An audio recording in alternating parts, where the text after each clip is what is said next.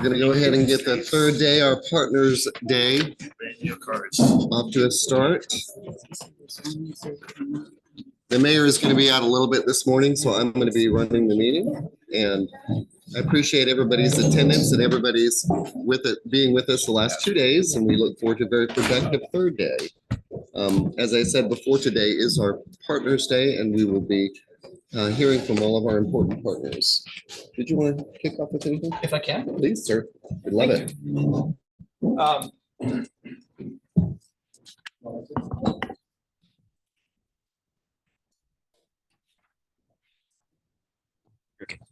This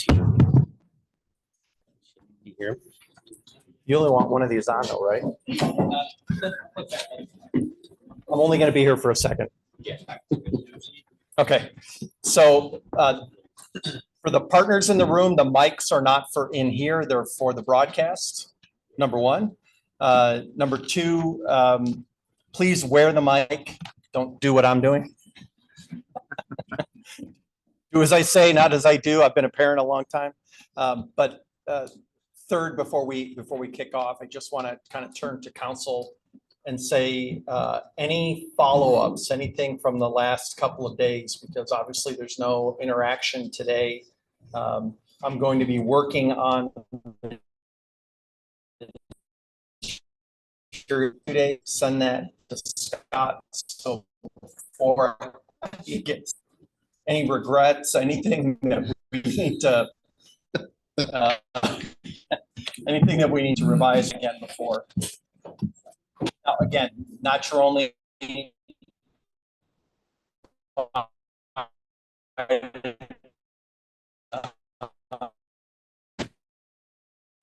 reviews, turn it all over to Not leaving early today, are you? I'm not leaving today. You can grab me anytime, but I have no regrets right now. I think you you let me know. I have only one. Goal. Share my concern about the word goal. And then you ended up having Foster. You managed to get Foster in there too. So I know. So So one you- win, one loss. You have a goal now, not to say the word goal. Correct. So all right, with we're that, gonna foster that for you. yeah, I'll foster some repairs. With that, we'll turn it over. We'll turn it over to our first partner, and I only got that list this morning, so I do not know who it is. I do. But It will be Rob Wells. this gentleman needs no introduction, apparently. I'll turn it over to you. Appreciate it.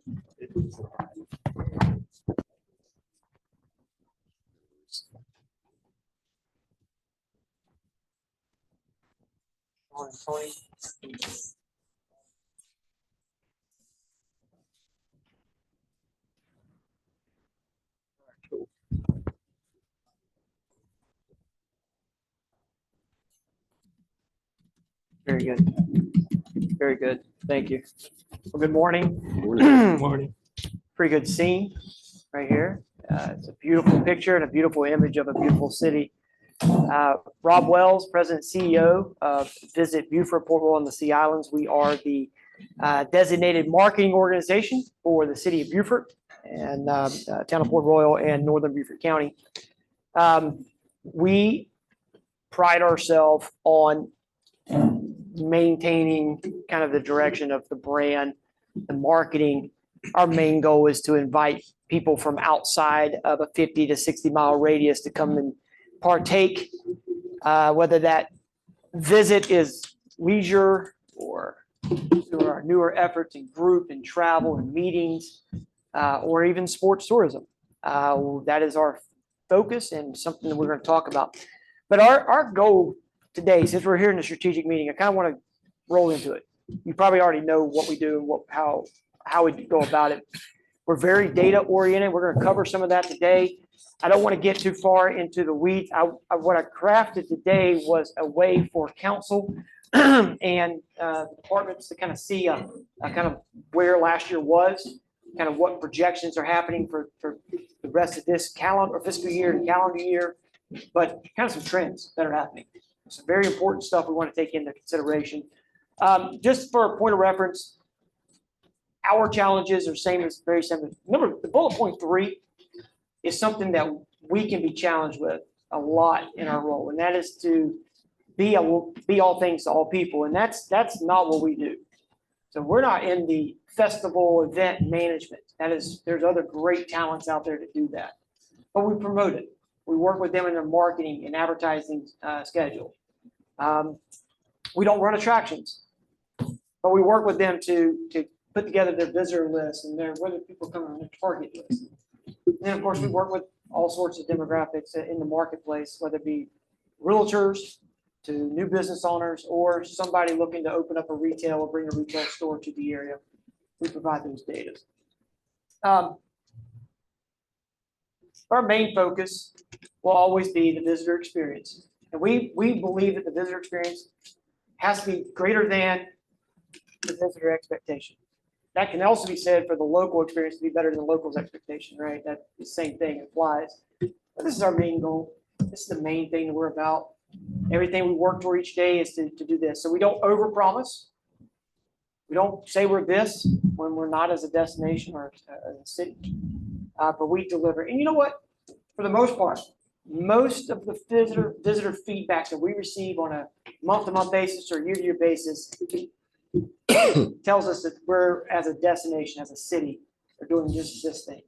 Whether it's the retailers in downtown or the attractions in and around the area, even our properties, our overnight accommodations, whether it be a short-term rental or a traditional lodging, they still meet their expectations and exceed them quite often. And we're seeing that routinely. It's a good thing.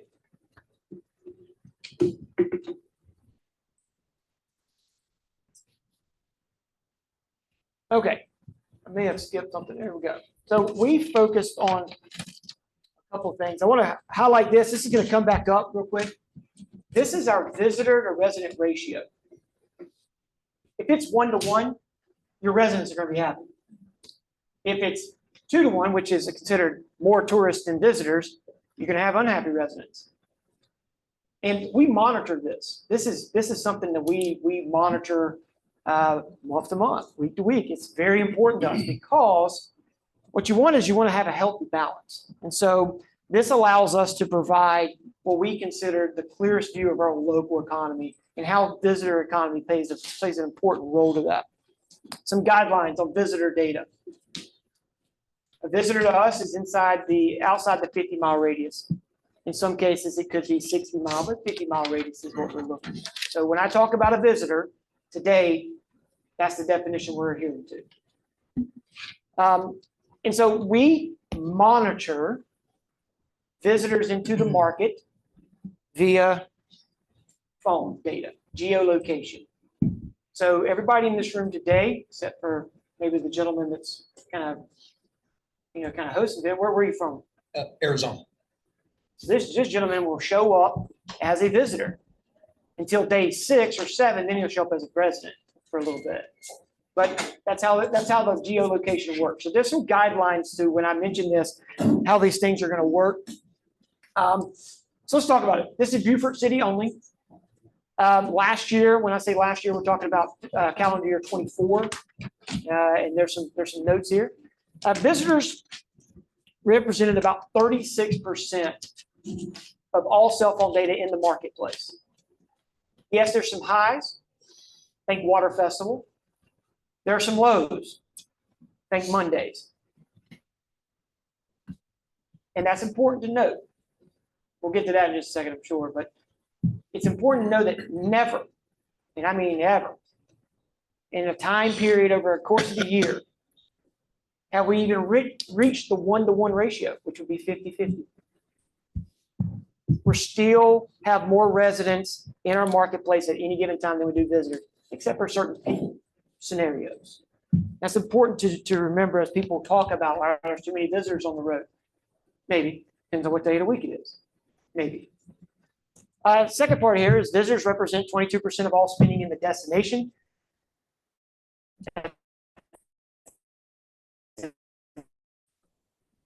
Well, it was 20 in local. So when I walked a local business last week, actually, I asked them what happened. He said, "I gotta find this is your business. business owners. That's a pretty 67 out of state, very important. And also just fairly, military graduations do play a significant role having different parts of the country. They do need the vast majority of visitors to the area. They play a very important role by the 67%. It's kind of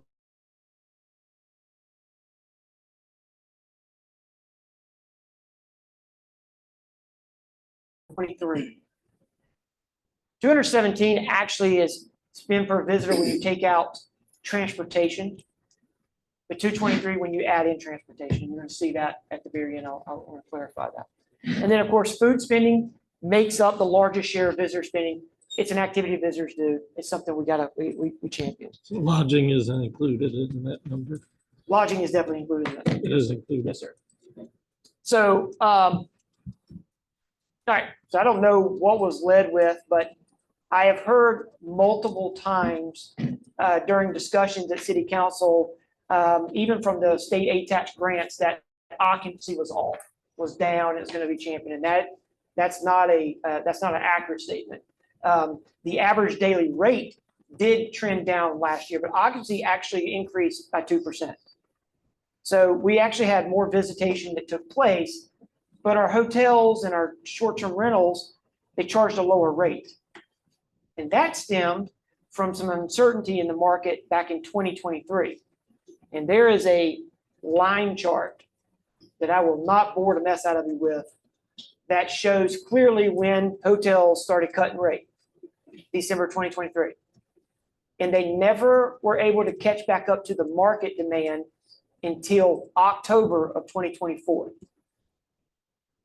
And it's stayed high up until that awful snowstorm we had that kind of shut down January's progress of 2025. So that's kind of an indication when they were telling you, hey, we need to reserve some funds for next year because we're going to be off. They're looking at it from this is where we're at. They're kind of bagging it into one trick. The case is that occupancy has been steady. We'll call it flat because I don't want to take credit for 2% growth, right? I want a higher percent, but we'll call it flat better. But rates were down, and therefore revenues have the potential to finish down. I project they'll finish flat, Alan, but I don't think they're going to be too far off. All right. That's my soapbox. I told Scott I was going to do that, so I just soapbox off. Lesson 3 things to know from the CVB. We track demand generation. That's basically like, where do our visitors come from? And then where do our come from? When and where. So the when is the seasonality of it. It helps you plan. For example, I led with peak season. Well, in the city of Beaufort, peak season can be April and May, October, November. That 1 week in July is really peak. The off season, January, parts of December, and with the schools doing what they're doing in the state of South Carolina, August is becoming an absolute downturn. So just keep those in mind as we talk about it. And then where do they come from? Sorry, I missed my slide. I'll show you the cool slides, right? Do you see the up and down of the seasons? January to December. It's in the presentation, just so you guys can reference, but occupancy all, in January. That's why events in January help us. The Beaufort Oyster Festival did a great job this year of changing the narrative again. 2023, we really saw a change in the narrative of Oyster Festival when it was awful, and then it just took off from there. January ended up being good. Last year, not so much. This year, it did the same thing. Here's the visitor-resident ratio during those seasonalities, okay? I wish you could see it, but I'll walk you through it. 0.45 is still not 1-to-1. Do you see a 1-to-1 on there? It would say 1. It wouldn't be a point. No, you don't. And so this is a good indication that even during what we call peak season, the visitor-resident ratio does not exceed that 1-to-1. And then lastly, here's our markets and where they come from. If the city of Beaufort tasked me and said, Rob, you got $1, you need to go get one visitor. I'm going to Greenville, South Carolina, and I'm going to get that visitor. 13% of all visitors that come to market come from Greenville, Spartanburg, Asheville, which is why when Hurricane Helene, I'm saying, is that the one? Wreck shop in the western part of North Carolina, yes, it affected family members personally, but it also affected our ability to drive traffic from the Asheville market to our market. And we did shift all of our advertising out of the western part of North Carolina and moved it to some other parts. But that's some consideration. Those are outbound effects that affected us. And so those are important. Atlanta, Georgia, Charlotte, North Carolina still remain very high. Augusta, Georgia is very important for us going forward. And I will say that something that we do share, and I haven't put it on the screen, is that we actually have a way of tracking what markets could emerge. So we hear it a lot. I get a lot of people come in and say, hey, we had everybody at our event. I met somebody from Wisconsin. It happens. I have no idea how they got here. They'll pop up on the map. But that would not be a new market target for us. A new market target for us would be Macon, Georgia, or Knoxville, Tennessee, or Fayetteville, North Carolina, or in some cases, Washington, D.C., which is a whole different metro. So we do target and track those things. And all of this information that I'm going through here, just kind of hopefully not over the top here or boring the mess out of you, is available. We make it available either through weekly newsletters or just upon request. Visitor distribution, how do visitors experience our area? I do want to talk about this. Again, there's the chart, but here's how they disperse through the market. Unincorporated Beaufort County does include Port Royal. I was asked that last week. It does include it.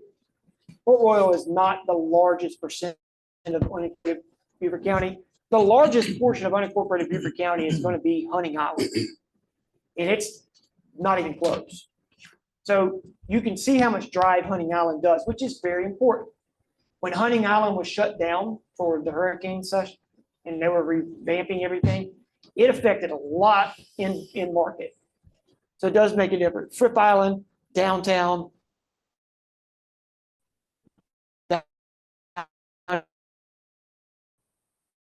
Island continue to hover around the 10% mark. And I want to take a moment just to kind of share something here. It's very important. Parris Island is huge business for the graduation is huge for steadying the rate. They do a good job.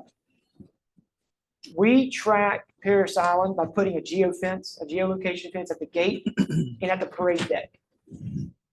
That way we can decipher who's a visitor, parade deck, and who's working, gate.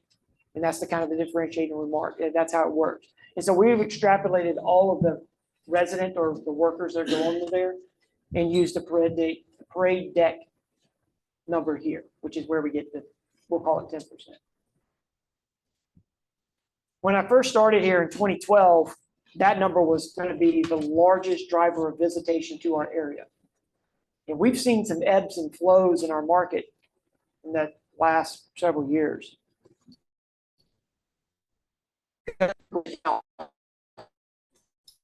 Still and it affect our local economy. During that time, I saw leisure travel take the lead. And it really to diversify how people come to market.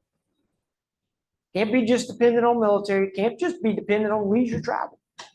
We need to bring them other times of the week, certain times of year. And so we started focusing on meetings, motor coach group tours, reunions, and sports travel.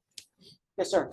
So I assume that during COVID, leisure took the lead because of the reduction of visitors coming to graduation. But after COVID, did that leisure travel remain in Yes. addition to graduation? Absolutely. And what it did was it confirmed some suspicions that we had back in 2018, 2017, where we assumed that leisure travel was starting to take the lead. We just didn't have a way of tracking it. And then COVID gave us a great case study. We knew that the military went all the way from March of 2020 all the way to May of 2021 before they started doing graduations again. And then it was limited. And leisure travel was way up. and only subsided in 2023-24 to a number, but still leads heavily. And that told us, okay, that's some of the effort. We've now moved into that zone where that leisure traveler is still leading the charge. But we can't be dependent on leisure travel, just leisure travel. It's got to be diversified and it's got to happen at different times of the year. Rob, the unincorporated Beaufort category, does that include all of unincorporated Beaufort or just north of the Broad? It's north of the Broad. Okay. Yeah, so what, the point of reference, the Maritime Center would be the last point of interest that we cover That's as far south as that goes. as far as the geofence, yes. We used to cover Oldfield. There's too much Jasper County in that orbit, if you will. When you start, and we just kind of backed out of it. It's not necessarily something we want to try. Right. So yeah, great question. So the number one question we get, and I'm gonna speed up here because I know I'm up against the 20 minutes, is how many people showed up to my event? How many people showed up to my festival? How many people attended this thing or went to this attraction? And those are very important. But what's most important for tourism is not just a numbers head count. If you have 1 million visitors show up and they don't spend anything, they just took away from your infrastructure and didn't leave anything behind. That's worthless. The visitor economy is very important because it's an economic driver. It's a tool. And so the visitor spend is the one thing that we have spent a lot of energy and reference on to make sure we can feed it back.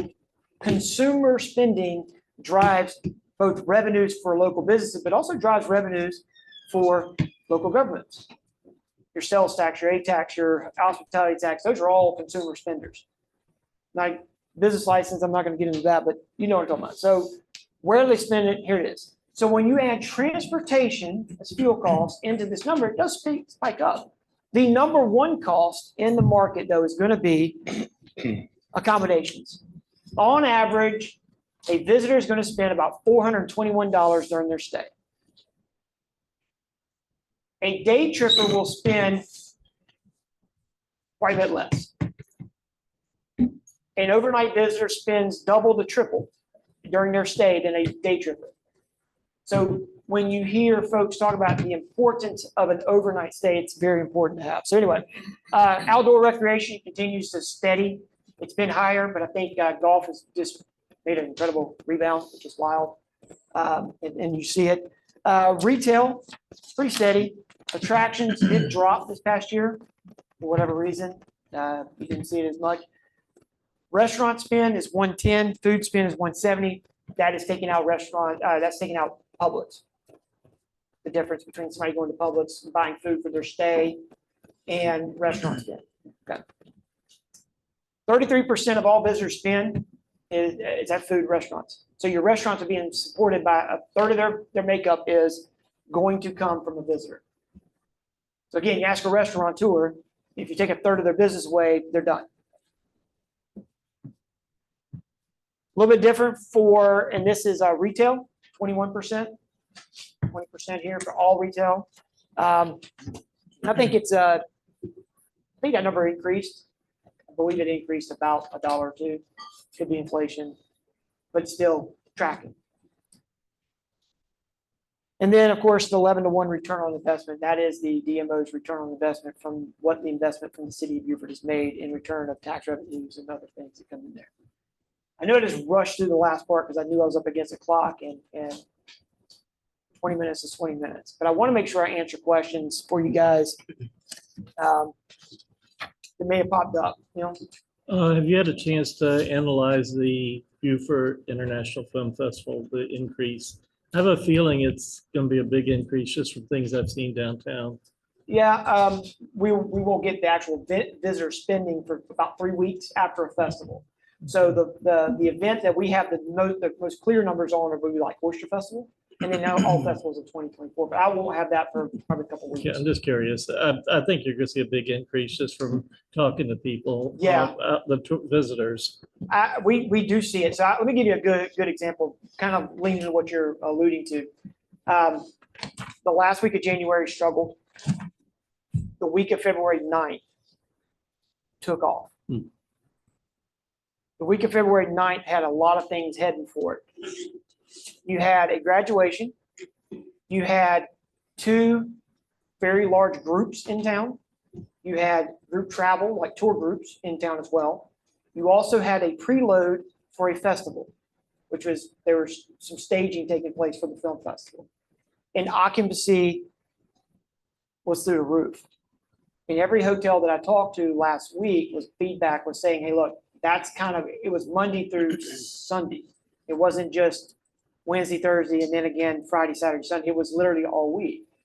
And that's important because it kind of changes the flow. But yes, I think Film Festival had an impact preloading for that. Therefore, it probably had a pretty good. Looks like it's growing quite a bit. I have something for you, Rob. First of all, thank you for clearing up the misunderstanding regarding the data and the occupancy rates for the hotels. That's always helpful, and I think you've always done a good job at providing us that information to keep us on track. It's interesting to hear you talk about sports tourism and sports travel. And here's my question. I think everybody here is familiar with the argument that we need to diversify past military and tourism. And I understand that. And I think that there's a lot of value in us looking to, generate additional revenue streams and diversify our economy for stability and long-term sustainability. My question is, with the amount of people, and this is just my own personal experience, I know a lot of people who have kids that all travel for their sports. There's examples of communities like Rock Hill. They built a sports and events center, and it has done so well that they are now spending an additional $15 million to add 10 more basketball courts and 17 volleyball courts. The expected economic impact of that would be they're projecting over $36 million. It supports some of the same businesses that we rely on in regards to our hotels and our restaurants. And so my question is, taking into consideration the data that you provided today and the 1-to-1 ratio, one, do you feel like there's an opportunity for Beaufort, especially as it is related to the city of Beaufort, to focus on establishing some kind of youth sports travel arena or focusing in on that market? And then if that were to be the case, do you feel like the visitors from that effort would then put us past our 1-to-1 ratio to where our residents may be less comfortable and bring down quality of life per se? What are your thoughts on that? Well, let's talk the first one, because that one's the one that we hear the most. So the Beaufort area, Visit Beaufort also has a partnership with the Beaufort Area Sports Council, because back in 2018, we identified that sports travel, sports tourism in general was most likely the most lowest hanging fruit given current infrastructure. Okay.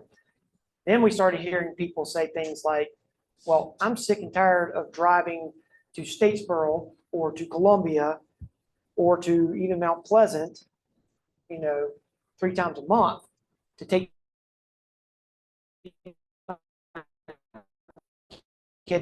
option in Beaufort County. And so we started looking at, okay, what are those needs? And so I will tell you that at Bird Wells Park, we hosted the Dixie 12 under, and I think another division below it, like 9 and under, baseball tournaments. So we had 24 teams in market, 2.5 weeks. Hotel rates were high, occupancy was lifted, the visitor impact was about $1.2 million in direct impact. Not economic, like as direct in time period. And it gives a good indication. But the feedback we heard from the locals who participated in the tournament was, that was awesome, we didn't have to travel. On average, sports families will spend $1,500 a month in travel ball expenditures. That's cleats and shoes, but that's also overnights and tournament fees, and keeping that at home would be important. The draw significant impact from an economic standpoint. Now, to the second part of your question, Did anybody notice any change with those 24 teams in market on your day-to-day life? Probably not. Because they stayed in their hotel, they got up that morning, went to Burton Wells, they played their baseball games, they went to Hunting Island if they lost, they play again the next day, and we mapped this out. And then went back to their hotels and ate. I got a phone call from a restaurateur, said, thank you, we were staffed appropriately for the tournament. That's awesome. Fish Camp had a great time. No, that's not what you're in here, but Outback destroyed it. Q on Bay had a good one. Dockside didn't know they existed. I don't think they went to Dockside. But this is what happens because it happened during the week. It's happening on Monday and Tuesday and Wednesday night. Most of us didn't know that it was taking place. Unless you're a hotel or a restaurant or me, and I'm tracking it. But that was kind of it. And so I don't think, given the gaps, and I will show you that the gaps in those terms and those fees to answer that second part, I don't think that the visitor to resident ratio increases to a point where it's a over tourism situation. If we start landing those things. And a lot of that's because the current infrastructure for hosting those events are not there. Y'all, Burton Wells is the park that services Northern Beaufort County, and it's one basketball court. There's no volleyball sleeves. They got 3 diamonds that work. They do have rectangle fields, and they have a new director that's willing to be open for sports travel. So that's a benefit. Mr. Brown is very involved in this process. We have some work to do. If there was more fields and facilities that could dictate the hosting, that would be something that we would love to champion. But we do a better job of bringing sports events to the market. And no, I don't feel like it's going to create that ratio oversaturation. Okay, thank you. Rob, have you seen any appreciable difference or impact to Beaufort businesses as a result of American Cruise Lines docking in Port Royal versus at the Waterfront Park? That's a great question. Depends on which person's eel, right? It was usually how I get feedback. They're bringing the buses to town. So they are still honoring their contracts to drops and deliver them to market. I think what we're finding is that there might be some increase in food spend because they're coming to take the carriage ride Separated from their but they're ship. having to stay Yeah. because they're not there at the ship to go eat lunch. And so there's Interesting. some sort of impact being made above what they normally would have had Right. without taxing infrastructure beyond what they've done in the Sure. past. Is that what you were looking Yeah, for? I The think- question, is that an answer to your No, it's question? a good answer.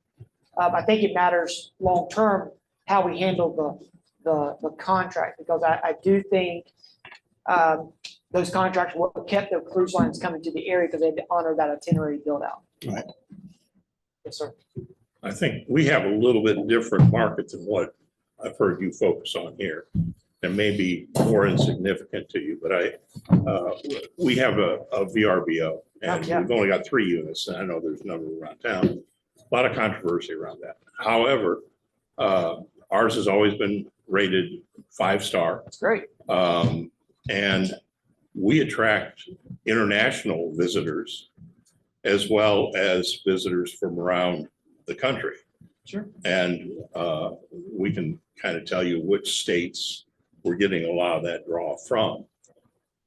Their interest levels tend to be a little bit different.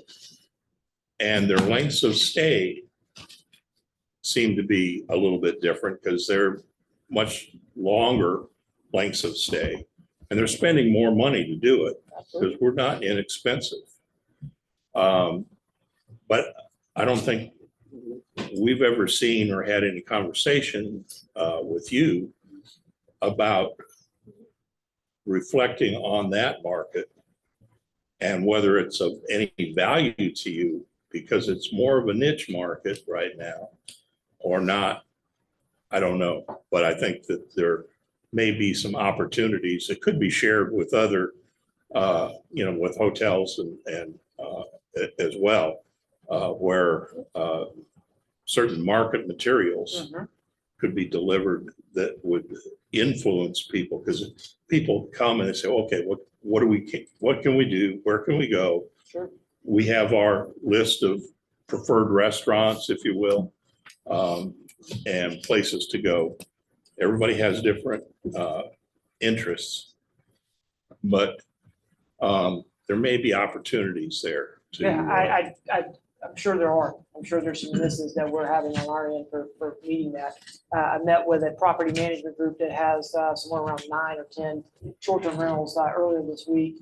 And we were discussing a lot of the conversation around short-term rentals, what they're seeing and the thing. Let me commend you first for having the high star rating at your properties. That's pretty awesome. That visitor experience is being met with their expectation being met with great experience. So kudos to you for that. International travelers are more accustomed to taking that longer stay as they kind of go around the area. That's the higher spend, that nature for that mixes. As far as like that niche group, I'm not real sure which one you're talking about, but I think it's the higher end. And let me be very clear that we have had to shift the floor of the household income that we target this past year. And a lot of that has to do with the economy. So what used to be the staple for tourism marketing was you get a household income around 100, 125,000 and above, and you're going to hit your market. That's no longer the case. It's now 150 is the bottom of that. That's the floor now. Well, I can tell you that our floor goes direct competition with folks that have deeper pockets. Hilton Head has moved up to 250, if I'm not mistaken. Charleston is around the 150. Between the two, that's about $39 million in advertising costs each year going out to market those same areas we're looking for. And so if we're going to punch above our weight and draw in that higher household income, it's going to take properties like yourself meeting their expectations year in and year out. And we appreciate that immensely. So, and that's something that we're focused on. Just so the record, 2024 saw an increase of 7% in short-term rental guest nights. That is the available guest nights. In other words, more short-term rentals in the city of Beaufort popped on the map in 2024. I expect that to grow even more in 2025 with the closing of certain hotel rooms, and we're losing about 150 rooms this year already. And so that void will be filled. There'll be some folks that show up in the market and offer some things from a short-term rental component to meet that demand. Just projection. Other questions from council? Rob, thank you very much. Thank you, I guys. appreciate it. Rob is unhooking. We have Megan Morris from the Beaufort Area Chamber of Commerce. Oh, I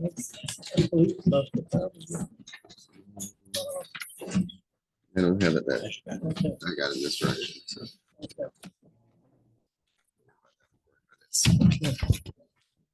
This is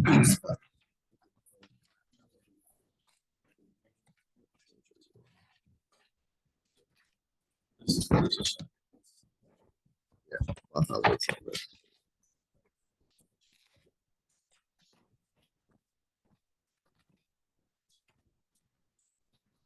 Yes.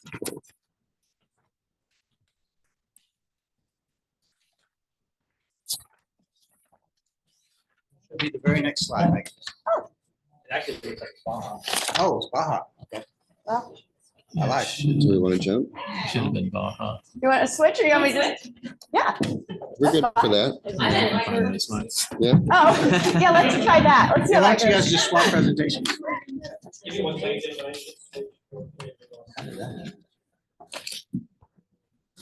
Do y'all That'll want give to us time switch? to switch.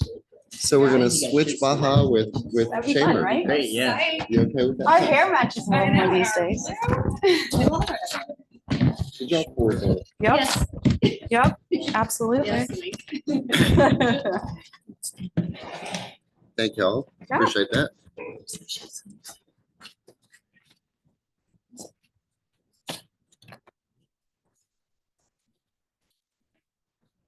Good morning, everyone. Good morning, Ashley. How are My you? name is Ashley Kalk. I'm the president and CEO of the Beaufort Area Hospitality Association. I do believe I know the majority of the folks in the room. Thank you so much for this opportunity. It says a lot whenever these strategic sessions come and go, and you have very important people and groups and discussion and invite us. So we thank you that you include us in that. I've watched the last couple days and I really want to shout out Sean and Anthony for having the technical factor of being able to watch that from my desk. It's convenient. I do have a request. I think it would be really neat to have like walk-up music whenever we're here, you know, some themed walk-up music, maybe a DJ over there. You know. We probably would have no. gotten that mixed up too. so- Say it again. We might have gotten that mixed up too. so- Yeah. I mean, but me and Megan, we're a lot alike, so it might have worked. Scott, thank you. Thank you so much for having us. Absolutely. We appreciate your leadership and every single person in this room and everything that you do. I know that Rob touched on a few aspects of the hospitality and tourism industry from a local level. That spend number, that $421 as far as accommodations goes. It's important. It's important for our economy, our businesses, and everybody in this room. Does anybody know the individual in the center here in our boot project, the young lady? Anyone know her? Do you know her? Okay, that is Miss Devisha Johnson, and she is one of our past year's Hospitality Stars. It's a program that we developed to recognize, train, and reinvigorate the folks within our community, the faces of our industry. She is a bright light within our Beaufort industry, hospitality and tourism. She works at Spring Hill Suites. She's the front desk supervisor. And if you ever search Spring Hill and go through some of the various reviews, you're going to see Devisha's name. And I wanted to highlight her and the project and give a face to the industry. And you're going to see a few other faces that highlight exactly what the industry entails. So just a little broad, you know, overview of the organization. And I've seen Rob present probably 30 times now. And I work closely with Rob, as I should. I'm an advocacy organization, and he never is able to go like this and regurgitate and showcase exactly what he does. It's almost a modest factor. Sales perspectives, his team, and his eagerness to work within the community. I came 5 years ago to the area. I came in January of 2020. And I don't think I have to say exactly what occurred in 2020. We all know, and it hit our industry hard. Rob and I, we came eye to eye, we started working together. We wanted to strengthen the industry. The Oyster Festival was an idea. We wanted to uplift that. And Rob said, hey, what if we streamline that fund? Because my dollar is different than Rob's dollar whenever I go to advertising. His dollar is going to go further. So I said, here, you take that. Rob, how many organizations do you represent now, 5 years later, as far as events that you work with, that you market, advertise, and you have a number? Sorry to put you on the spot. 25. So that's 25 businesses, organization, and folks within the community that he works with. Collaboration, I think it's huge. Partnerships. So we are a partnership organization. We're a 501c6. We represent restaurants, accommodations, attractions, and individual businesses that may directly or indirectly add a service. So your plumbers, your insurance companies, your law firms. If you come to me and you want to join our association and you find value in hospitality and tourism, I am not going to turn you away. Come on board. We also work with other organizations. Megan Morris back there. I'm so eager to continue our relationship and what we have built. Megan was one of the first people that I sat down with whenever I came to Beaufort, and I've told this story many times. Sorry if you've heard that before, but Megan took me in her office. She was a board member. She was at Santa Elena at the time.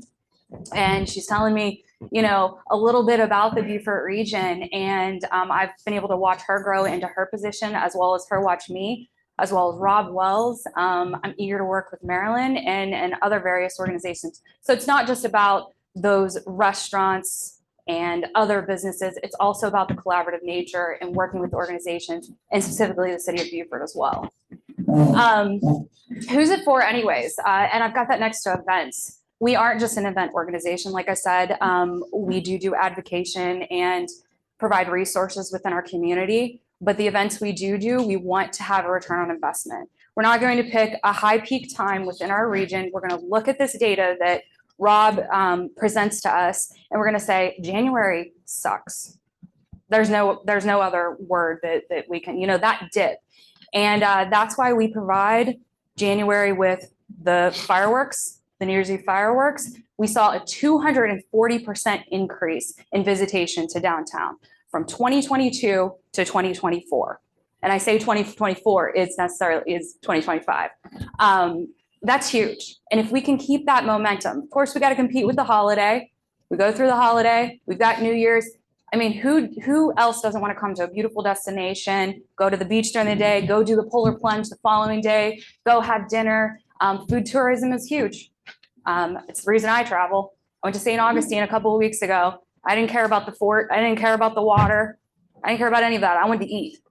So, and I think we have some of the best restaurants in the region here, at least some of the local seafood at that. Again, advocation. I'll get into this a little bit deeper in some of my other slides, but we're always here to advocate for our businesses and our partners. And that also means the city of Beaufort. In the instance, if you need us, if you need our voice, if you have an issue or you need understanding into something, I'm here. I want to be that person. I want to be a cheerleader for the city of Beaufort. And I think that everybody in this room and some of those that I work a little bit closely with, Linda Scott is an advisor on my board. I work with Steph, JJ, Ashley. There's so many people in this room that I could say are more than just a colleague. You all are friends, and I'm here to cheer you on because I know this position and all of these positions that you fill are necessary for the city of Beaufort to run effectively, and we need you. And these jobs are hard, so. What's next? Education and resources. And again, I'll tap into this a little bit further, but our annual meeting is coming up the end of March. This is one of my favorite times because I get to be innovative and create ideas and go through the things that and the gaps that we need to fill within the hospitality and tourism industry. Did you know the #1 industry affected by mental health is hospitality? I did not know that. I met with Ashton Viterbo yesterday. She works with BMH and she is so enlightening. She is eager to work with us. And that is going to be a new aspect of our industry is mental health. It is an underserved community and we have to get in there and we have to learn how to prepare and provide resources for these individuals within the community. I'm really excited about that. We developed the DPC program that is now going on a little over 3 years old. That's a health initiative that we did. It's somewhat like concierge medicine. So $50 a month, it's like a gym membership. I'm going to pay that. I might use it. I might not. But if I do use it, I'm going to walk through those doors. I'm not going to be expected to pay any other healthcare bill extending upon that. It's smart. It's smart medicine, especially for people in these positions that maybe work 20 hours a week. They don't get healthcare. Hospitality industry doesn't really provide healthcare in a lot of these various positions. So that's a resource that we can add and a value. We're definitely going to do that. And organizations, I kind of tapped into this a little bit. I would say that when I came to Beaufort, I saw somewhat of a silo mentality with a lot of various organizations. And I started holding hands with folks. And of course, I had to build trust within the community. We were only a couple years old as an organization. We came about in 2018. Like I said, I've only been here 5 years, so I would say that's fairly new. And with all the various organizations and what's going on in the community, trust is a big thing. So we want to be able to open up our doors to work and provide value to the community. And to me, that's being a gear within the many gears. The city's a gear, the chamber is a gear. All of these strategic partners in this room are gears, as well as our businesses. So I kind of talked about the faces and how important it is for people within the community. Now, I know y'all know these people. Yeah? Yeah? Well, this is Caroline Bowen. She is been with me for about 1.5 years. She's our partner and events coordinator.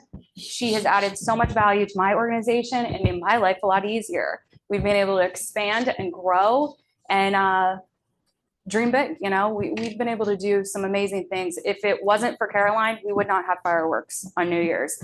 That process is lengthy and it's a lot, but we love it and we want to continue doing that. And then we have this gentleman over here that is Captain Craig Reeves. And I would consider him a major face of our community. And then in the middle is his daughter, Melina. And she was a hospitality star. She was actually our last hospitality star that we awarded, and we'll continue that program. And again, I put these faces in here because this is what makes us so special as a destination and as an area.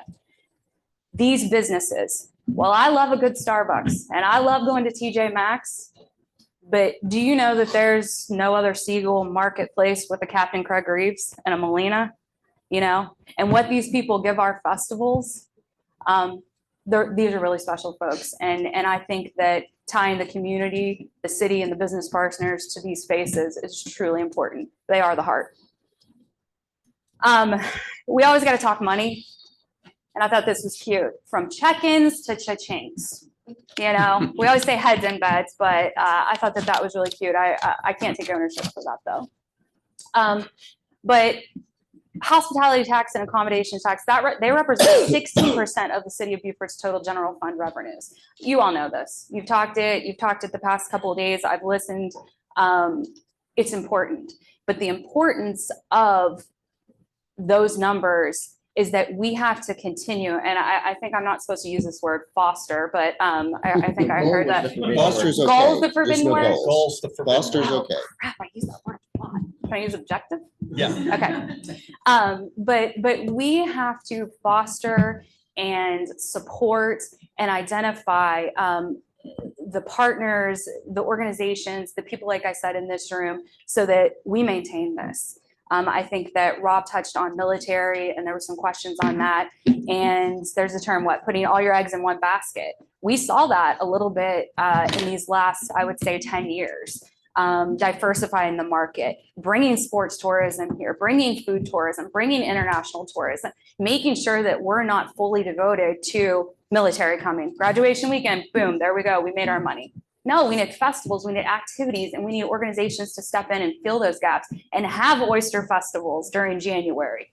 People thought I was crazy, you know, but we made it work. Thank God it wasn't 2 days later. We'd had snow and oysters.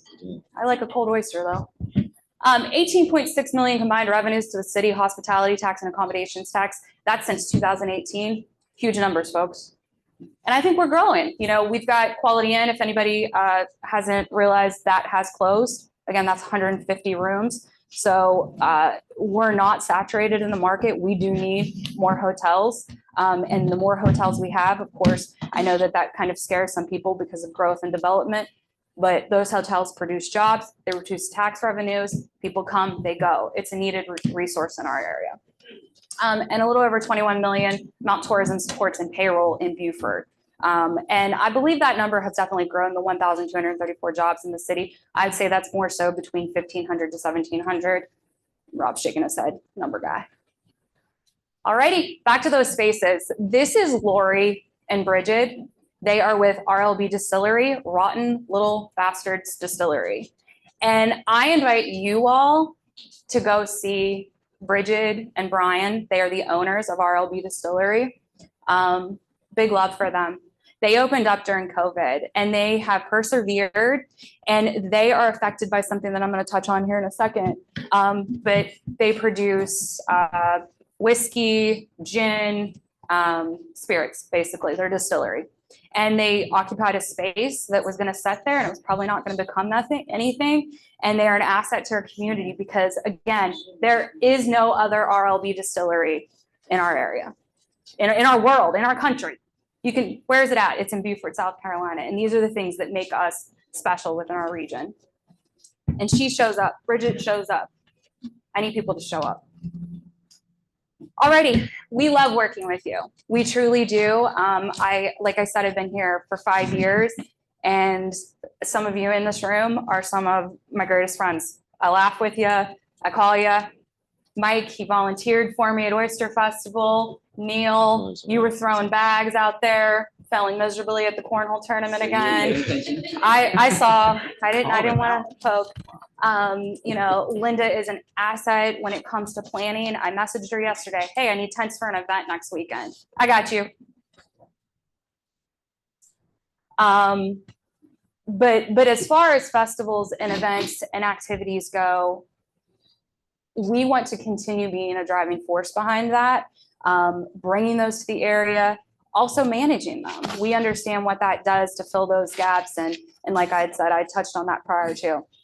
Communication, you can never go wrong with too much communication. I am always here. I am eager to discuss things, ideas, and be that resource that I had mentioned. Information, I might not always have the answers, but I'll try to find them. If you need something or some type of specific data or analytics, I'm gonna say, call Rob Wells or I'll talk to Rob. Or if someone contacts me and they need something that has to do with the city of Beaufort, I'm gonna say, contact Linda, contact Scott, contact JJ, or our PIO back there. I got it right. PO.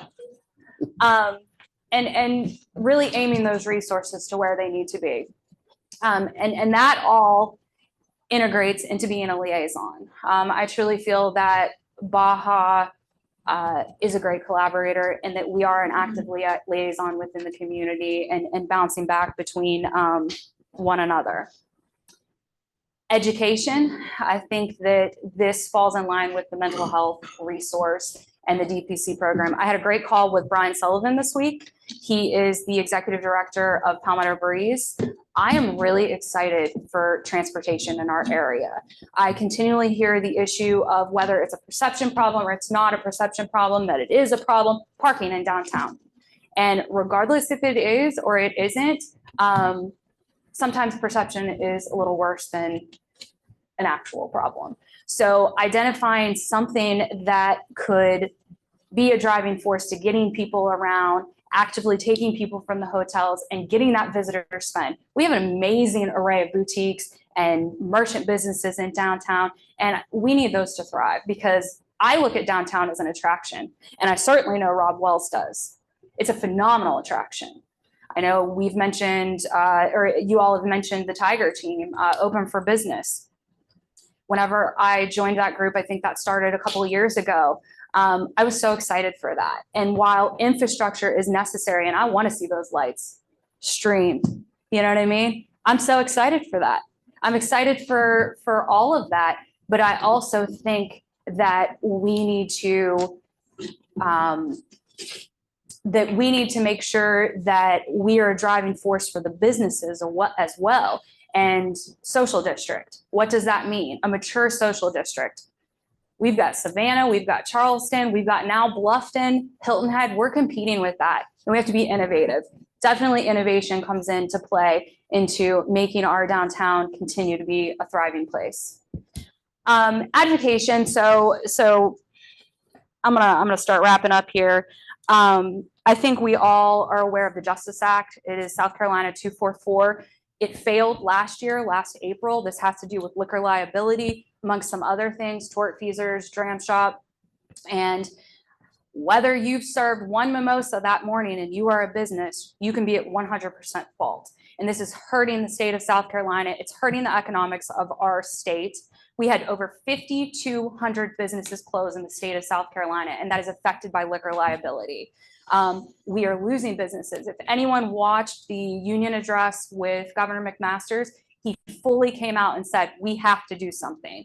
And that was the given point that I said, okay, something's going to happen. It has now gone to the subcommittee for discussion. So we are seeing movement with that. And we are hoping that we're going to see some alleviation from that. Bridget, her business, she's affected by that. Well, we have not lost any businesses in our area. They definitely have felt the brunt of it because they've had to shift and change in hours and food and all of those various loopholes. And like I said, you know, innovation, I think downtown is a prime example of that, and we can be innovative. I think that the city of Beaufort can be innovative, our organization can, and us working together can present some great ideas to really elevate our area and support our partners. And back to the word champion, we want to continue championing the city of Beaufort. We might not always agree, but I think there's great opportunity. That's why I'm standing here. I feel that Scott and I have built a great relationship amongst a lot of other people in this room, and I want to continue cheering for you all. We are all gears, and we all have to keep moving and be working together to support our region and the hospitality and tourism industry. It's vital to our economy. I appreciate you all. Thank you so much for this opportunity. Any questions? Council, any questions? No questions. I'll just make a comment. Yeah. I just want to thank you for all the work that you guys do. Thank you. Every time I hear you present, the focus is always on ensuring that we're maximizing our efforts through collaboration. And I think that's so important for all of us to remember. And then I think you're leading the way by example, by looking at the data, seeing where our deficiencies are in regards to turnout and what times of the year would be better for new events and being creative in what is presented. So I appreciate that. The second comment is the wind was really bad. And so in my defense, They were Well, with last year's they were experience. hustlers. They were we hustlers. were playing against There's 10-year-old 12-year-old professionals. guys. Yeah, being 10-year-olds beat him last year. So, all right, well, my comments. I just want to thank you. I was in business and I knew January always sucked Yeah, the business. I mean, it was horrible. Yeah. So bringing these different events to help January, February is usually a bad month also. Mhm. So things that are going on there, you know, anything between what you do downtown operations does or downtown, what Rob does. I mean, it's great. thank you. I appreciate that.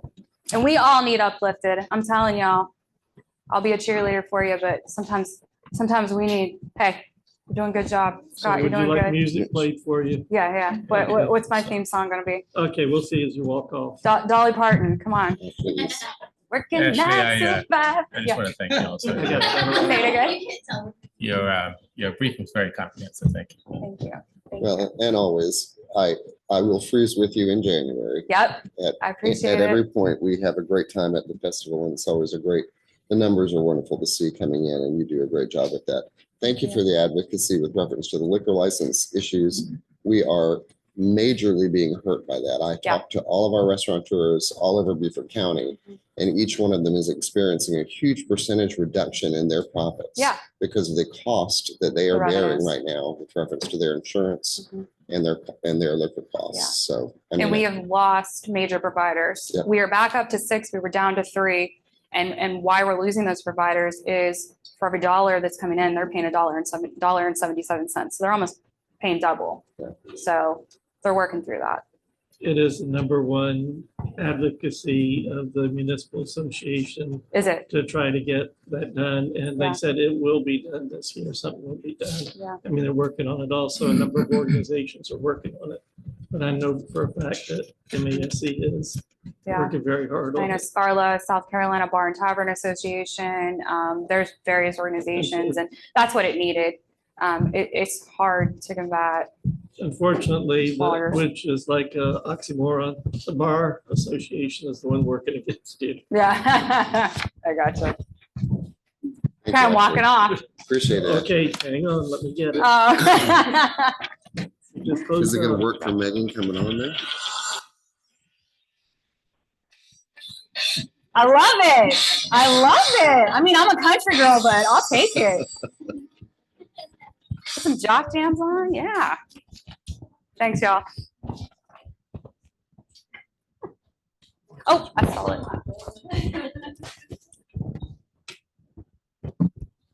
We are loading Megan's right now. We'll have Megan Morris with the Chamber of Commerce up next for us.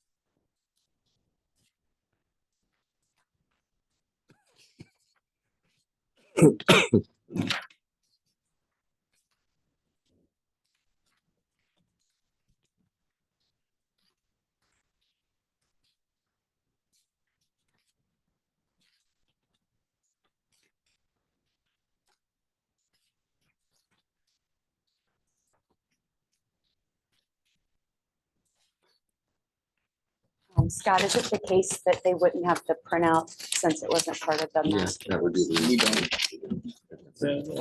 I'm happy to send it to you all afterwards. Send it in PowerPoint, please. We'll look at the master presentation file. And then we'll have Anyway, just let me know. And just while we have a few minutes, with reference to Ashley's presentation and from the events that happened last weekend with the film festival, RLB is a huge sponsor and an event involver, both as volunteers, and Lisa was there the whole time working with everybody. I mean, huge collaboration with our businesses and our events as well, always. Problem at all. Thank you.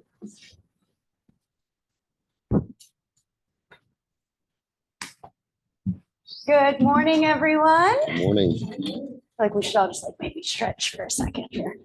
All right, I am Megan Morris, and I am so happy to be here with you all today. Happy to work with you every chance we get. I'm with the Beaufort Regional Chamber of Commerce. Let me tell you a little bit about us and our initiatives. I've heard over the past couple of days some really positive things about collaborating with civic organizations like ours in the future to support local businesses. And I will just go ahead and say, I welcome that anytime. And I think we're already doing a lot of it. We can always do more. So here, just real quick, is the region that we focus on. It's very similar to that of our CBB. We are the Chamber of Commerce for the Northern Beaufort region. So north of Broad River, between Yemassee and Fripp Island, everything in between, which of course includes the city of Beaufort, which is in that yellow box. And our mission is to promote economic prosperity to enhance the well-being of everyone in our region. Who are we? The Chamber is a collection of people and businesses. We are an independent network of leaders in our community. We represent businesses of every size and sector. We work really well with our partners who have a more niche target audience than that. But the Chamber of Commerce is an umbrella organization, and businesses of all sizes and sectors are represented. We are also advocates for a strong business climate and prosperous future. So we make sure that we stay connected to you all and other local municipalities to see how we can work together to meet our mission, to make it easier and better to do business in Beaufort. Because the folks who are living here and working here need our business system to succeed so that they too can succeed and have a good quality of life. Sometimes it's easier to see people than to say we are people. So I have a little collage here of many of the wonderful people who are involved in the Chamber network, from our board of directors to our young professionals, to local businesses who have opened in the area recently, our veterans, our big businesses, bigger businesses like the hospital, Lockheed Martin, down to sole proprietorships. Everyone is represented, and it's nice to see smiling faces to remember that we are a collection of locals who want the best for our colleagues, our neighbors, our family, and friends. We do have 3 strategic priorities that guide us on a day-to-day basis so that we can meet our mission. Number 1, first and foremost, and always will be the head supporter for small businesses. And we work with our partners to support small businesses and our local businesses. We do that through sharing information, advocating on their behalf, and of course, making connections. Secondly, we see the importance of diversifying our economy. And here again is where it comes into play with partner organizations like ones you're hearing from today. We have partnerships, strong partnerships where we can support each other and doing what we believe the data shows, and we'll talk more about the importance of diversifying the economy. It was mentioned earlier, hospitality, huge sector of our local economy. The visitor economy is strong and hopefully growing. The military bases that we have here and all the things that surround our military bases make it the largest sector of our local economy. And while those two are leading the way, and we don't want them to decrease and only grow further and strengthen more, we've got to work together collaboratively. I think that should be the word of the day. I love it. To make sure there are more types of businesses in town. There is more opportunity for folks who want to work here and earn a wage that they can afford to live here. And third, building leadership capacity. And a moment like this is an example of what we hope to do as a chamber, is bring folks together to be stronger together and lead our communities within the local boundaries and then even onto larger levels. So we maintain our vision statements, we share data that gives a nice glimpse as to where we're going, and we really are working hard to build organizational strength. One way we've done that is to grow the size of our membership in the chamber. We put out this information at the end of 2024 to show our chamber members and our partners the impact, some of the key metrics, KPIs of what we offer for our membership and how they find value in what we work on every day. So you can see we're 660 members strong. We were one new member away from hitting 3 digits last year, but 99 is a very strong number. We have 61 of our members in leadership circle. That means that they are above the startup and business levels of membership to go above and beyond and help us move forward in a lot of ways and maintain those lower levels so there's increased access by other businesses. We do have a board of directors and several committees, and with those, you see those numbers there. It is not one person. It is not even just staff driven. The chamber is a collective of a lot of people who want to work together to strive for better here in our business community. Some of the numbers that we shared of our performance this past year included communication and exposure. A lot of businesses rely on that, especially smaller businesses that may not have very big marketing budgets. So they can link with the chamber, and we help heavily with marketing and exposure for their businesses. We do that through lots of different platforms. One of these reflected here is email marketing and e-flashes, email open rates, of course, social media, and then our website as an engine to promote their jobs and their websites and their contact information. We also have quite a bit of programming and events. We host business after hours and coffee with colleagues every month. And I love when you all stop by and join us for those. We have 5 signature events every year. The first one of 2025 is actually on Friday. It's called State of the Community, and we'll talk about that a little bit more. We have chamber ambassadors and a pretty new and emerging Low Country Young Professionals group. Those are representatives of our organization beyond the staff and the board and the committees, and they are really goodwill ambassadors that are benefiting from working with us as a chamber and helping the local businesses maximize their value with the chamber. And many of you know and have been part of or are currently part of Leadership Beaufort. That program is strong. It's in its 40th year, right, Ms. Tracy? And we're really proud that that falls under the umbrella of the organization as well, because if we're not focusing on the future, building future leaders and employing and recruiting and retaining a strong labor force in their 20s, 30s, and 40s, we think that would be detrimental long-term to our future. So we have a pretty big focus and a growing focus on workforce development, which you'll see as a theme throughout some of my slides today. Advocacy. We consider ourselves your partners with the town of Port Royal, partners with the county of Beaufort, state level and federal level in community decision making. We know that what you all have in front of you are large, important tasks to do. And anytime that we can share input and perspective on behalf of our membership, we are happy to do it. It is really hard to run a business and keep up with council meetings and tracking bills and ordinances as they go through. So we feel that is an important service that we provide. And we always appreciate when you all communicate with us about issues that you're facing or decisions you might be making so that we can share perspective as you build public input and feedback to make your decisions. We are a great link to many regional bodies, whether it's our strategic partners you're going to hear from today, our state chamber, our US chamber, and other organizations. We try to be that link that can kind of have eyes and ears around because as I see you all doing more than ever, and this is for other municipalities as well, working together with a broader focus is something that will help us all be successful. And so we do share data points. We do share perspectives on the economics and of the time, as that is a key driver of policymaking.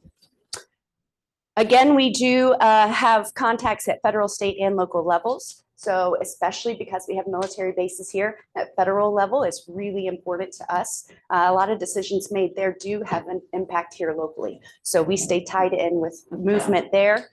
We partner with the state chamber, who is really pushing S244 as well, Ashley. The state chamber is a big advocate for that and other initiatives that trickle down to us here locally, but we know that the local government decisions are the most impactful on our residents and citizens. So our local priorities for this year, and I'll follow up by sending you all a link to our public policy agenda.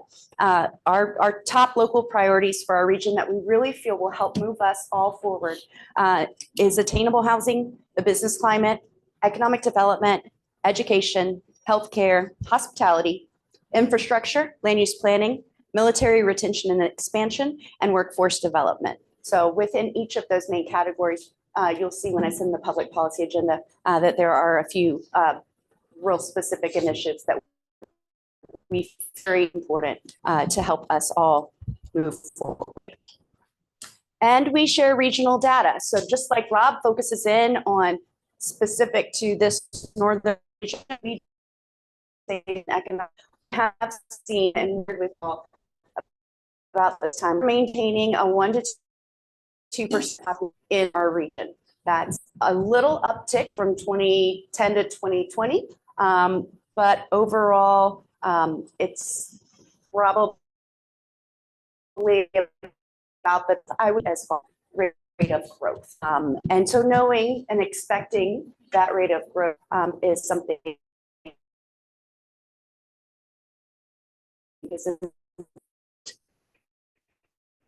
You all our eye-opening is related to trends of having young professionals recruited, retained in our area. Business is many of your report that staffing is a key issue. Staffing is the biggest issue.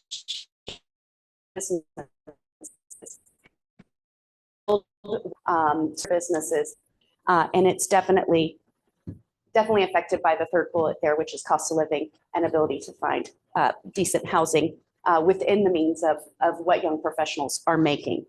So we also see on the flip side, because our age demographics are shifting to where at least 3/4 of the puts that service and like that that we're seeing a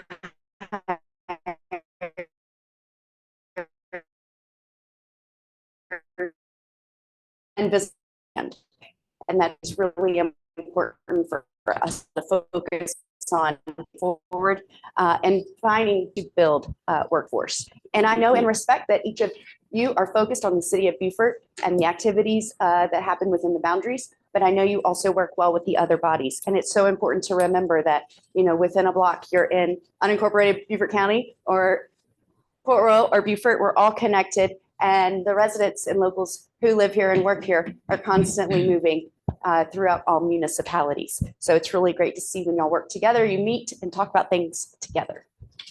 As I mentioned, our State of the Community event is this Friday, which is February 28th. We're going to present a new slate of data for you all to use, and we'll make it publicly available for everyone afterwards. We're just putting the final touches on it now. One thing that we did after 4 years of a successful economic forecast event, we transitioned it over to a State of the Community event.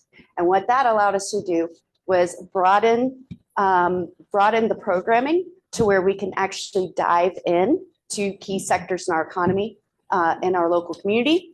And this year we'll have a special presenter on housing, a special presenter on healthcare, and then of course, special presenters on behalf of government, of which Mayor Crimmer must be studying for right now. That's why he's not You here. know that he is.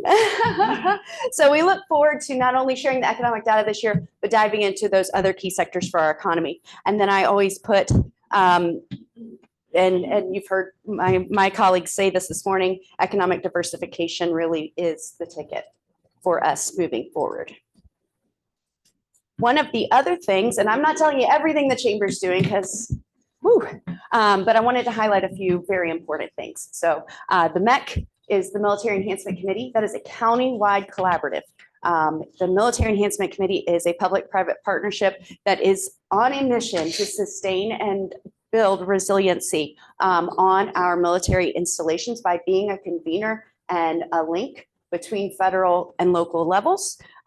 We want to make sure that we are giving our bases the community support that they need and helping them through issues they may have for support in this area, for the thousands of recruits that come through every year, as well as all the ones that are stationed at Marine Corps Air Station, Naval Hospital, or Marine Corps Recruit Depot Parris Island. We want to make sure that they know they are living in what I think we would all agree is one of the best military towns in all of the country. And we're the cradle of the Corps, and we have the F-35 training centers. So our bases are strong, but they need to continue building themselves up, both literally through infrastructure to create resiliency and through their own workforces. Commanding General Williamson just said to us last week, he is on a mission to recruit and retain the most talent in the military right here at Parris Island. So what can we do to help them with that? We're going to do it. The military's economic impact here, these numbers are pretty impressive. They're also a little outdated. I just did a note, and maybe our friends at the Military Base Task Force who are coming today will be able to tell us when they're going to release some new numbers. But the MEC itself, as I said, is a collaborative. There are representatives from every municipality in the county. The city's representative to the Military Enhancement Committee is Mrs. Terry Maud, whose husband was a general in the Army. She has been very involved in the local military community for a long time. And then Councilman Mitch Mitchell also is a council rep to the activities of the Military Enhancement Committee and Defense Community Partnership that really push and drive forward ways to support our bases. So we're working on what it looks like, what our bases need to attract some funding from the state level. We are pushing to have a VA clinic built in our area to better serve our veterans and overall healthcare improvements for our bases, their service members and families. We, of course, are taking on some new initiatives with a more keen focus on workforce development. We're taking on some new initiatives that will be very collaborative in nature for workforce development when it pertains to members of service members who are separating or retiring from the bases here to try to capture more of those and help them be connected to the business community and the private sector to find jobs to where hopefully they can stay here and raise their families here. And of course, we want to make sure, as we know, housing is a huge component of anyone's decision. We want to make sure we're doing what we can to support improved housing conditions for them. In fact, we just took part in a military housing study that the DoD contracted out, and we're really excited to see those results soon, and even more excited to see what improvements will come with those recommendations. Wanted to highlight our Low Country Young Professionals Initiative. We see on this chart that where the gray line dips down, which means we are far below state average for a number of folks in those age demographics, that from 25 to 54, we are lagging. And that is very indicative of a need to build workforce and help identify folks in those age demographics that can work here and live here and support our business communities. Again, I will reiterate that labor force is the biggest challenge that our businesses tell us that they face. So Low Country Young Professionals is a committee run by the young professionals themselves. They meet every month to discuss issues. They have socials every month to build up their own network. They are putting in place some professional development opportunities specifically for young professionals as well. We're really excited about all the things that are in the works with that. We encourage you all to be part of it anytime you can. I know Councilman Scoletti's attended a few socials, and I hope made some good connections with folks from that. So I'll just wrap on this and be happy to take any questions. We're here today along with partner organizations because you consider us a strategic partner, or we consider you a strategic partner, and we would like to maintain and strengthen that. Chambers are really important to communities, and that's just nationwide proven. And when we see results like the one I have on the screen, where a national chamber organization polled local businesses, they found that 81% of adults agree their local chamber of commerce is a trusted resource. So what a tall order for us. The bar is set high, and we want to meet that bar here for our local community as well. And that poll also showed that 90% feel that the chamber has an impact on growing their economy and addressing challenges. So I give you that information so that it further substantiates the role we play and how we want to work together with you. More locally, in a survey, 96% of our membership agreed that they would recommend us, that we're a valuable organization, and that their membership is beneficial to their business. So I always like to share data, and I thought those were some really great points to end on. But the greatest point to end on today is something that we take very, very seriously in our organization, and that is our core values. We operate every day with collaboration, inclusion, integrity, and service to our community in mind. And I can promise you, under my watch, we will uphold those, and we look forward to working with you all. Any questions? Thank you, Megan. Appreciate it. Any questions from council? I don't have a question. I just have a comment.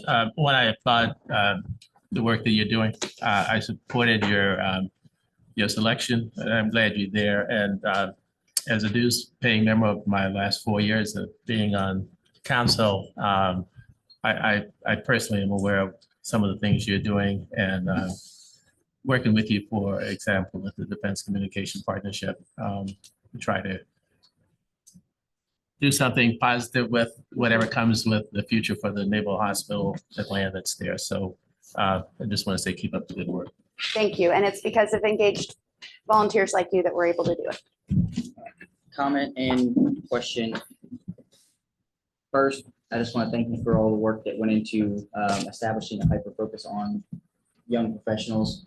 I did attend a couple of socials and have created good relationships through that. So very thankful to see a collaborative effort to bring young people together. I think it's extremely beneficial for our economy and our quality of life overall.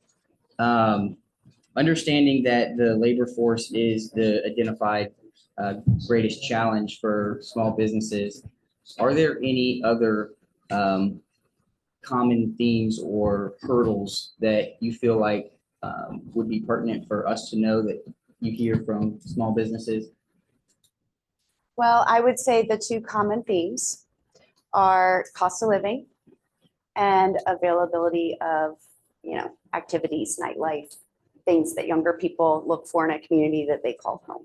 So cost of living, obviously, there are a lot of facets to that, and that is a huge haystack of issues. But anytime that you all are in a position to take a step in any way of progress to helping abate a rising cost of living, we really, really would applaud that.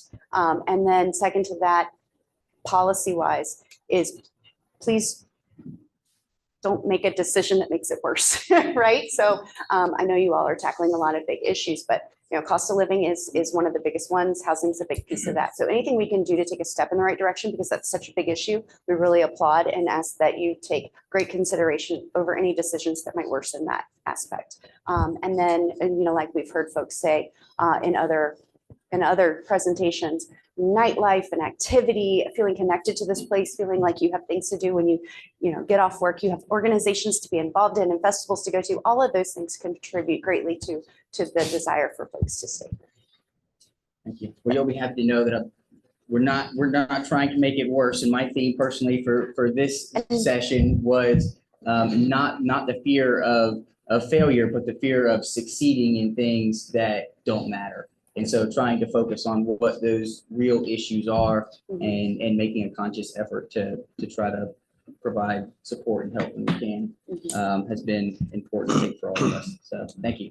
Thank you. I will just say that, you know, when we see the opportunity here to raise that dip in the curve, it's going to take all of us, and it's going to take a long time to hopefully see that shift. And I wasn't implying you've done anything wrong, but more so planting a seed. So when you take an issue into perspective, you think, okay, let's look at it from this economic view of the dire need to build our workforce and raise that gray bar to have more folks that are in our age demographics that are filling the positions that we're all vying to fill. So you were part of the Tiger team. Yes. Do you feel that was going to help out bring that part, entertainment and everything? I am With in the younger- favor of creating the social district downtown. I think that speaks to Yes. my second point about, you know, capturing more young professionals and I making sure they're too. happy working and living here. I think it'll go a long way. Yeah, the strategy is sound. I think working out tactics is the next important step. Thank you. Thank you, Megan. Appreciate it. Our next presenter is Marilyn Harris with the Black Chamber of Commerce. We welcome you and thank you for our ability to be in your beautiful facility for our retreat.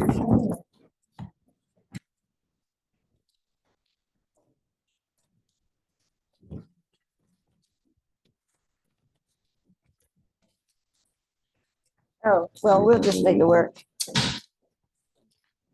I didn't see it. I didn't read it.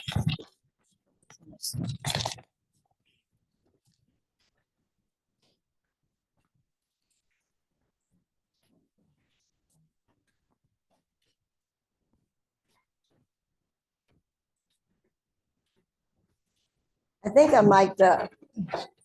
I don't know how that looks, but we'll talk about it in a moment.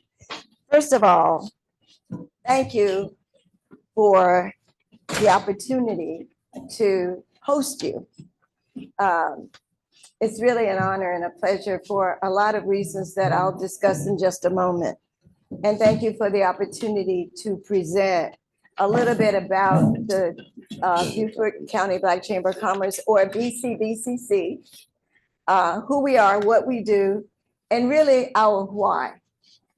Because, and I'm so grateful that whoever had the idea of allowing me to speak after Megan, that was brilliant, and it's helpful. Because I very often get the question, it's either spoken aloud or implied, why do we even need a BCBCC? And so hopefully by the end of this presentation, you'll have a better understanding of the difference. So again, thank you for having me today. And the second thing I want to say is thank you to the city of Beaufort for recently becoming a member of the BCBCC. That not only means a lot to me personally, but it's more than just a gesture. It says to the community that it's a vote of confidence in us. And I am so greatly appreciative of that, because it says to the community that we are not only valued as a partner by outsiders such as the Mellon Foundation or Coastal Community Foundation, but also as the city we find our facility located in. And so that means a lot. I've got to say this at the outset. Anyone who knows me knows that typically I speak from my heart because I'm passionate about what I do. I show up every day and I work hard every day in the service of this community. And I've had the opportunity in the past 2 months to hire a couple of new people. And one is Bridget Brown, who just standing at the door. The other one is Teresa Gadsden, who's our new building manager. So Bridget Brown comes to us from Boston, where one of her job responsibilities was to write speeches and talking points for the mayor of the city of Boston. So she couldn't resist giving me talking points for this morning. So in addition to speaking from my heart, I'm going to have to use some of Bridget's talking points. Is that okay? So, and one of the things that I think is important for me to share with you is the purpose of the BCBCC. And if you'll indulge me for just a moment, I'm going to just tell you from the language of our articles of incorporation. The purpose for which the BCBCC is incorporated is to perform entrepreneurial, developmental, educational, and other community services to include, but it's not limited to, development, revitalization, and affordable housing needs through neighborhood grant programs for Beaufort County and its surrounding counties, including but not limited to Allendale, Bamberg, Barnwell, Beaufort, Berkeley, Charleston, Carlton, Hampton, Jasper, and Orangeburg. That's a lot, wouldn't you agree?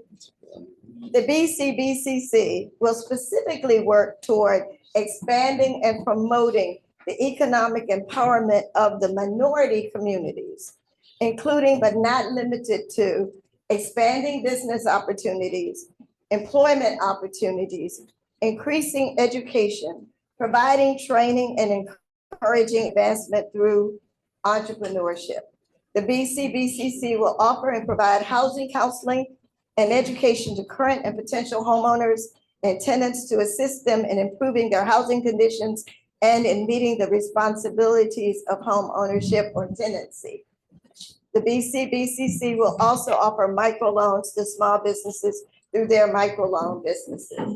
Okay, that alone is enough to keep me busy for The rest of your life. right. Thank you very much for saying that. Yeah. I happen to sit on the Beaufort Housing Authority as the vice chair of the Housing Commission. And that remains one of the most pressing challenges in our community. So here's the way that I'd like to just share my thoughts with you today as it relates not just to housing, but to three things. So I'd like to start by telling you how we started, how it's going, and where we go from here. So how it started. For me, it started 18 months ago. I inherited an institution. It's called an organization, but I really see it as an institution. I inherited an institution that had gone through quite a lot of turmoil over a couple of years. So it was the first thing that I was faced with doing was taking the institution down to its operational studs to rebuild it. And that's what we did for about 6 months. We took it down to its operational studs with the intention of rebuilding.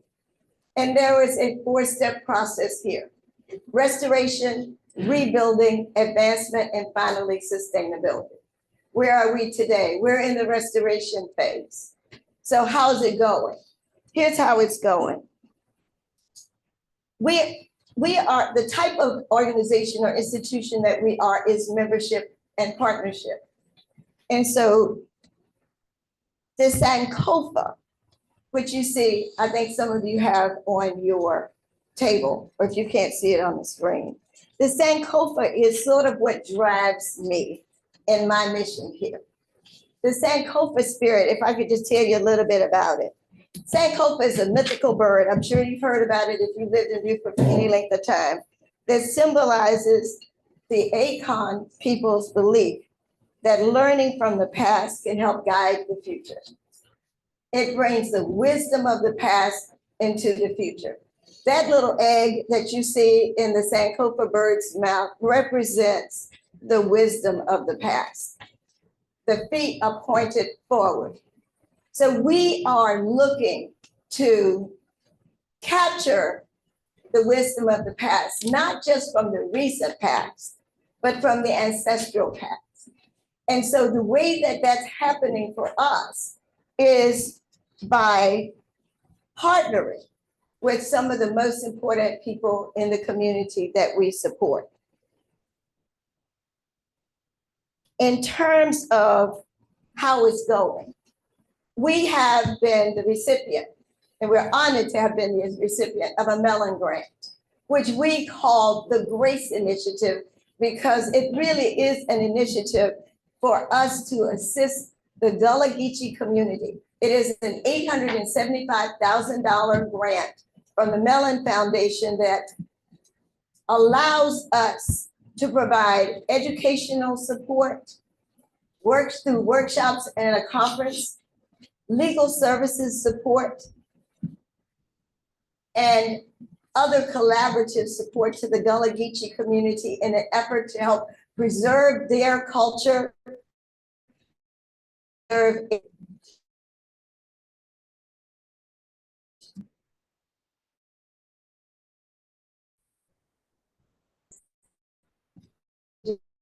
And bring to the future. And we're so excited that the Mellon Foundation had enough confidence in us to do this. And so it's dubbed the Grace Initiative because I truly feel it is by grace, even in a season of turmoil. I am so grateful. And I'm grateful for that vote of confidence. I'm grateful for the votes of confidence to partner with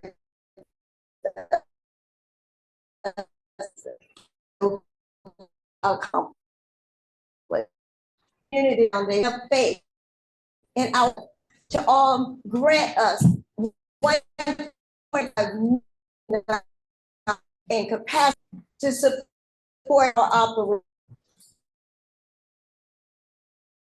All the voting what to do because we have in fact turned the corner.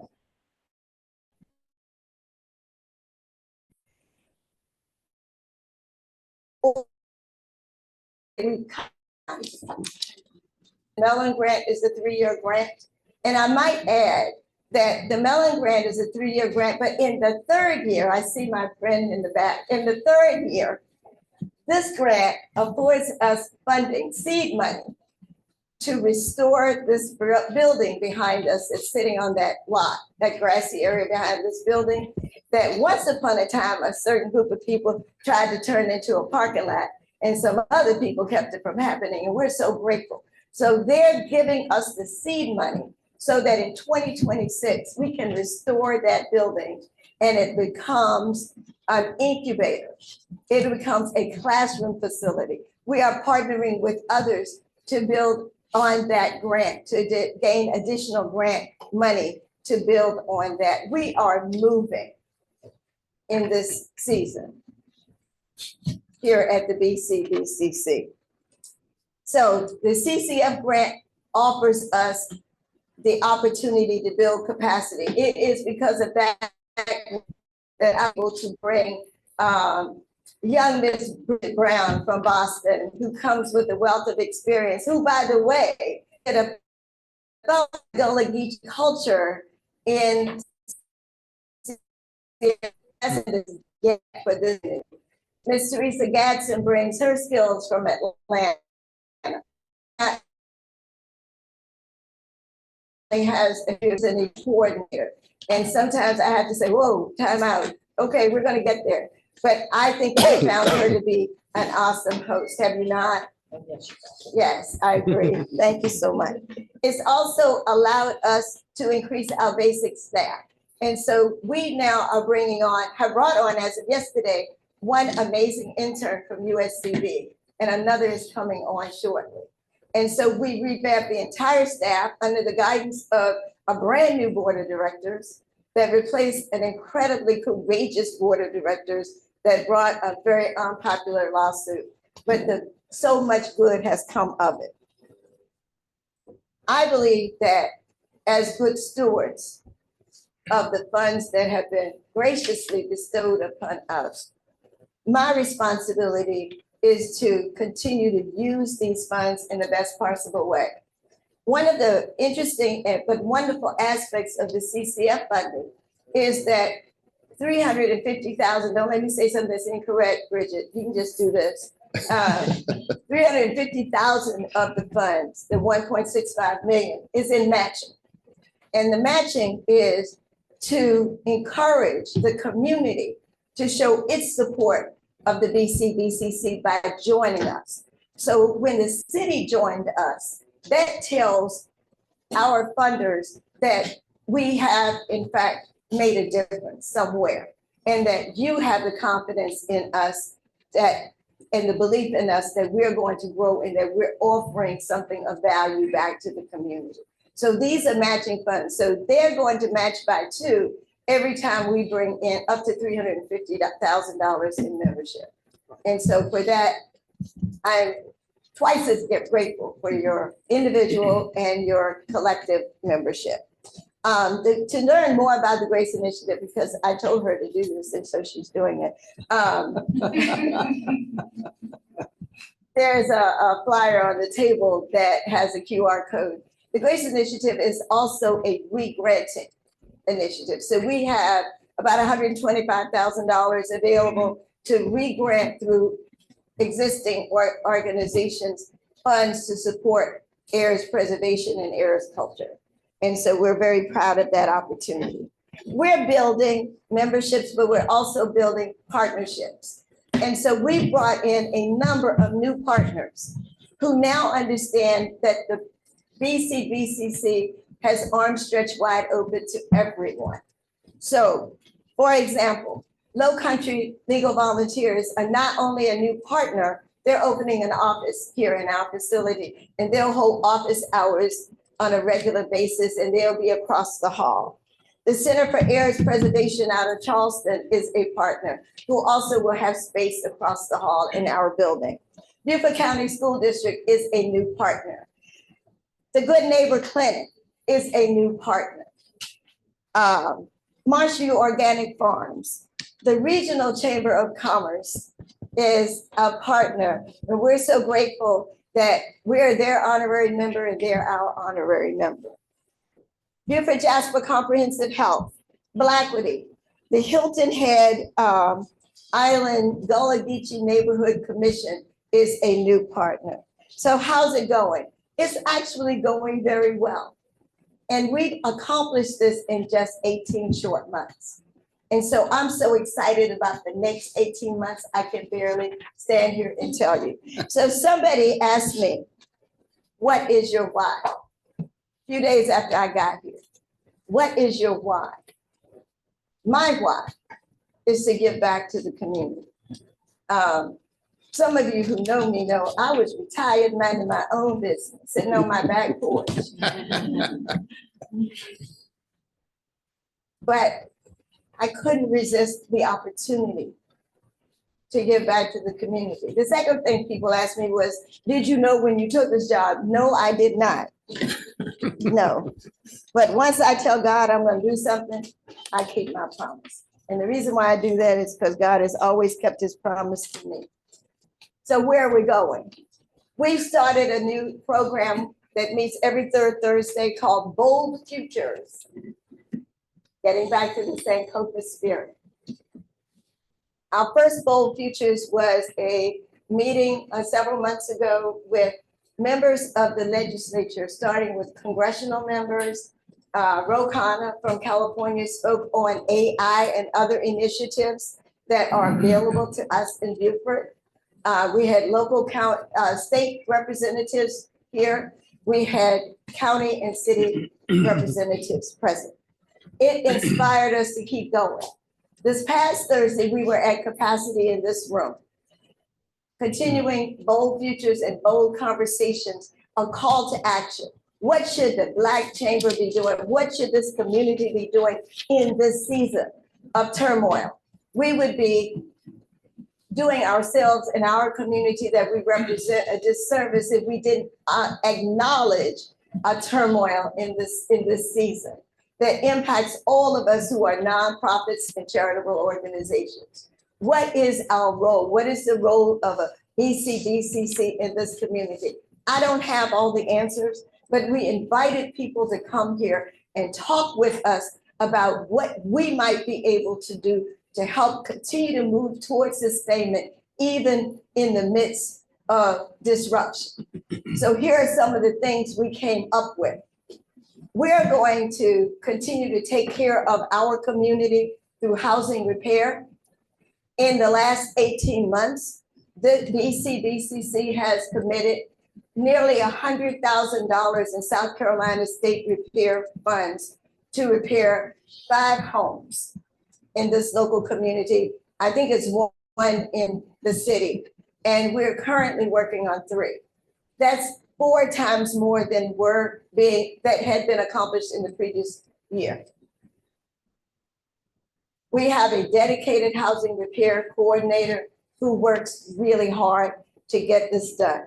We've established a relationship with South Carolina Housing Repair, but there are some glitches, and I'll talk to you about that as I talk a little bit about our challenges. So on the third Thursday is generating an opportunity for a third Saturday. And here's what we're going to do to continue to grow towards sustainability in this season. We're going to focus on building where we are planted. We're going to take care of ourselves. We're going to take care of our community. And forgive me, but I like to use biblical references in Jeremiah 29. We always focus on, I know the plans I have for you, but the first part of that chapter,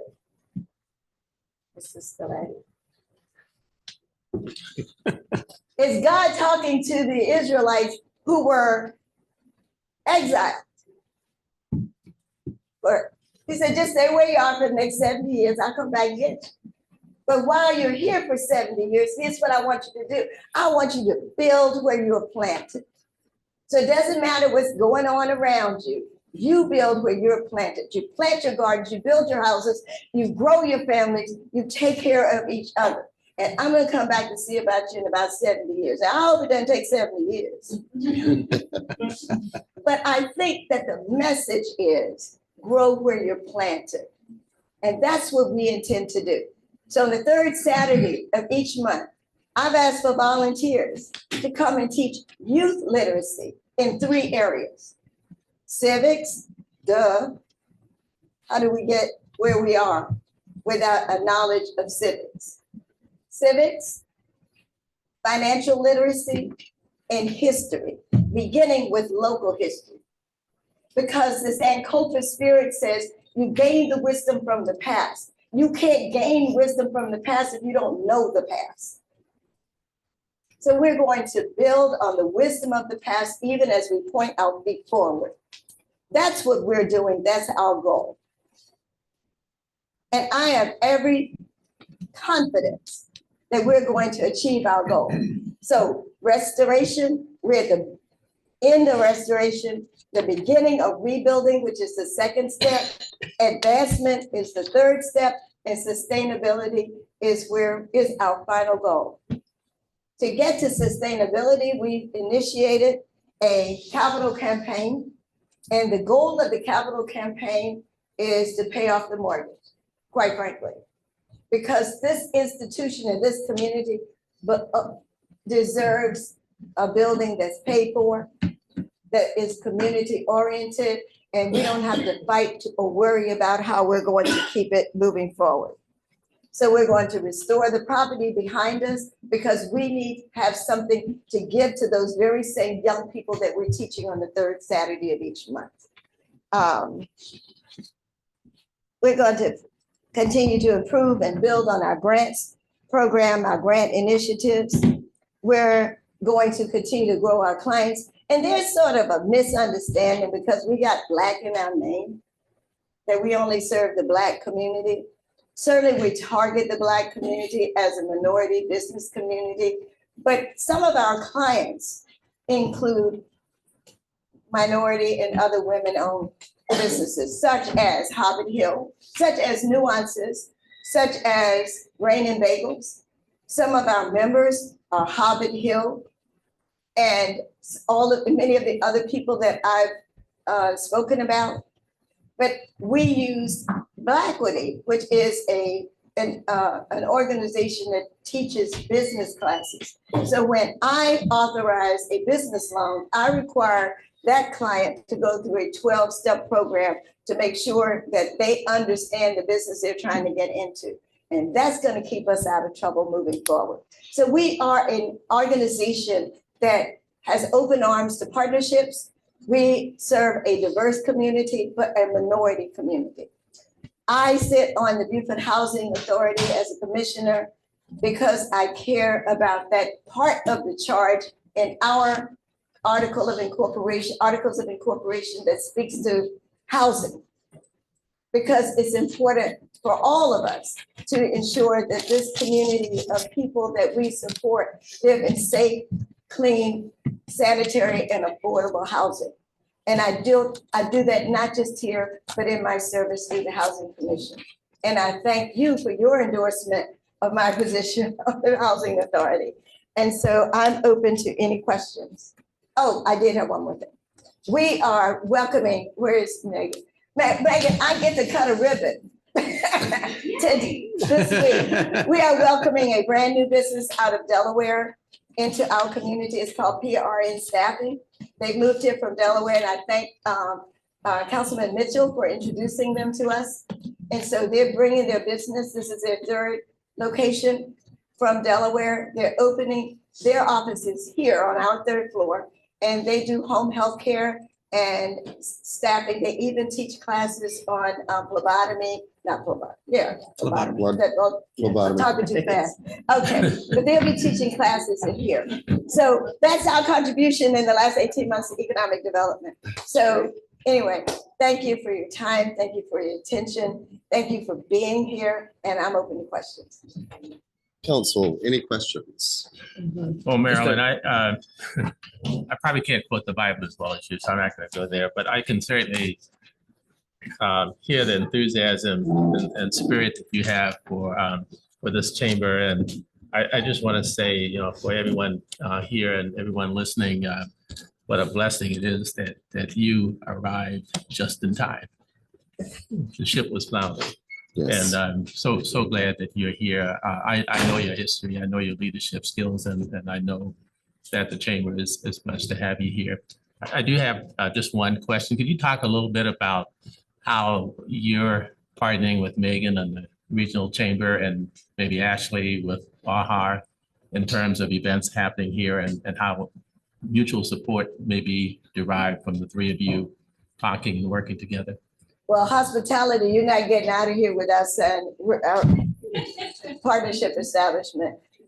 Actually, Megan is my mentor. And so Megan has taught me a lot about just how she runs the regional chamber. And so we meet periodically as often as we can. She offers me guidance. Sometimes she slips me a little email. She sees something out there that doesn't look quite right. And so to that extent, I'm learning from Megan. I work with, or have worked with, one of the first people I was told to go talk to is Rob Wells. When I first got here, I guess I've been here less than a month. And I learned a lot from Rob, and I've already reached out to him for the conference we're planning to have this year. And one thing I didn't mention that is related to hospitality is that we are rewriting the Gullah travel brochure that you see in all of the rest areas. The chamber was the entity that did that. And so we're working with Jeff Evans at the Island News, and he's reproducing that for us. And you'll begin to see those in the rest areas. So that's a hospitality, I think, initiative. He's also helping us with a minority business directory, which you should be seeing in the next few months. And so we've got so much going on that I was running out of time and breath. But so I don't know if that answers your question. Yeah. Thanks.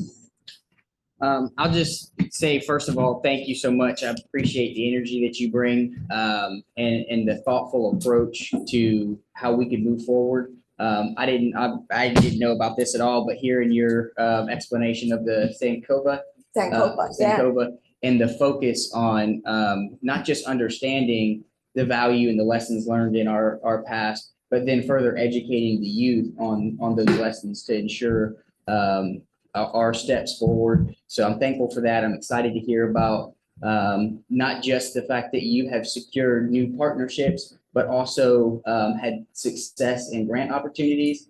And I look forward to seeing how the incubator turns out. So you know that we are here to support you for anything that you might need. And so thank you for all that you're doing. Appreciate it. Thank you. Thank you. No question, just a comment. Just want to say thank you for all you're doing. And very fresh breath of air. Oh, Thank you.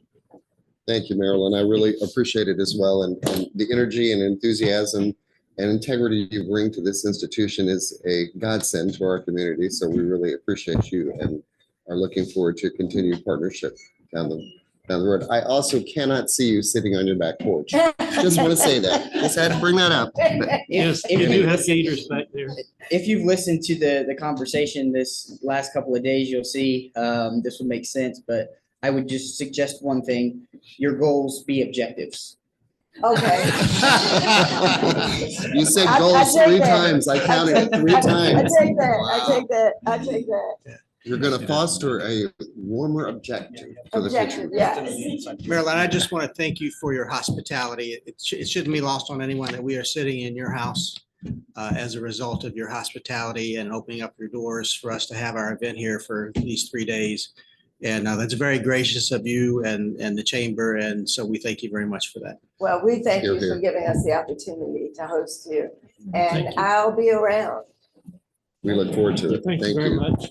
We have our second block coming up, but we're going to give ourselves about a 15-minute break. If y'all can come back very promptly at 10:45 so that we may go in with our second session.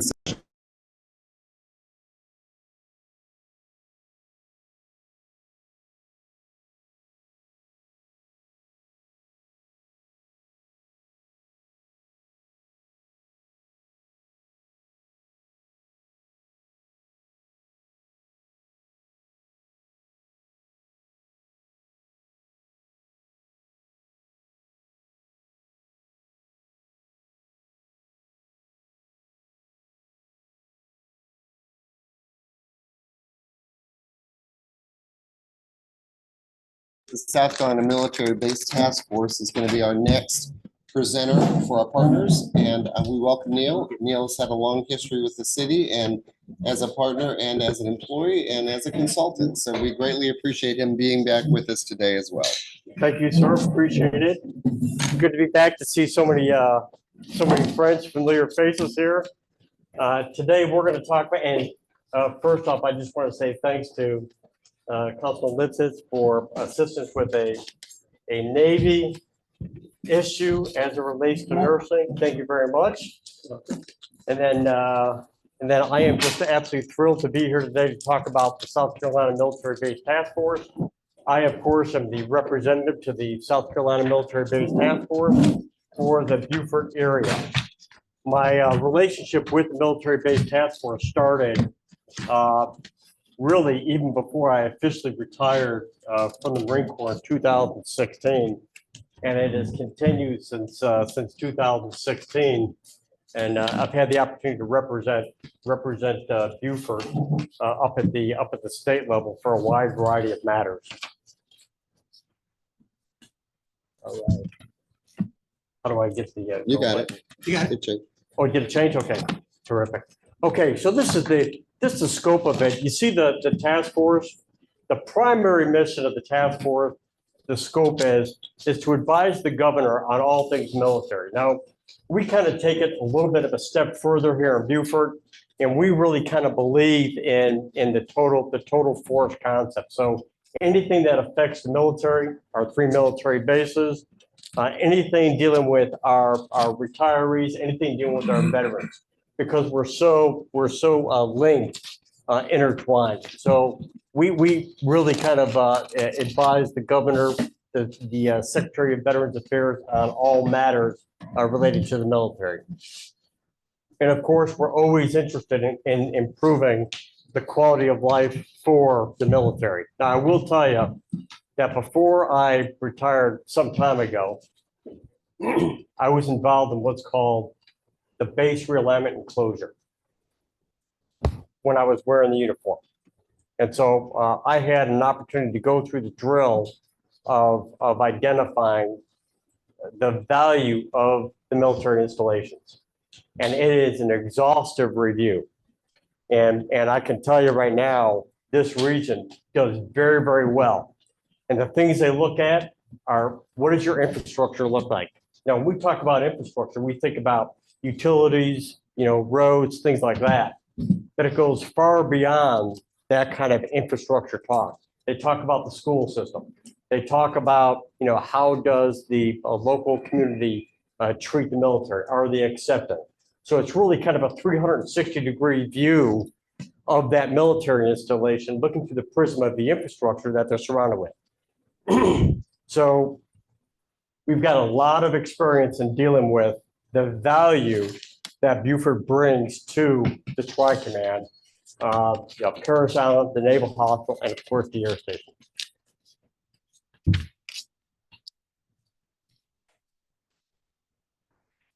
So maybe we lied.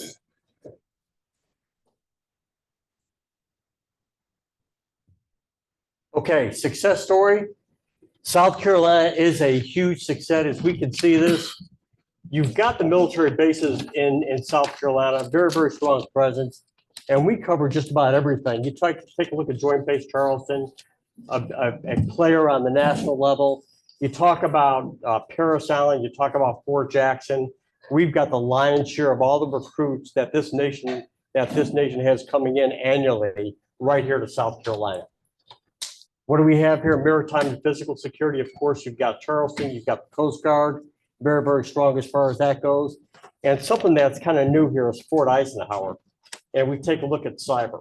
So Fort Eisenhower is huge into the cyber world. Now, a lot of their stuff that they do there is not for public consumption, but they do important work in defending this nation against cyber matters. And of course, we've got the aviation training. We see Beaufort, Shaw, Charleston Air Force Base. And really, this area accounts for a significant portion of folks that join the military. A significant portion. Now, we just happen to be located in what's called 6th Marine Corps District. And 6th Marine Corps District is the powerhouse for the Marine Corps as far as recruiting people into the service. So just a little bit on recruiting for this area.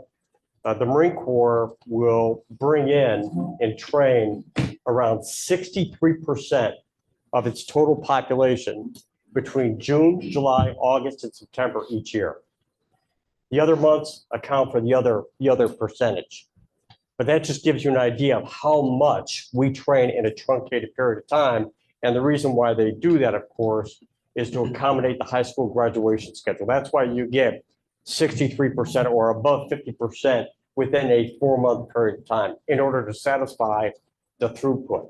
So the Marine Corps throughput is around 170,000 some change, 172,000 some change. And between Parris Island and San Diego, they assess all those new recruits.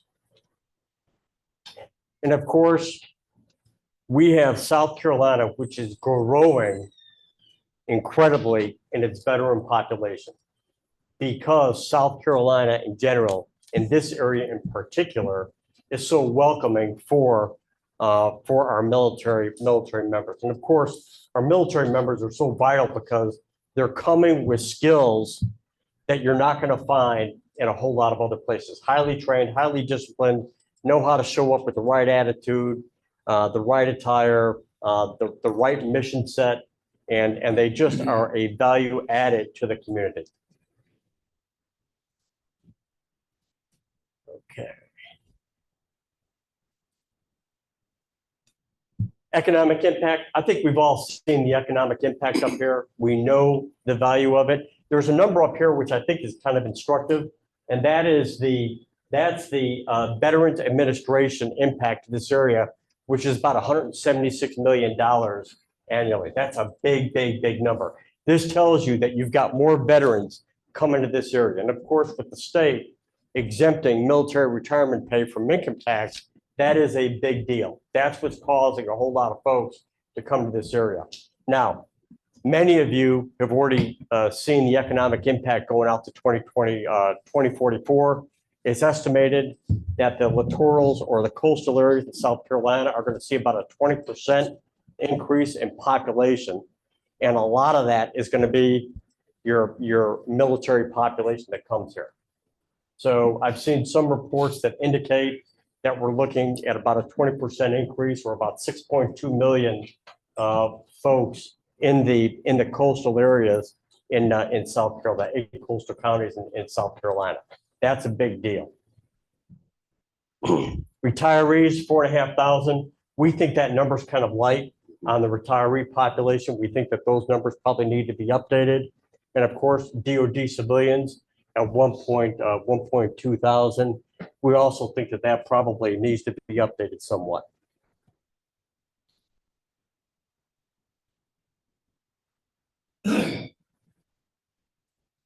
Okay, why? The Beaufort area with our 3 military bases, we do make a contribution to national defense. There's absolutely no doubt about it. You take a look at the air station, what do? They train F-35 pilots, and not just F-35 pilots that are US, from the US, they train our NATO partners as well. So you've got a whole bunch of folks coming in with the F-35 program that are getting trained up right here in Beaufort. You're not going to hear about it too much, but they're here. And they're training, they're making that contribution. They're going back to their home countries with this great training. And there's something really kind of unique about our presence here too. We're expandable. So there's the ability to expand what it is that we're doing here in the Low Country. So, you know, the air station has got capacity. Parris Island has got capacity. The Naval Hospital, they've got capacity. So we've got capacity here. So we provide solutions where others are constrained by a wide variety of external forces. And in the Beaufort area as well is very protective of our military. Therefore, the encroachment upon our bases is not an issue. Now, I was out in California, and I belong to a unit out in California, and you would probably be surprised that they would build these multi-million-dollar homes surrounding the bases, or in essence, they would encroach upon the bases. And that would have an impact on mission, on training for that. We don't have that problem. We don't have that problem here. We don't have that encroachment.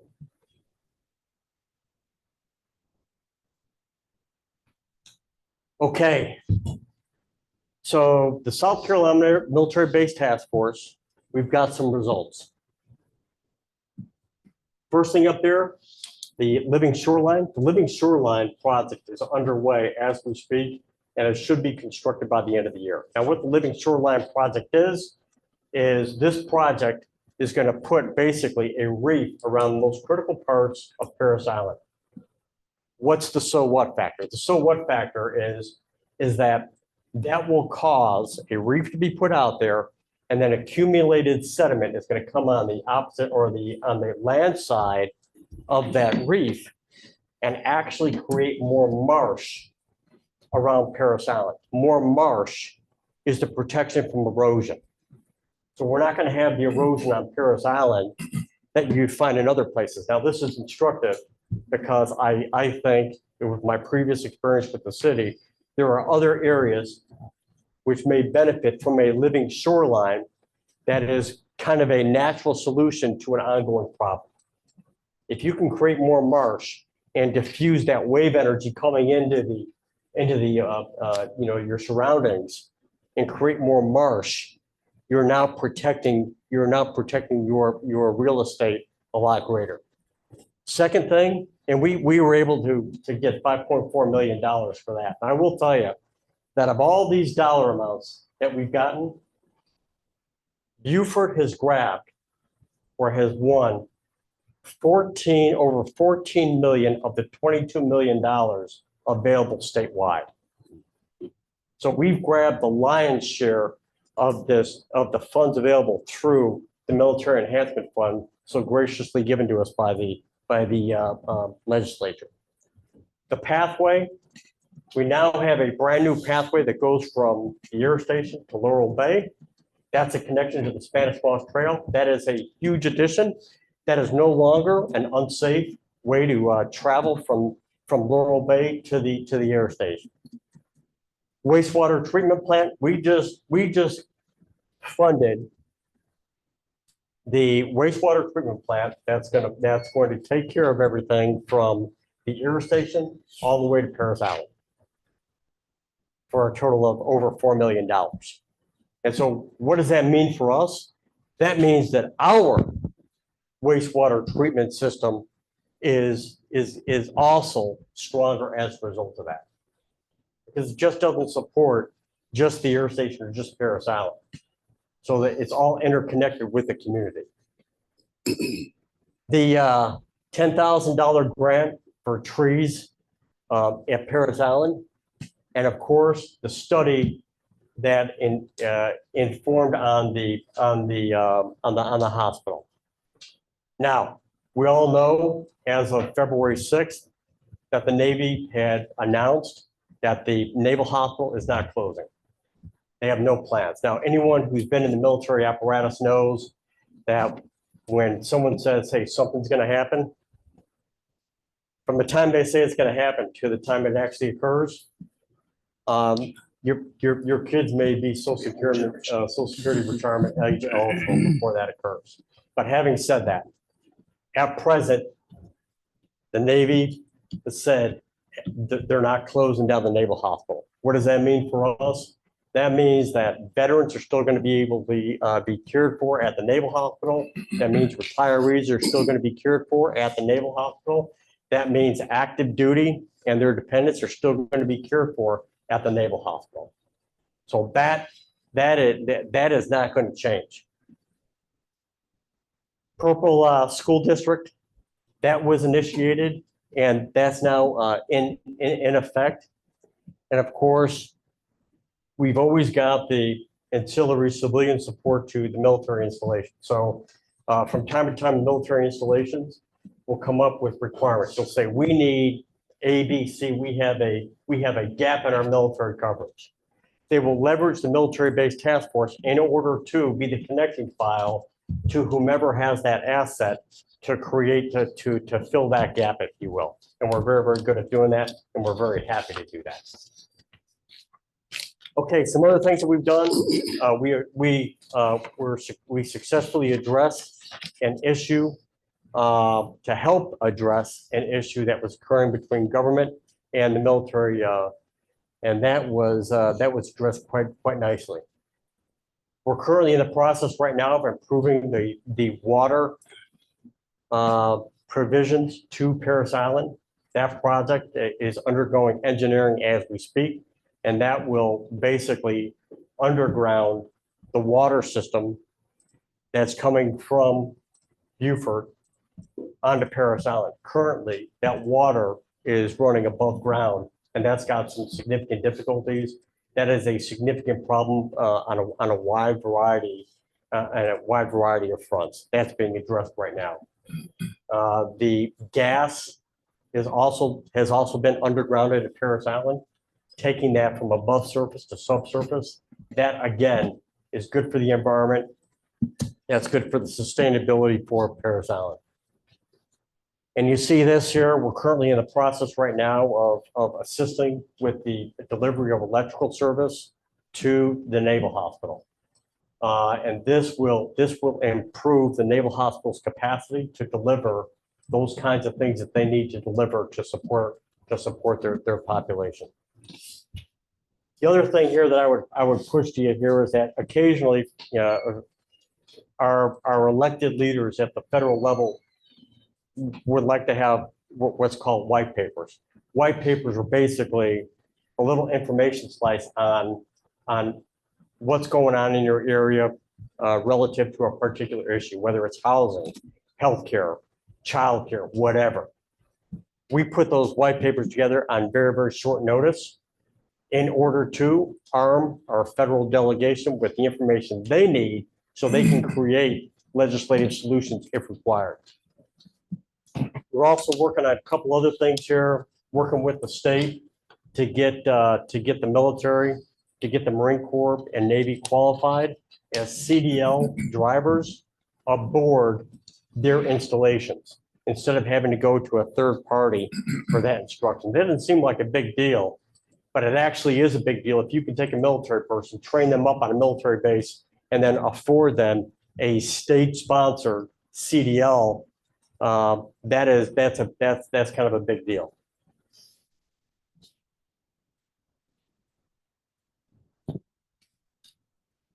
Okay, what are our local goals? Well, first of all, military-based task force years ago was on defense. Now, the military-based task force is on offense. What do I mean by that?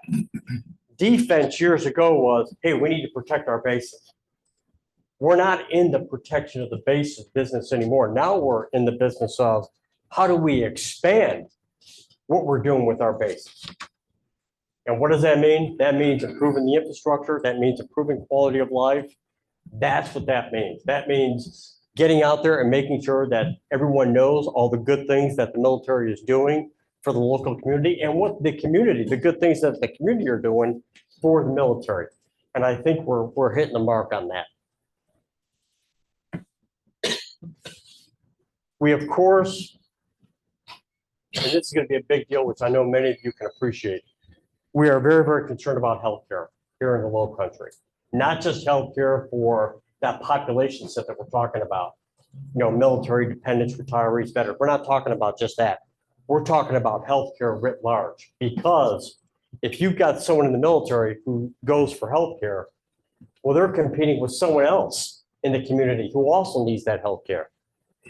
And so what do we do in order to boost the availability and the quality of that healthcare for everyone? Because improving that healthcare for everyone is also going to improve that infrastructure that I talked about, that healthcare infrastructure for everyone, and make our bases certainly more reliable. What's our role? We assist in shaping the message. We make sure that the information is out there. Now, we don't spin it. We're not going to spin the information, but we're going to get the right information out there and make sure that any disinformation that's out there, that we address that matter as rapidly as possible. Whether that's working with the media to make sure that they're getting the story right, you know, that's one thing that can happen. And again, the communication strategy. We kind of prefer information push versus information pull. If you're waiting on information, that's information pull. Information pushes. As soon as you come up with data, get the information out there first, because we know that the first message that gets out there is likely the information that people grab onto. And then, of course, to make sure that the positions are nested with those in the Tri-Command, the VA, and of course, the local government. Here are some recommendations, and I would just say you've got some excellent advocates right here in this room. You know, we've got you know, retired military, former military in this room, a lot of which are on staff. Nate is on staff, of course, the city manager. You know, he's retired military. He's got an awesome amount of information. So I would say anything that supports our military infrastructure, that would support that infrastructure that we talked about, would be a good thing. And I would also say that just some commentary here, that I suspect that in the years going forward, partnerships will be key. Partnerships with the military. And what I mean by partnerships is the execution of intergovernmental service agreements. I believe, I suspect that intergovernmental service agreements between local municipalities, counties, state, and military is gonna gain a heck of a lot more traction. What does this mean? This means that if there are some services that you might have the municipalities provide to the military, I think the military would be very, very interested in pursuing that in order to gain efficiencies and to have that better bond with the military population. Okay, and of course, the last one is very important. And this is something, as I was briefing a couple governors ago on, and that is the whole area of education. The military has an ecosystem. And the military needs good people in uniform, but they also need good people out of uniform that are in the government service realm. In order to effectively operate in the government service realm or GS workers today, you've got to have a high degree of technological aptitude. It isn't like many, many years ago where you could just perform some basic function and then you're good. Now they need people who are highly technically qualified, ready to go. And so what does that mean? That means that you've got to have highly qualified people in education who can go to local government, who can go into government service, and who can circulate back around in that ecosystem of talent. You've got to have that. What does that mean? That means that we have kind of continually strive to up our education tremendously. So that starts at the school district level and goes all the way up through higher education. All right, and one thing that I would just plug out here, and one is we've got 1,100 military folks leaving the Marine Corps and the Navy annually, 1,100 folks. And what I would request is that you have policies which say, hey, look, if you've got a veteran who's applying for a position, we're not asking that you provide them that position. We're asking that you give them an opportunity to interview. A lot of veterans, you know, when they leave service, they just don't know how to articulate what it is that they've done. So if you take someone in avionics and you say, hey, avionics, what do you do? Well, I work on the electrical system that drops bombs on bad people. Well, you have a hiring manager who may not be able to understand that and say, well, we don't have any need for dropping bombs on people, but thank you very much for your interest. Well, that's where we have advocates that can step in and be that connecting file to explain, hey, what does avionics mean? Well, low power, high power, all the electrical stuff. And then that transforms into a valuable employee. Okay, any questions? Council? Just one. Could you elaborate a little bit on some of the white papers that you guys have put together so far? Yes. So some of the white papers that we've done is, for instance, one is on healthcare. So when we start talking about healthcare, you have to take a look at healthcare and the availability from the global perspective. What do I mean by global? If you've got providers here in Beaufort, those providers can only see X amount of patients. So what does that mean you've got to do? That means you've got to have these partnerships with the health providers in order to let them know who's coming for dinner. Do you have 5 people coming for dinner or do you have 50 people coming for dinner? So when you go to see healthcare and a dependent goes to see healthcare, maybe they're out in town, you're competing for the same healthcare person. So that's a white paper to show, hey, we've got X amount of need in this area. You've only got so much of the pie. What can we do in order to increase the number of providers in specialties in order to address the need? So that's one. Another one is in housing. So housing for this area, this is a high area for housing. So if you get your junior enlisted who for whatever reason aren't available to live on base, they got to live on the economy. The information is, hey, we've got to give them, some special consideration for their compensation so they can afford to live out in town.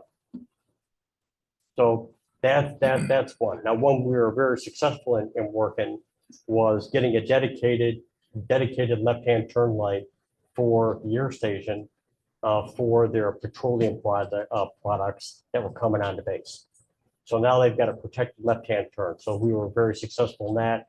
We were, it's ongoing with housing for military personnel, and it's also ongoing as far as the healthcare slice goes. So that's what we're talking about. The other thing that we're working on right now is in transition assistance. How do you transition the military from being active duty military into the community? What do you need to do in order to make sure that soon to be veteran has got the best leg that they possibly can when they transition to the civilian world? Any other questions? No, thank you.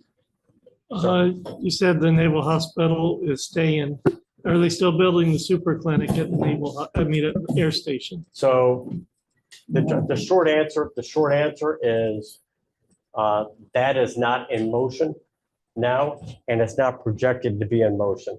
The catalyzing, the initiating document for that is called the National Defense Authorization Act, NDAA. And right now they're taking inputs for the NDAA as we speak, at 2026. So it goes into the NDAA, and that basically, I'm oversimplifying, but it basically says you're authorized to build a hospital. Now it has to go through other processes which take it longer. But the short answer is that there is nothing right now that is being proposed that would put a super clinic on the air station. However, the issue comes down to a capabilities issue. What does the population need? And this gets back to the healthcare white paper. What does the population need in order to satisfy all the requirements? So the air station's got requirements for flyers. They've got to go through a special screening in order to be a pilot. So they need that. So the air station needs things like that. And of course, you know, what everybody's worried about is if your specialty care or your care is up in Charleston or in Savannah, you've lost that individual for an entire day. That's gone. Now, if you had capability locally, they can go out to their appointment, come on back, and you salvage that day of work. Same thing for dependents too, because if you've got a sick child's not going to drive himself to wherever they need to go.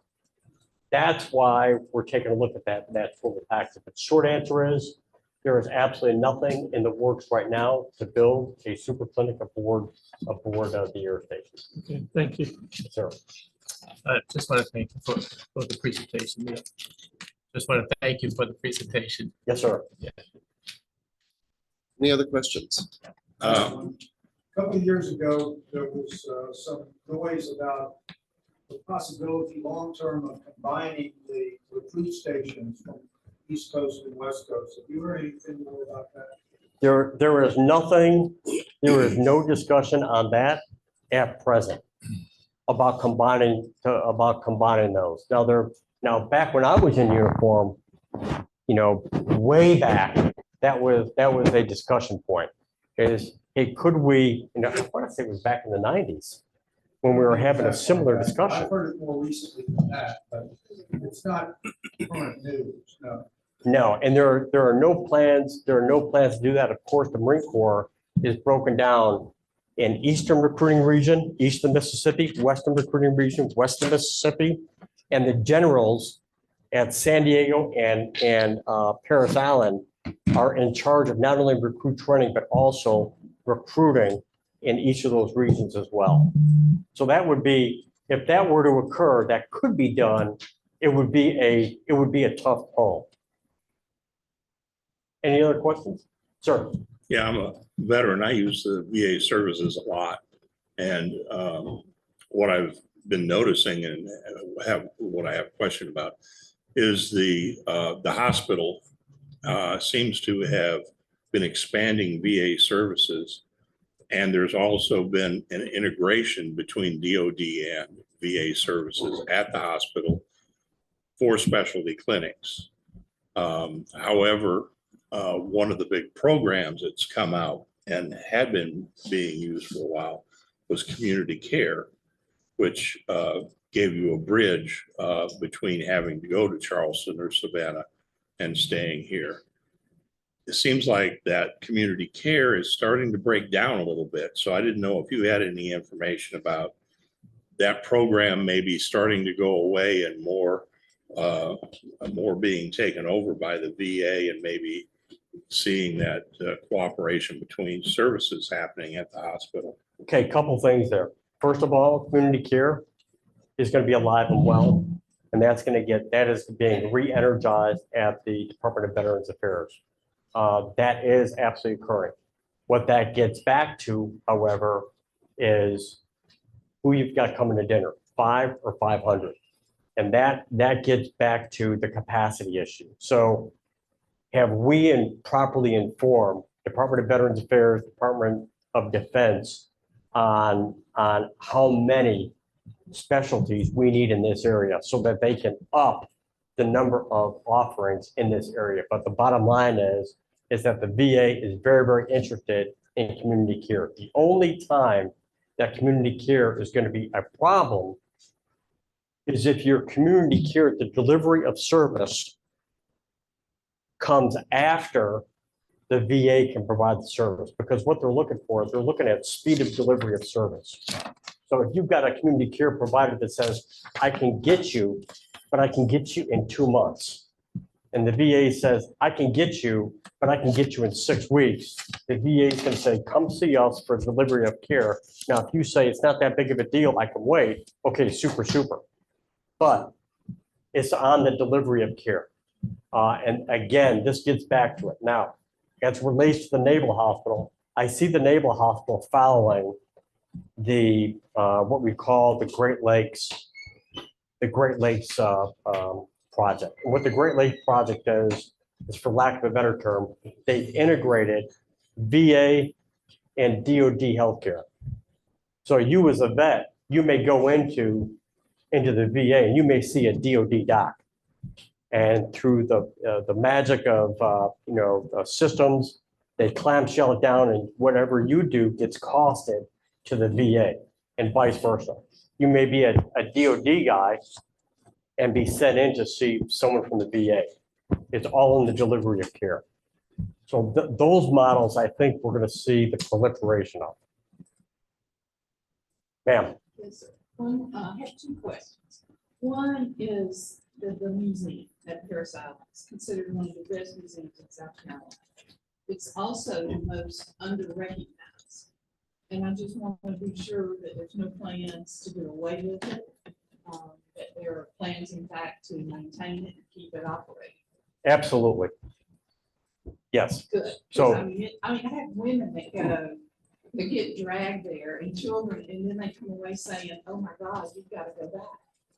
It's really amazing. I think it's a wonderful resource. Second question is, I'm Director of Historic Effort, and I've been hearing rumors. Is it on? That Building 10, B10, is up for demolition, and that several other of the historic buildings that are on the National Register as part of the Parris Island District are being considered for demolition. Is that true? okay, so the second issue, we have no visibility of those buildings being demolished. I will tell you that when you want to demolish a historic building, it is it's a significant pull. But I understand it's underway, that the plans are underway to get the permission to demolish it. You haven't heard that? I don't have any visibility depth, but I can address the museum. The museum is one of 3 authorized command museums in the make so valuable is that museum is directly tied to the program of instruction for recruits, which means if you're going to train recruits at Parris Island, you've got to have that museum because it's part of their history, customs, and courtesies a program of instruction. That museum isn't going to go anywhere. That's great to know, because it's a great museum. But as far as the demolition, I'll link up with the folks at Parris Island to get some visibility of that. I had not heard that was being done. Now, I will tell you that for buildings that are not historic, those buildings, and then not utilized, those structures are coming down. But as far as historic buildings, that's a different matter altogether. Any other questions? Madam Khaleesi, always great to see you. Thank you very much for being with us. Yes, sir. And safe travels to Charles. You betcha. Thank Thank you. you. Hope again, you find appreciate your eye. What's that? I hope you find your eye. I'll look forward to that. Okay. Thank you. Returning to our schedule, we're going to have Beaufort History Museum, John Worley is joining us as a partner this afternoon. Welcome. Thank you. Good morning. John, if you wait just a moment, they're going to mic you up, so Mhm. the streaming audience can also. You have to be wired for our production. I'm gonna have a little joke. Since I'm a Tom needs a card, and the name is NEA.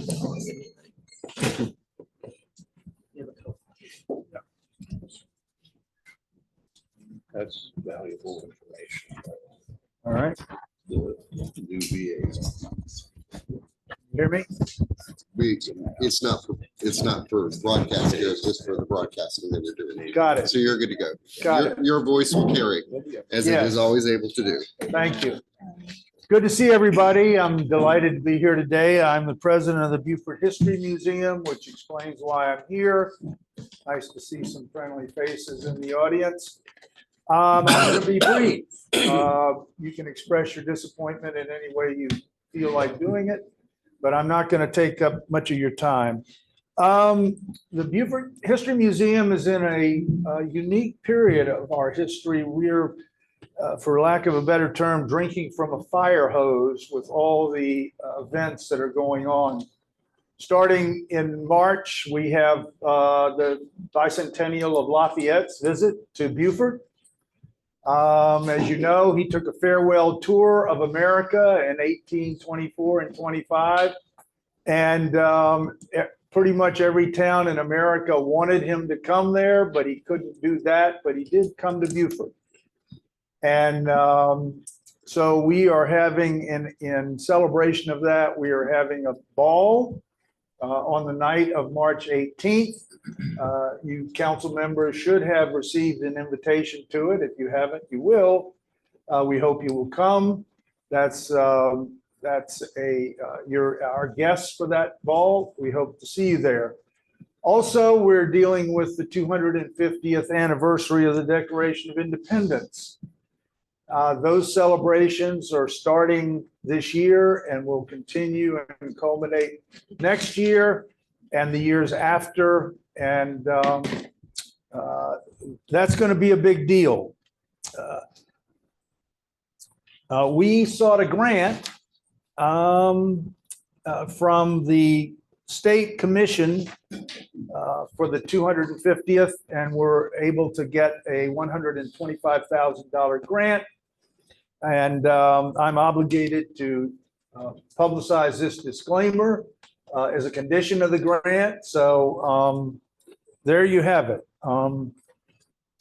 Now, what we're going to do with that grant relates to this room. Many of you have probably never seen this room, but to orient you, if you go into our museum, which is on the second floor of the Arsenal, and you go to the end of the museum, there's a door that says, "Do not enter this door."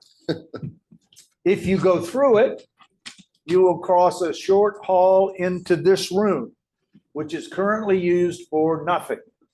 It's storage. We have a project underway with a local contractor and with a lot of help from Linda Roper with the city.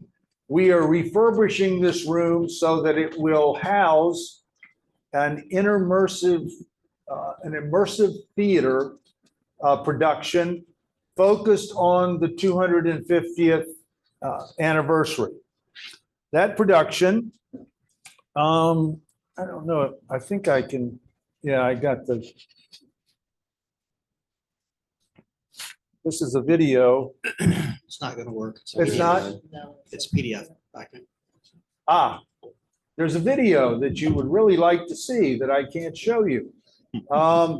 Anyway, it's a sample of the work of this contractor that we located in Massachusetts to produce an immersive theater program for us. It will run between 12 and 15 minutes.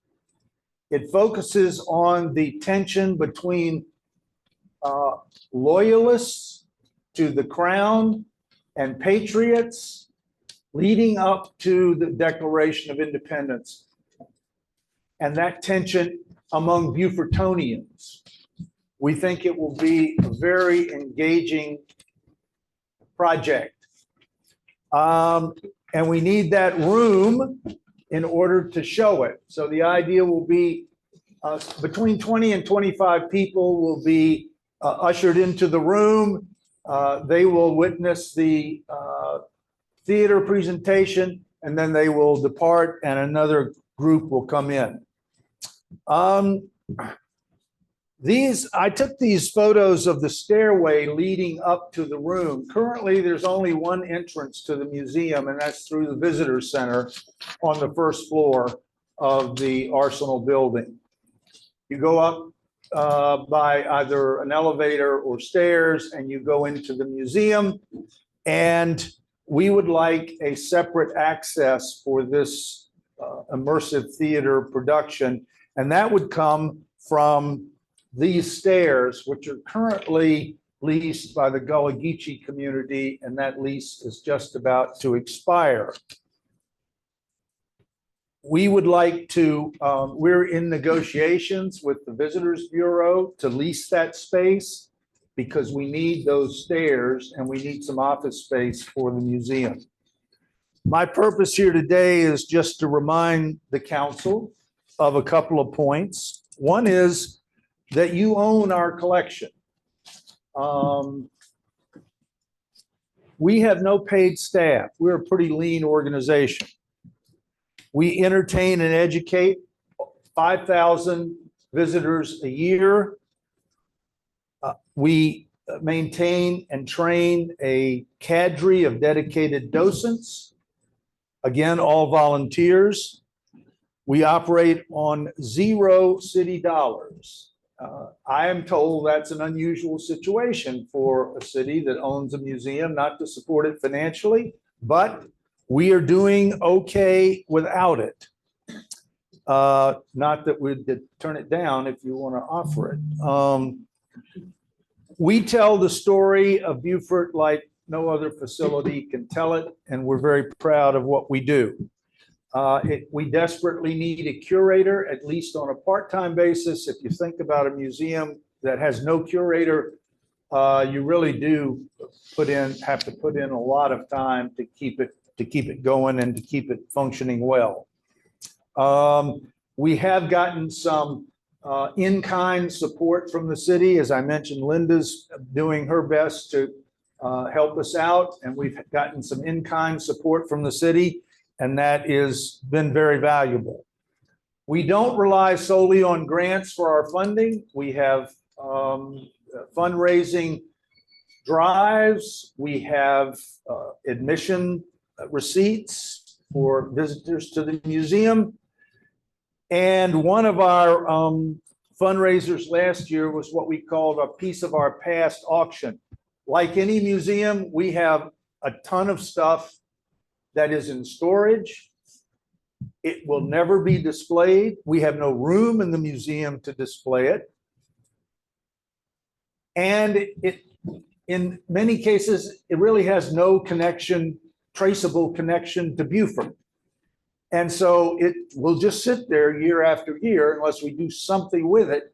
And what we did last year was we had a highly successful auction of some of those items. We're doing it again this year. We're going to be back in front of you in a month or so to get, as we were last year, to get you to sign off on selling the articles, the artifacts that you own. And so we'll seek your permission to do that. So that's what I came to tell you. Any questions? Council, any questions for Mr. Worley? No, I'll make a comment. Although I have not been able to make the last couple of meetings, as you know, I'm the city's liaison for the History Museum. I have seen enough to know that under your leadership as president, the museum has made several steps in the right direction, and I'm excited to hear about the successes regarding the grant.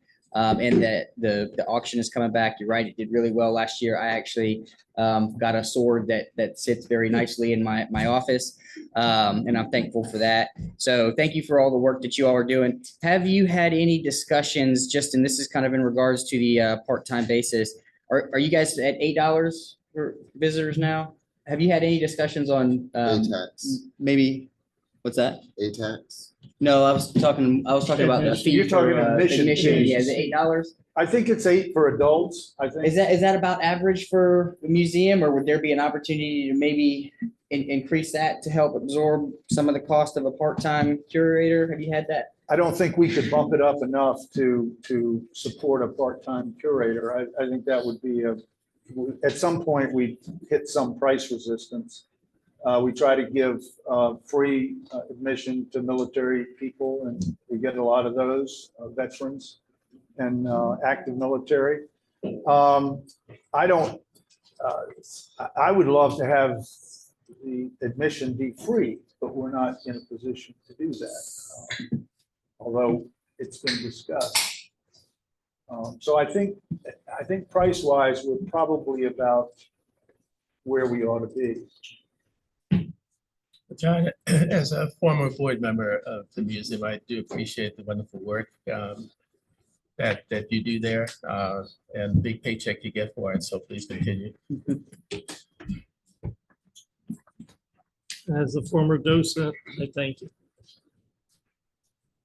Yeah, I know we, the city council are all friends of the museum, which means a lot to us as a museum, but I do think, and my purpose today is just a reminder that you all own that collection, and it's not, there are some things that need to be done to improve our ability. We recently had a meeting with Grace Cordial about the digital library taking over some of the maps and documents that are in there that are deteriorating. As you know, our major storage area is in the basement of City Hall, but we also have items stored on the first floor of City Hall next to the old museum space, and then in an electrical closet on the second floor of City Hall. So all of that is, for museum people walking in, they would not say that is being preserved in the best manner possible. So we need to work on that. That's more of a long-term issue, but we need to address it at some point.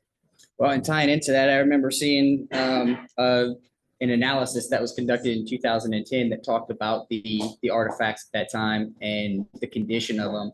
And it was a very disappointing report to read because it talked about the deterioration of century-old artifacts and the vermin infestation, all of the issues that just degraded in how many artifacts were lost. So I'll ask another question. Is there any communication or conversation about one of the recommendations in that report specifically was leasing out some of the artifacts that maybe the museum didn't have room to store, but another museum with a more equipped facility could showcase?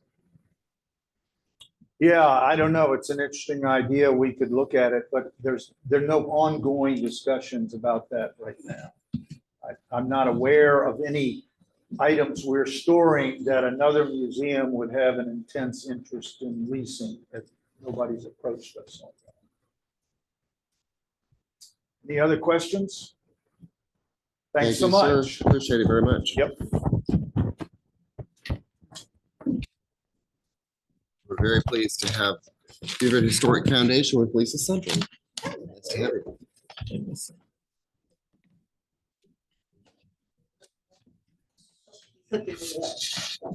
Wired for sound.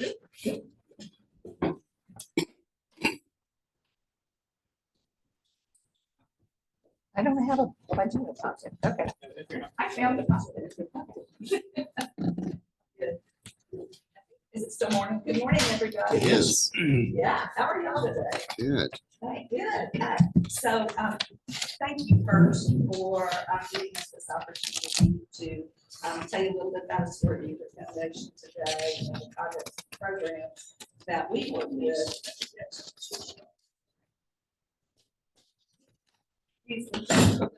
That was a good test run, Lisa. Thank you.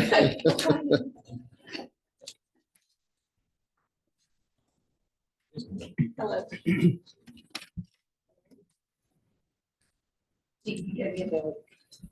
Could y'all hear me otherwise? I guess I need to do it. Yeah, it's Well, it's not for for the us. production. It's for the streaming. Let me switch out another time. I'm sorry, everybody. You know, when I wear watches, I can't wear watches anymore. They stop working on me. So apparently it's there's something you, inside me that deals with. electromagnetic. Yeah, electromagnetic. I don't know what it is. Okay, Let's see. I'm sure the clicker's not gonna work for you either. Okay. Sorry about that. Okay. Can you hear me now? I don't have your thing on. Yes. Okay. Good morning. Hey, thank you again for allowing us to be here to be a part of the retreat.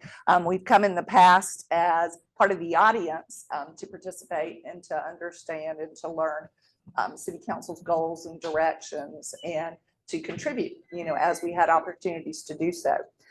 What I want to share with you today is a little bit about the history of Historic Beaufort Foundation, our mission and our direction, programs that we're working on, programs that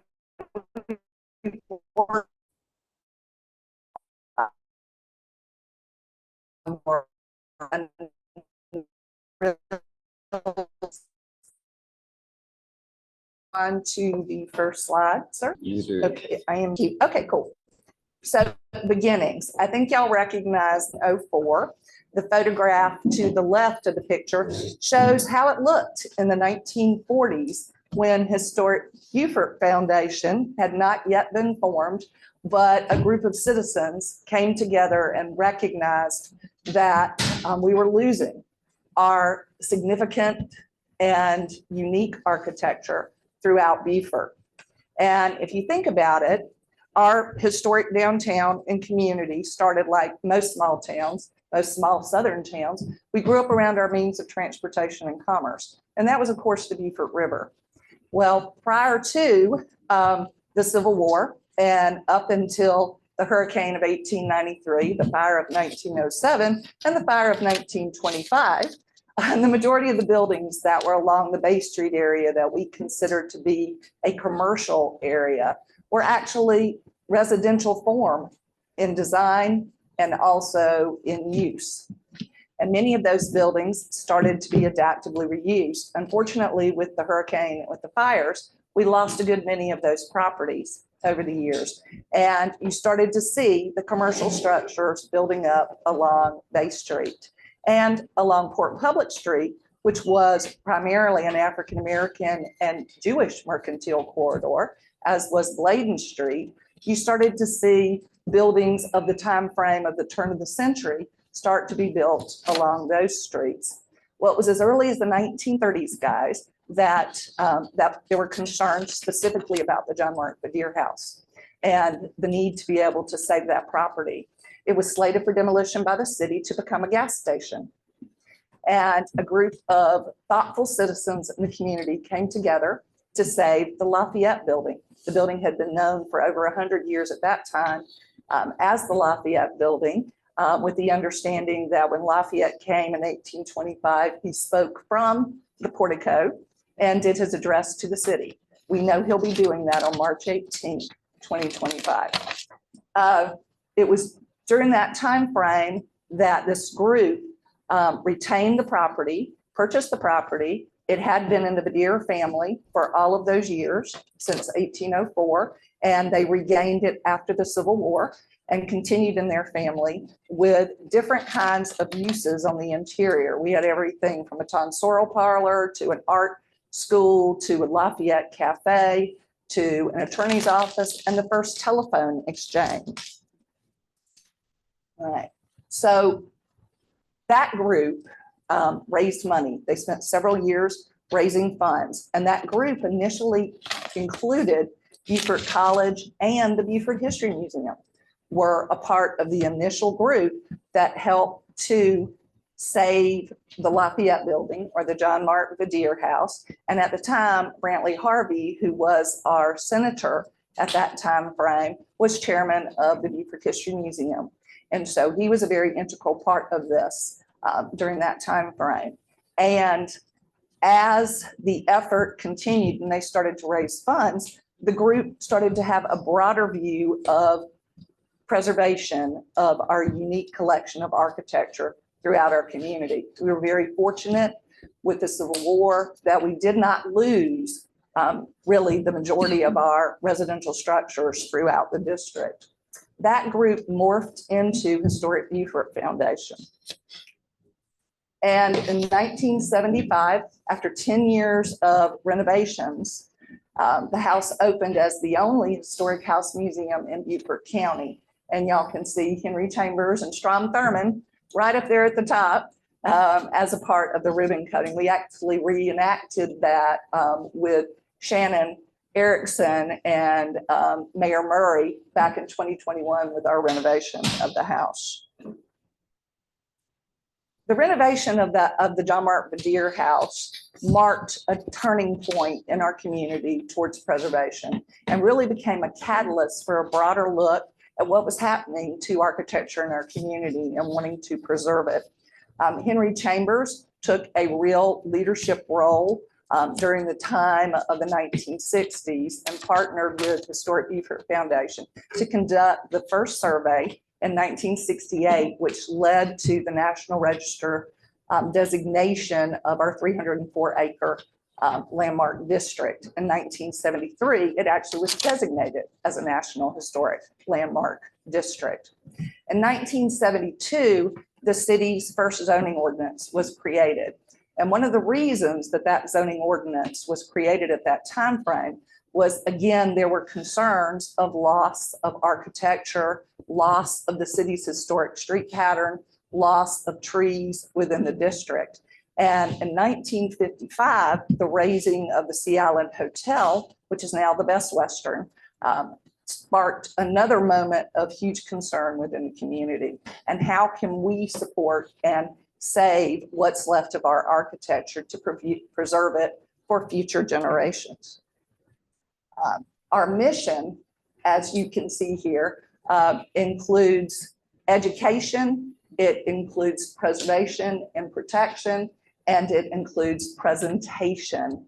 And I'm going to walk you through those points to see how we work together over the years with these projects. If you go to our website, and I encourage y'all to do that because we have a very informative website, we talk about our National Register of Historic Places, what the process is to be able to have your building listed.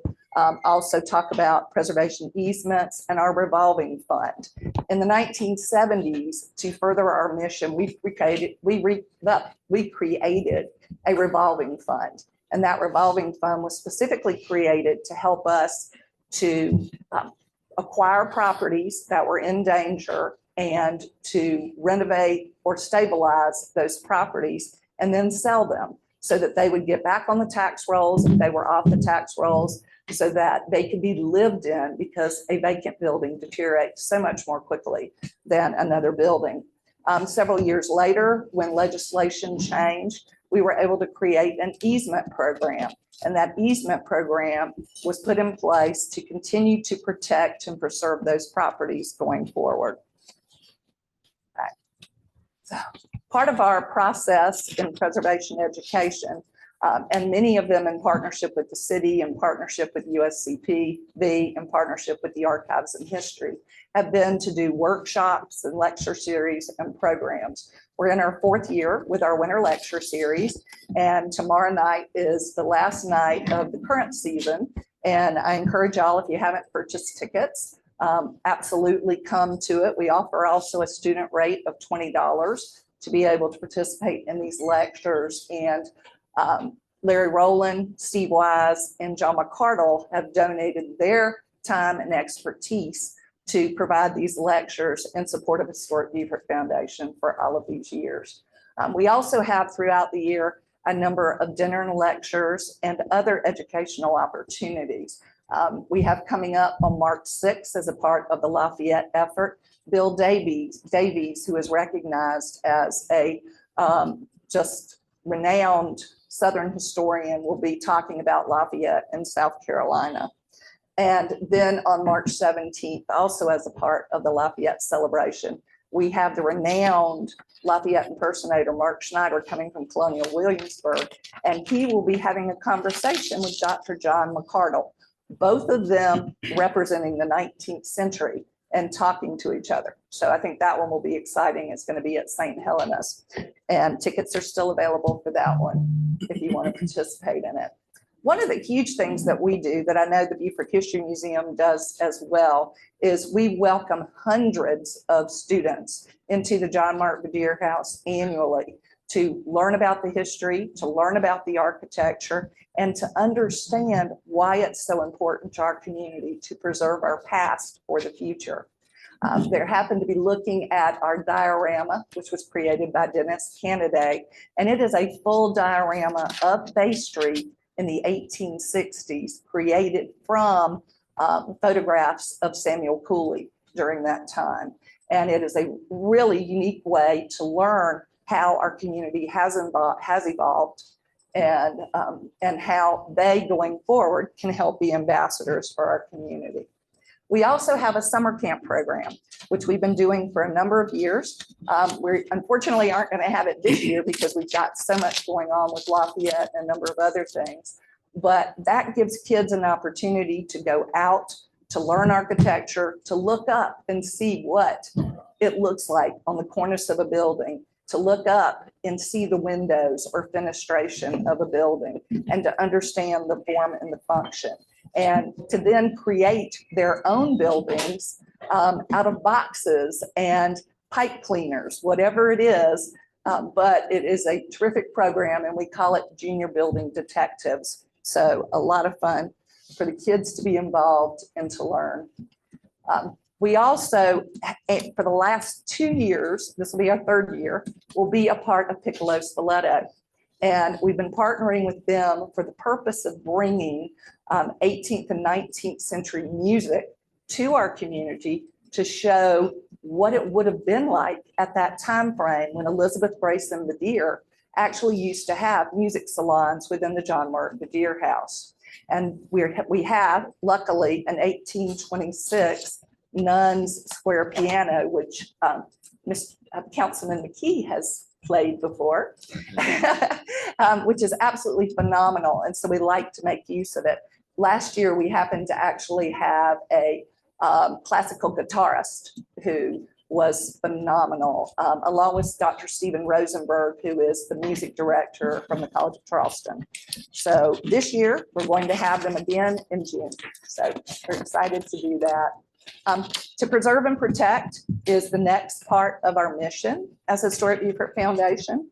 And I love this quote from Dr. Larry Rowland, which says that, that Historic Beaufort Foundation's preservation work has made Old Beaufort one of the, if not the most award-winning and desired residential and visitor attractions in North America. And I think it's important to recognize the economics of preservation, the economics of preserving that fabric of your neighborhood, the integrity of your neighborhood. And with our program, various programs, you're going to start to see how that has happened.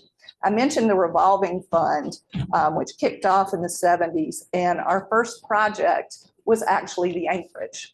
And with that property, we were able to stabilize it, to acquire it and stabilize it with donations that had come in to help us to be able to do that. Moving forward, we placed a covenant on that property, which allows us to protect it and preserve it going forward. So when that property decides that they need some work done to maintain the property or want to make any alterations to it, they not only have to go through us, but they have to follow all of the city's guidelines to a T and the preservation guidelines to a T. So moving on, I wanted to show you some key properties which were part of our early intervention in the community. We found a lot of development pressures that were happening starting in the 1990s, actually as early as the 1970s, and even back to the 1950s and 60s. But this specific building, which is the first one on the slide, is the William Wigg Barmel House. That building was built right around 1813, 1816. But in 1973, we helped the owner, the new owner, to relocate that property. It was actually in the grassy green, which is at the corner of Prince and Scott Street. That's the vacant lot right now that's used for events in the old Commons. There were plans to build a building, so it was going to be demolished. Think about that. That building would have been demolished and another building never built on that, has never been built on that lot since 1973. The plans, they decided not to go forward, but we were able to relocate that property and it now sits on King Street. So it now sits on King Street. And that is a phenomenal testament to why preservation and caring about those properties is so important. The property in the middle is the Elliott House. Y'all are all familiar with that. It's right at the corner of Charles and Bay Street. And this property has gone through a number of different evolutions, as a matter of fact, and at one point did serve as a historic house museum for many, many years. And in the 1990s, HBF worked with the property owner who was selling that property to ensure that the East Lake furnishings, parlor furnishings, which were located in that house and so unique in our community, one of the few decorative arts collections that had survived since the Civil War, to preserve and protect those. The new owner wanted to actually remove them and they were going to discard them. So now they're a part of our collection with the John Martin Vidier House. The castle, another interesting story. Back when Steve Riley was the city planner here in Beaufort, he contacted us, Cynthia at the time, and said, you know, I need your guidance and I need your assistance. A developer wants to come in and put 3 condos, 2 in front of the house on the property, 1 in the back on the property. What would that look like today? The zoning allowed it. The zoning allowed for that to happen within the historic district. And thanks to Steve and HBF and City Council working together, that zoning was updated and improved to be able to make sure that doesn't happen ever again. The trees would have been removed. It would have obscured the actual structure that we love today. So another important aspect of preservation and what we do. Our revolving loan fund has made a huge difference in the Northwest Quadrant and the Old Commons. And one of the properties that we had worked with was 814 Charles Street, the Richard I. Washington House. And when we acquired this property, it had just gone through a fire, as you can see, and it was located right on the corner of Washington and Charles Street. It was a physical property at that location. When you get a corner property, then that corner property becomes a catalyst for future development along that corridor. So we were able to acquire it, to restore the exterior of the property, and to resell it so that the new owner could actually do the work on the interior of that property. In the process, we discovered that Richard I. Washington was one of the first African-American attorneys in Beaufort. So that just gave added support and reason for why we were doing what we were doing.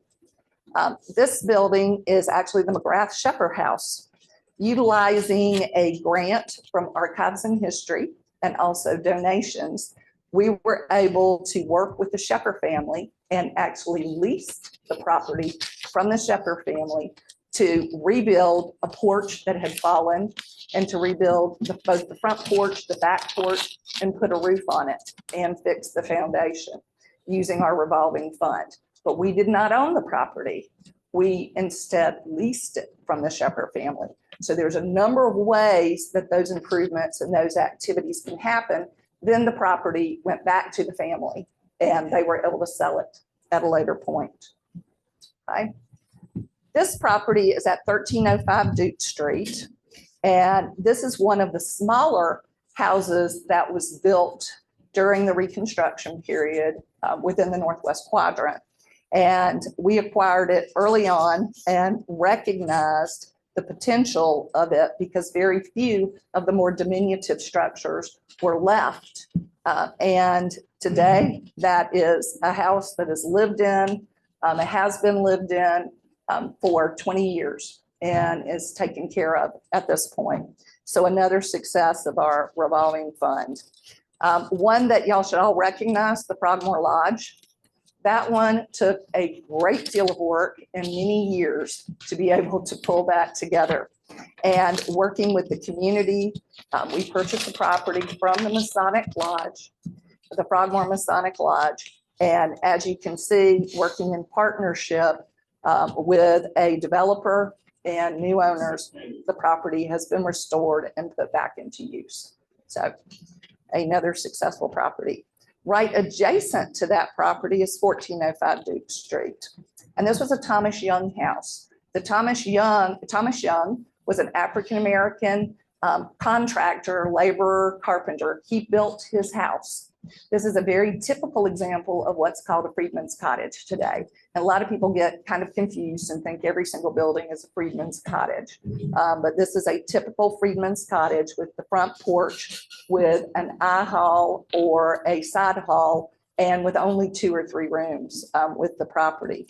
Once again, we went out to our donors and we had a very sizable donation made, and along with funds that HBF had in our revolving fund, we were able to not only restore the original roof, but restore the exterior of the house, the porch, the works. And then this, interestingly enough, we sold it with a covenant that it had to be affordable housing for at least 5 years. And so that property continued as affordable housing for 5 years.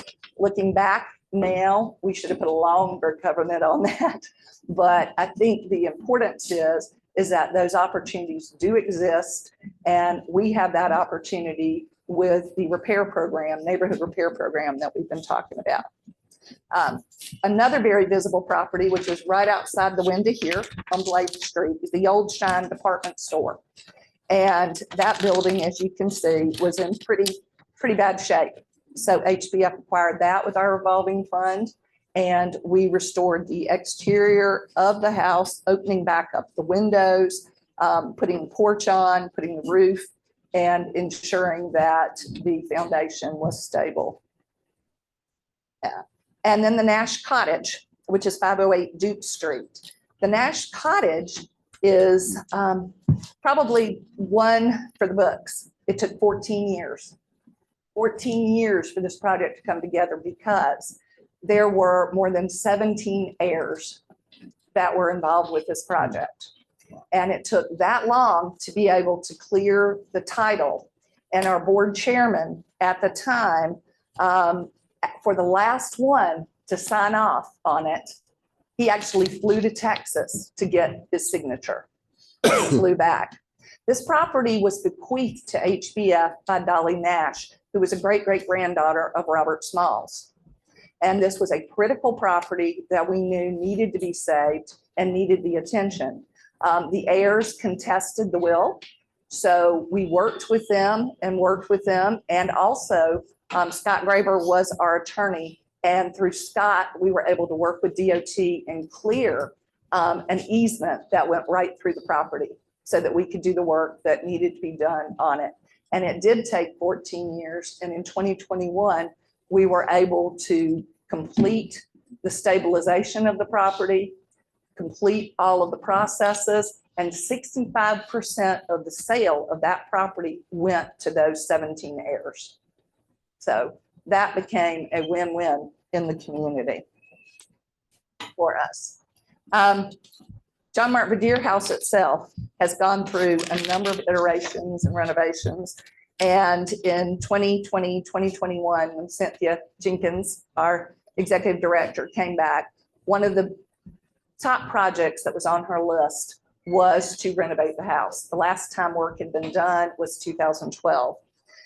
Not only did we go through a full microscopy color analysis to determine the original colors, of which we found 9 layers of paint all the way back to the time frame of 1804, and we were able to actually identify that the color you see there now is the original color from 1804 when John Mark Verdier actually lived within that home.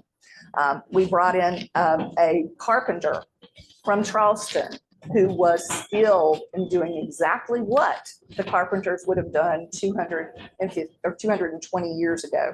Additionally, we had an intern from the College of Building Design in Charleston who became an active part of this, and we were able to recreate using the same techniques of mold and composite and also carving out of mahogany what was originally there, with the goal of this being a model of how to do it the right way and the process to do it. And one of the neat things that we discovered with the process, and a lot of people have said, those shutters are sure bright green, right?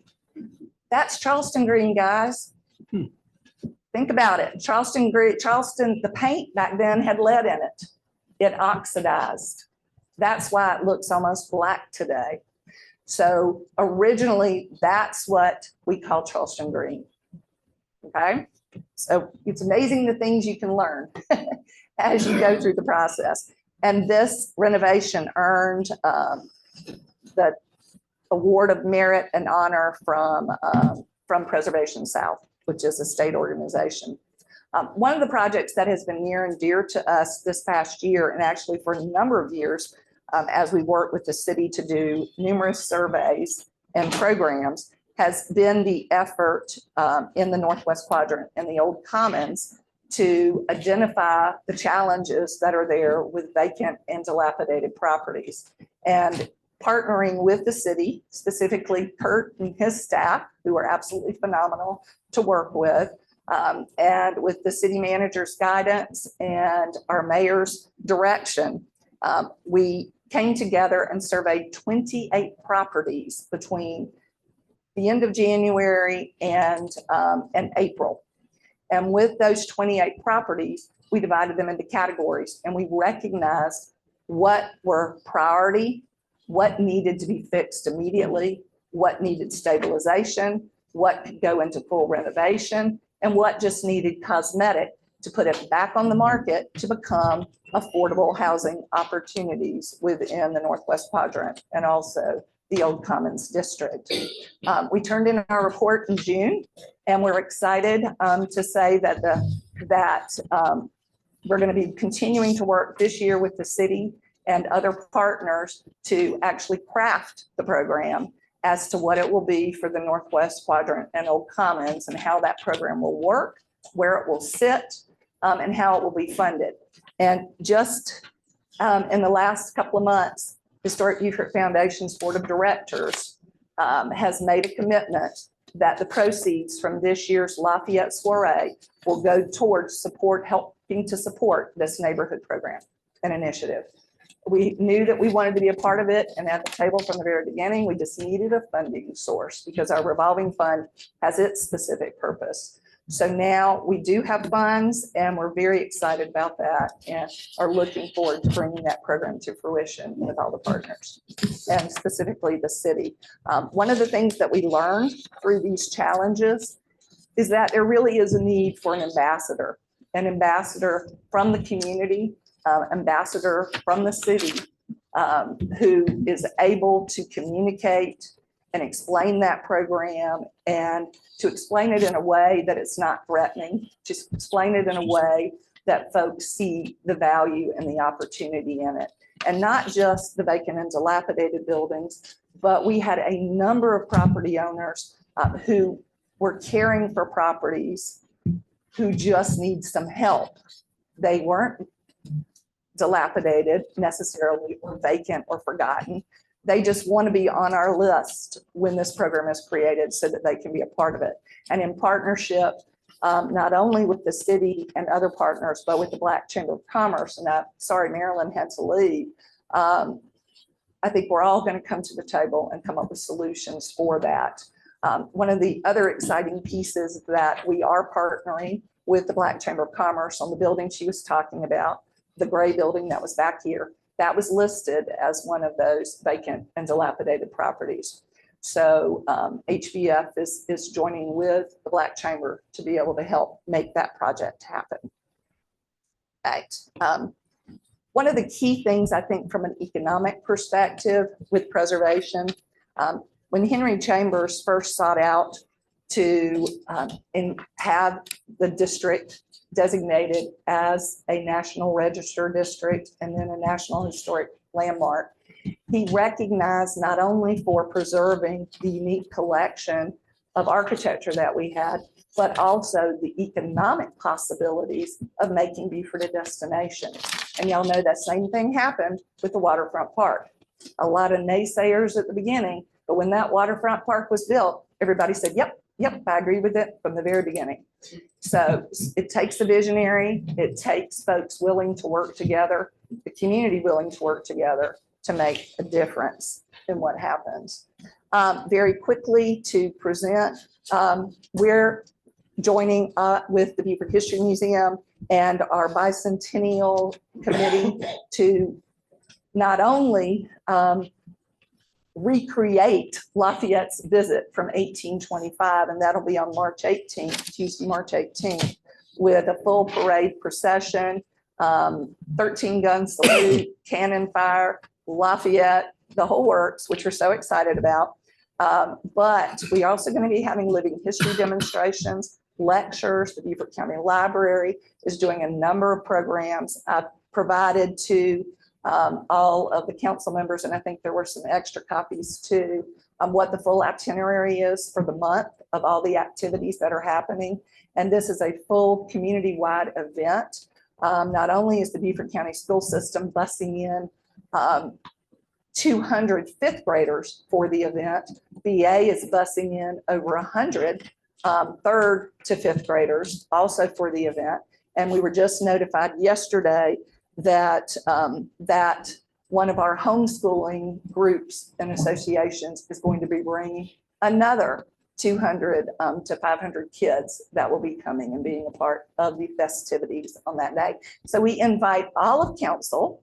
Y'all are considered dignitaries, so you'll get to ride in the carriage as a part of the parade, and also to be a part of, if you'd like to say any words when we're doing the speakers and celebration, and the mayor will be presiding that day. So a real exciting event. Throughout the year, again, as a part of our preservation education, we do our historic homes, which brings in folks from across the country to come to this tour and to learn about these houses and to learn the history and to understand the architecture and the beauty of Beaufort. We also do a contemporary architecture tour, which this year we're skipping because we're doing the Lafayette activities, but our Spring Architects Tour has grown and attracts architects, designers, urban planners from across the country who come to see how Beaufort creates contemporary architecture, and contemporary architecture that blends seamlessly with our low country environment. So that has become important. Over the years, and actually just a few years ago, we partnered with the city and brought in the South Carolina Archives and Histories to do a tax credit workshop, to do a design review workshop for the Historic Review Board. And we also brought in Donovan Ripkema, who is the renowned, internationally renowned economist in preservation. And it turned out to be a phenomenal visit where he met. We set up individual meetings at City Hall for developers to meet with him. And he gave a huge presentation at USCB, which Mayor Murray was the keynote. And it really was a great partnership with the city. And we hope to be able to continue more of those. The John Martin Vidier House has been operating as a house museum since 1975. This year, we are celebrating the 50th year of the renovation of the house. Our big celebration will be in November, and we're going to have a number of new exhibits that we're starting to work on. One is the Beaufort Collection, which includes specific artifacts and items that are true to Beaufort. And it's interesting because we've learned over the years that very little of the decorative arts and the furnishings and culture of the Low Country continue to exist. And wherever we can collect it, wherever we can find it, we want to make that a part of our message and our mission so that people appreciate what we've had and where we've been. Two of those items came to us in a very, very odd way. Just a couple of years ago, we had a call from a woman in California, and then we had a call 3 months later from a woman in Long Island. Both of them had artifacts from William Wigg Barnwell's family and didn't know about each other. They had relations with them. This particular one is William Wigg himself. We call him Wiggy at the Baddier House. When it arrived, there was a big hole in Wiggy's mouth. At that time, it had been stored in the attic and had been up there for years. And when the woman's husband passed away, who was the link to the Barnwell family, she was clearing out the house and she found this. And with a generous donor, we were able to not only acquire it and have it shipped here, but we were able to get it restored. And that will be a part of our Beaufort collection. The other piece, which y'all heard a lot about, is our silver cup. And a lot of people have said, why did you spend so much money on that cup?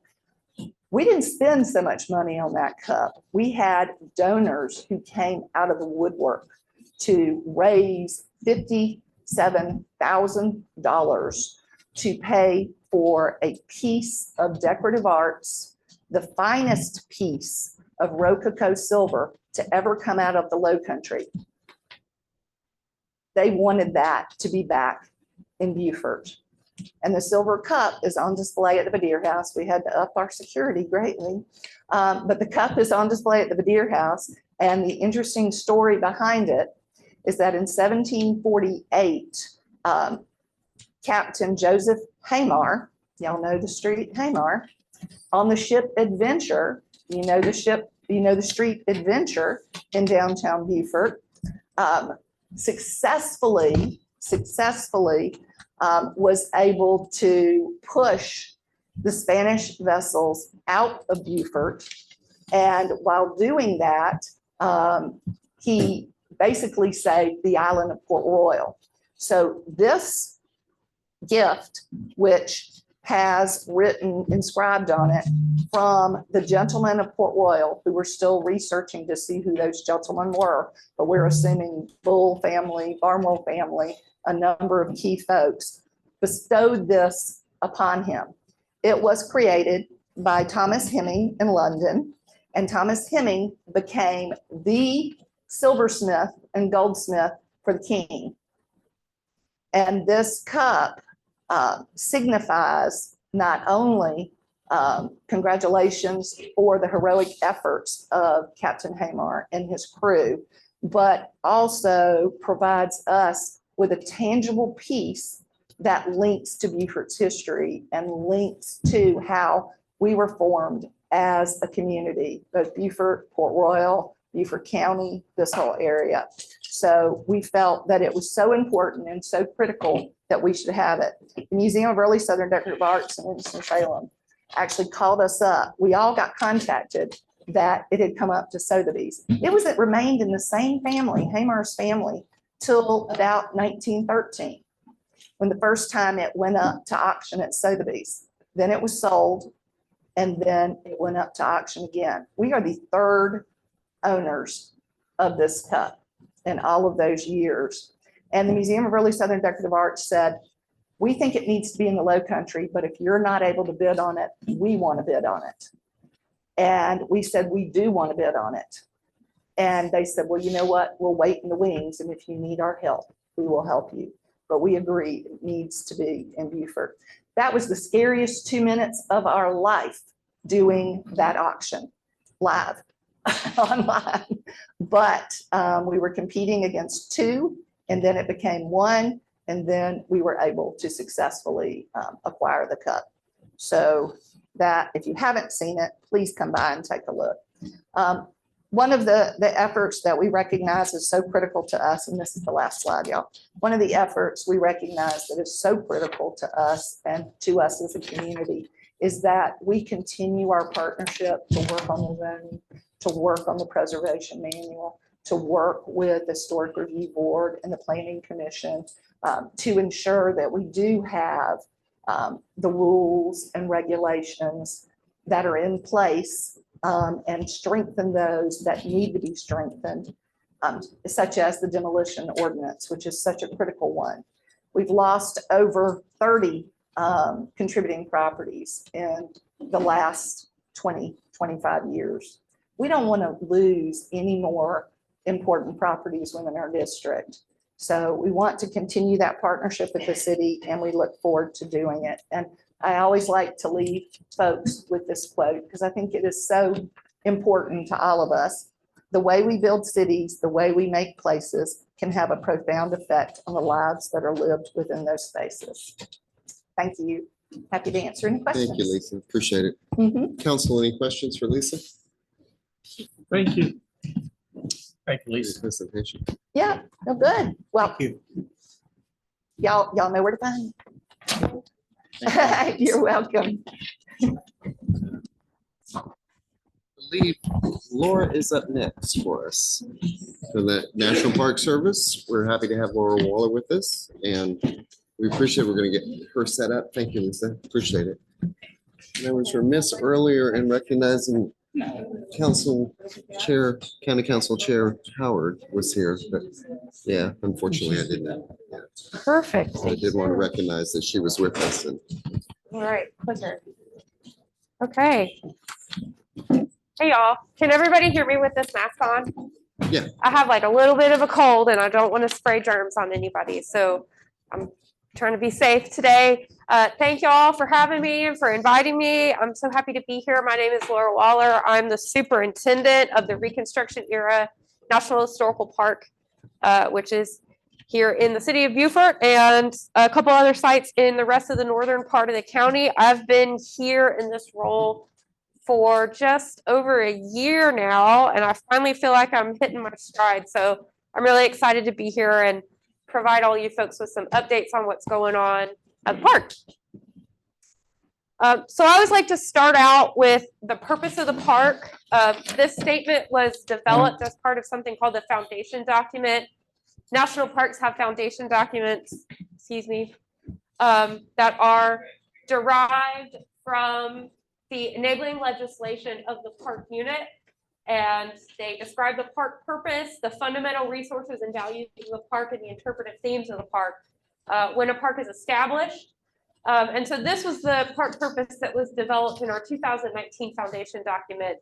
So Reconstruction Era National Historical Park preserves and interprets the resources and complex national stories of Reconstruction, African Americans' quest for freedom, the challenges resulting from the abolition of slavery, and the struggles to redefine the nation during and after the Civil War. And as I'm sure most folks are aware, Beaufort is the place where all of this work began. I want to give an update a little bit on our staffing and organization. This kind of surprises people because when the park started, it had one acting superintendent, and those were folks from other places that were rotating through. And then finally a superintendent, and then finally a couple other staff people. But in the past, I would say 2 calendar years, we have grown pretty significantly.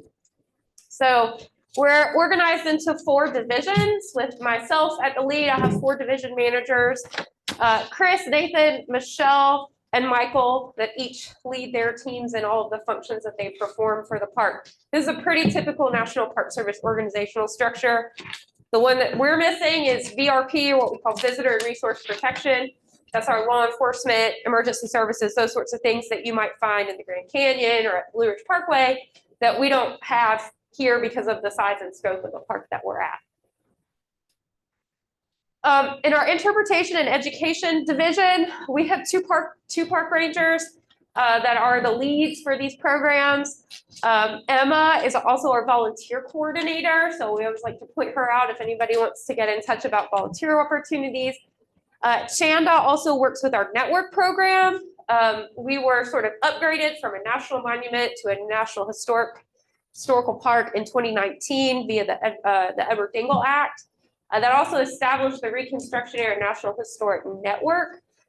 So we manage that network from here in the park, but it's a national network of sites, private, nonprofit, other public sites, local municipalities, you know, whoever owns or interprets these sites or programs that are connected to Reconstruction in some way when we administer that program from Beaufort here. And so Chanda is the interpreter that works with the network. We have a new education technician, Sam. So we have a really great new offering of field trips that are available on our website. So schools can now book field trips at our different sites throughout the county straight from our website. They're based on state standards. We have gotten a lot of great feedback for the one that we're doing at Darrell Hall on St. Helena, because it incorporates math and has to do with land ownership during Reconstruction and basically learning about the history of the land ownership, but also doing things like calculating acreage of a plot, right? So those fourth grade kids can come in and hit all sorts of disciplines from an hour or two spent with us. And these have been really successful so far. And then we have a couple park guides. These are temporary employees. Brendan and Kat, those are the folks that you'll see smiling at the front desk when you come to visit us. Resource management. So these are the folks that help us preserve and tell our stories, to make sure that we're accurate, to make sure that we're meeting all of our legislative requirements for taking care of cultural and natural resources. So we have 2 historians, or we did, Marion actually recently left us, but we had 2 historians. And then we have Christy, who's our biological science technician, who helps us with things like invasive plant management. She's going to be helping us with our heritage garden that we're doing at our property at 913 West Street. Those sorts of things is within Christy's job. We have 2 fabulous admin folks. Andy is our admin assistant, does our payroll, all those important things. And Elena is our visual information specialist. She's been really, really critical in getting our exhibits upgraded. She has a fabulous background in both museum studies and graphic design. And so she's done a really awesome job at getting our exhibits up and going. She maintains our website, our social media, and all those sorts of things. We have 3 folks in our maintenance division, Sean, Dom, and Jess. So you'll see them out doing stuff on our buildings, taking care of our buildings, doing custodial, cutting our grass, all that sort of stuff. That's really essential. So in total right now we have 16, including myself, permanent full-time staff, which again, I think surprises a lot of people from where we were maybe even just 2 years ago with 5. Property ownership, this is focused on property within the city of Beaufort. There's a little bit more about other spots that we own property, but I just wanted to update everybody on that. This is really tiny, I'm sorry, y'all. So basically, we own property at the Old Beaufort Firehouse, 706 Craven Street. That's where we operate our visitor center. Chris and the interpretation and education staff work out of there. We have a leased property at 705 Carteret. That's our administration. That's where my office is. Our admin folks and our resource management folks work out of there, our historians and that sort of thing. And then we have another donated property at 913 West Street that is in the process of becoming a learning center. And for now, as we have no maintenance facility, the back of the building is being used as a home base for our facility and maintenance folks. Went too far. Our acquisition authority was laid out for us in the John Dingell Act from 2019. So we are authorized to acquire lands or interest in lands within the Beaufort NHLD, pretty much anywhere within the NHLD that has a historic connection to the Reconstruction era, and that's by donation, exchange, or purchase with donated funds. That's our acquisition authority in the city. We also have acquisition authority on St. Helena as well.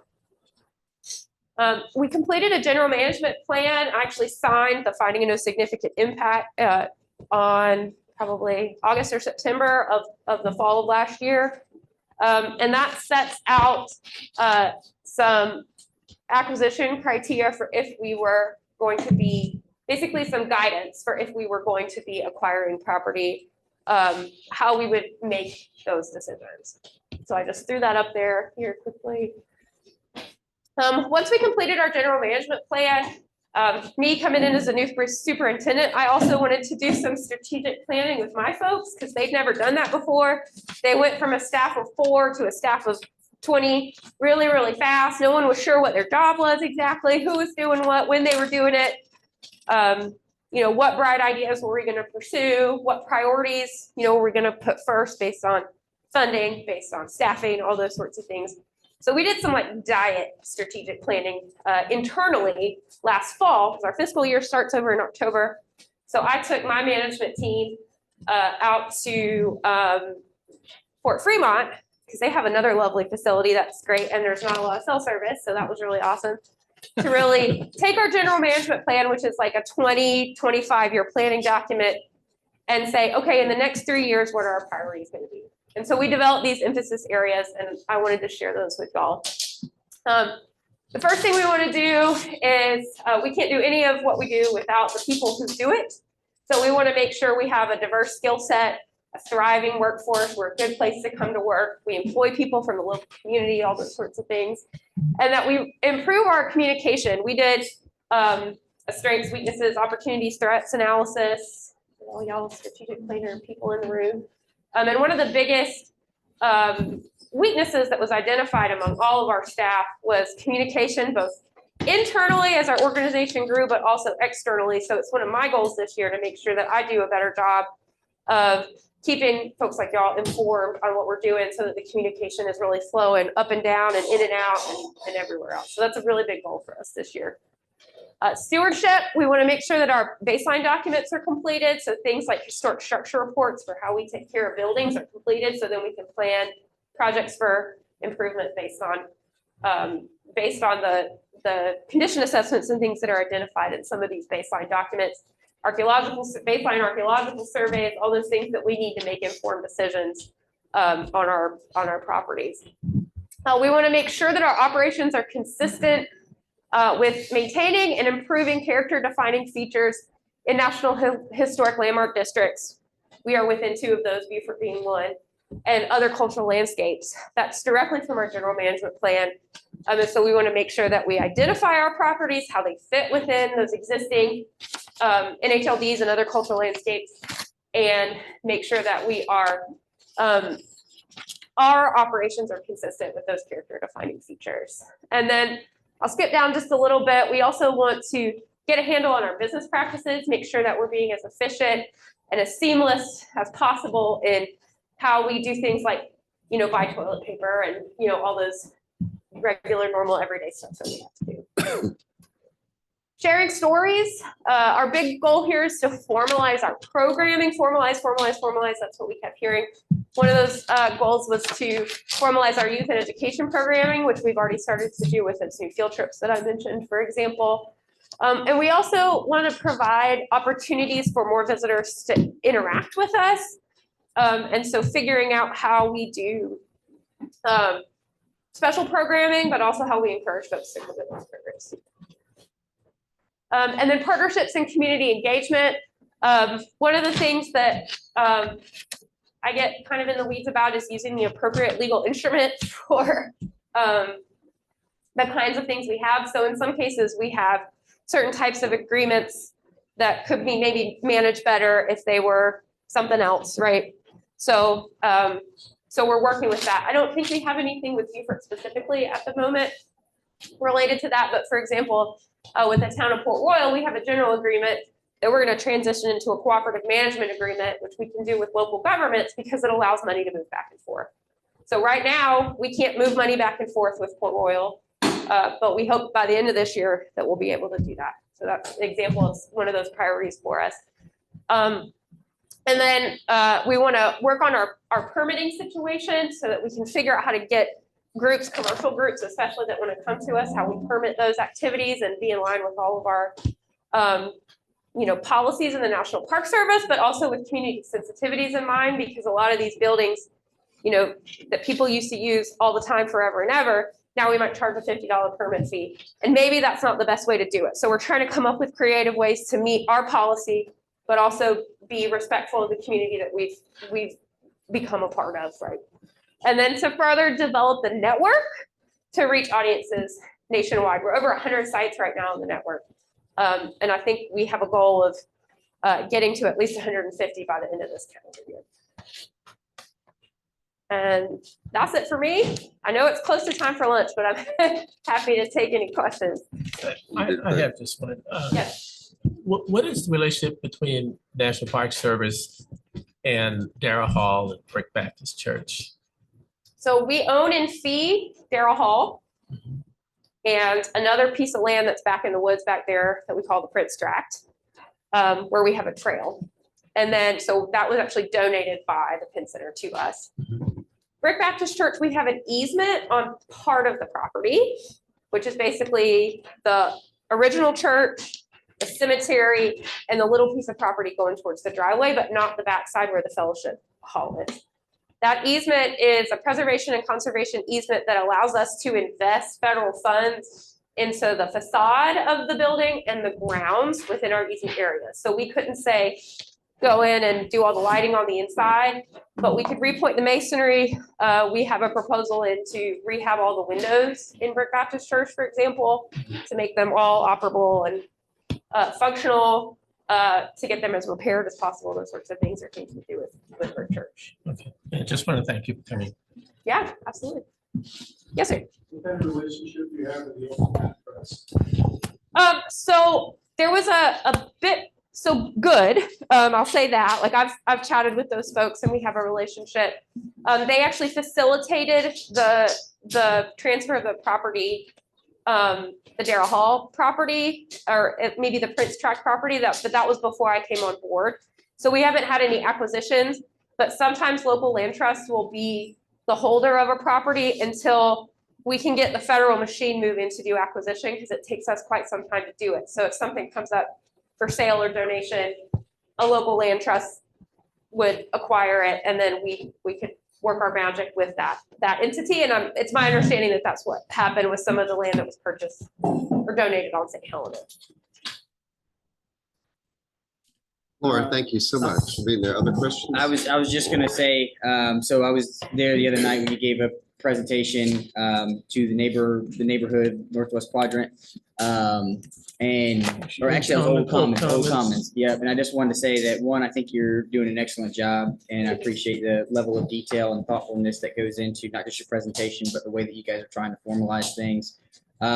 Hearing some of the concerns, especially as they related to housing some of the buses and vehicles and stuff, I couldn't help but think that maybe there was an opportunity for the city to provide some additional opportunities for you guys to maybe change the perspective of the community, but then also play into our need for shuttle operations. So hopefully that's a conversation that maybe we could hash out a little bit later, and if there's options on the table that would benefit us and you guys as well, maybe we can look further into that. But I just want to say thank you and appreciate you taking the time to be here, even though maybe you don't feel so well. So Yeah, I'm actually getting better. I just didn't, try to keep my germs. Hopefully you didn't catch it at the Old Commons. No, I have a 2-year-old. Okay. So I caught it from a derm officer at home. Yeah, but thank y'all. Thank you. Y'all have a good lunch. Thank you. Thank you as well. Join us. And at this time, we will break for lunch. Who's up here? We are going to afford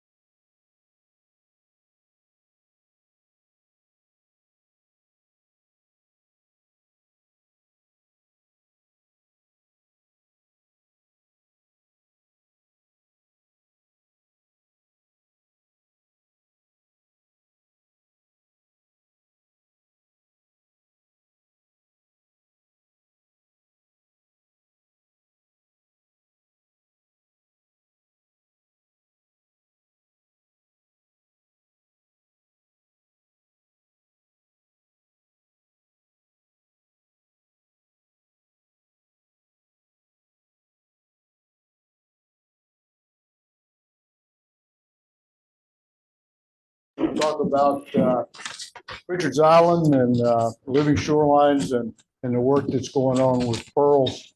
And really, I got to express my appreciation for the support from the city, first of all, and particularly what happened to them? Linda Roper, who's helped us downtown with some projects, and really been the city of Beaufort has been a great help to us in this project with the Pritchard's Island Living Shores Coalition. We've used this quote before from Pat Conroy about coming here to Beaufort and what he saw when he came here and the pleasures of the marsh. A little bit of background. I think most of you know the background on Pritchard's Island. Gifted by the Rhodes family, Stephen Rhodes, who had a home out there, but the family gave the island here for research, and for some time that island was researched by the university, and then it lay fallow for a couple of decades. But here recently, prominent through the government and Masters Initiative,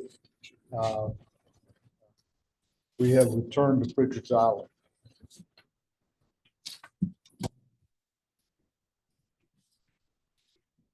The legislature appropriated $500,000 on a recurring basis.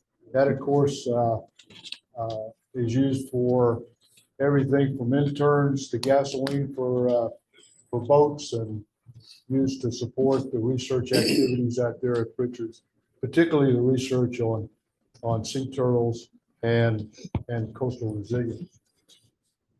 Key points. Those are the key points on Pritchard's Island. I could reiterate those. You can read the slide as well as I can to you. I think the important piece there is why Pritchard's is a cool place to study. And that is because it is a pristine barrier island, and the things that happen out there to that island are important for us in Beaufort, and even inland from Beaufort, but particularly for the city of Beaufort. What's happening out there is going to happen here and impacts it tremendously. We all know about, I think, the estuary. There's Linda. Now that you're back, I sang your praises. I was talking about how much help you've been to us downtown. Okay. How important the estuary is, and how it's unique. It is unique, and it forms a natural laboratory for study. That Pritchard's is a laboratory. You can go out there and study a lot of different things because it's never had development. It's never had agriculture. So the island sits as it has for the last 15,000 or so years out there off the coast of South Carolina. What's our opportunity? Our opportunity out there is really kind of limitless.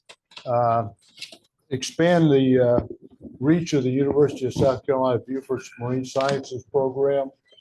But, you know, I could go on here for a while and bore you to death with my briefing. But what I want to do is take the opportunity to introduce Dr. Kim Ritchie and Dr. Mercer Brugler from the University of South Carolina Beaufort. Both Kim and Mercer are deeply involved in everything that's happening at Pritchard's, and I'd like for them to have the opportunity to talk to you about what's going on out there as well. Kim?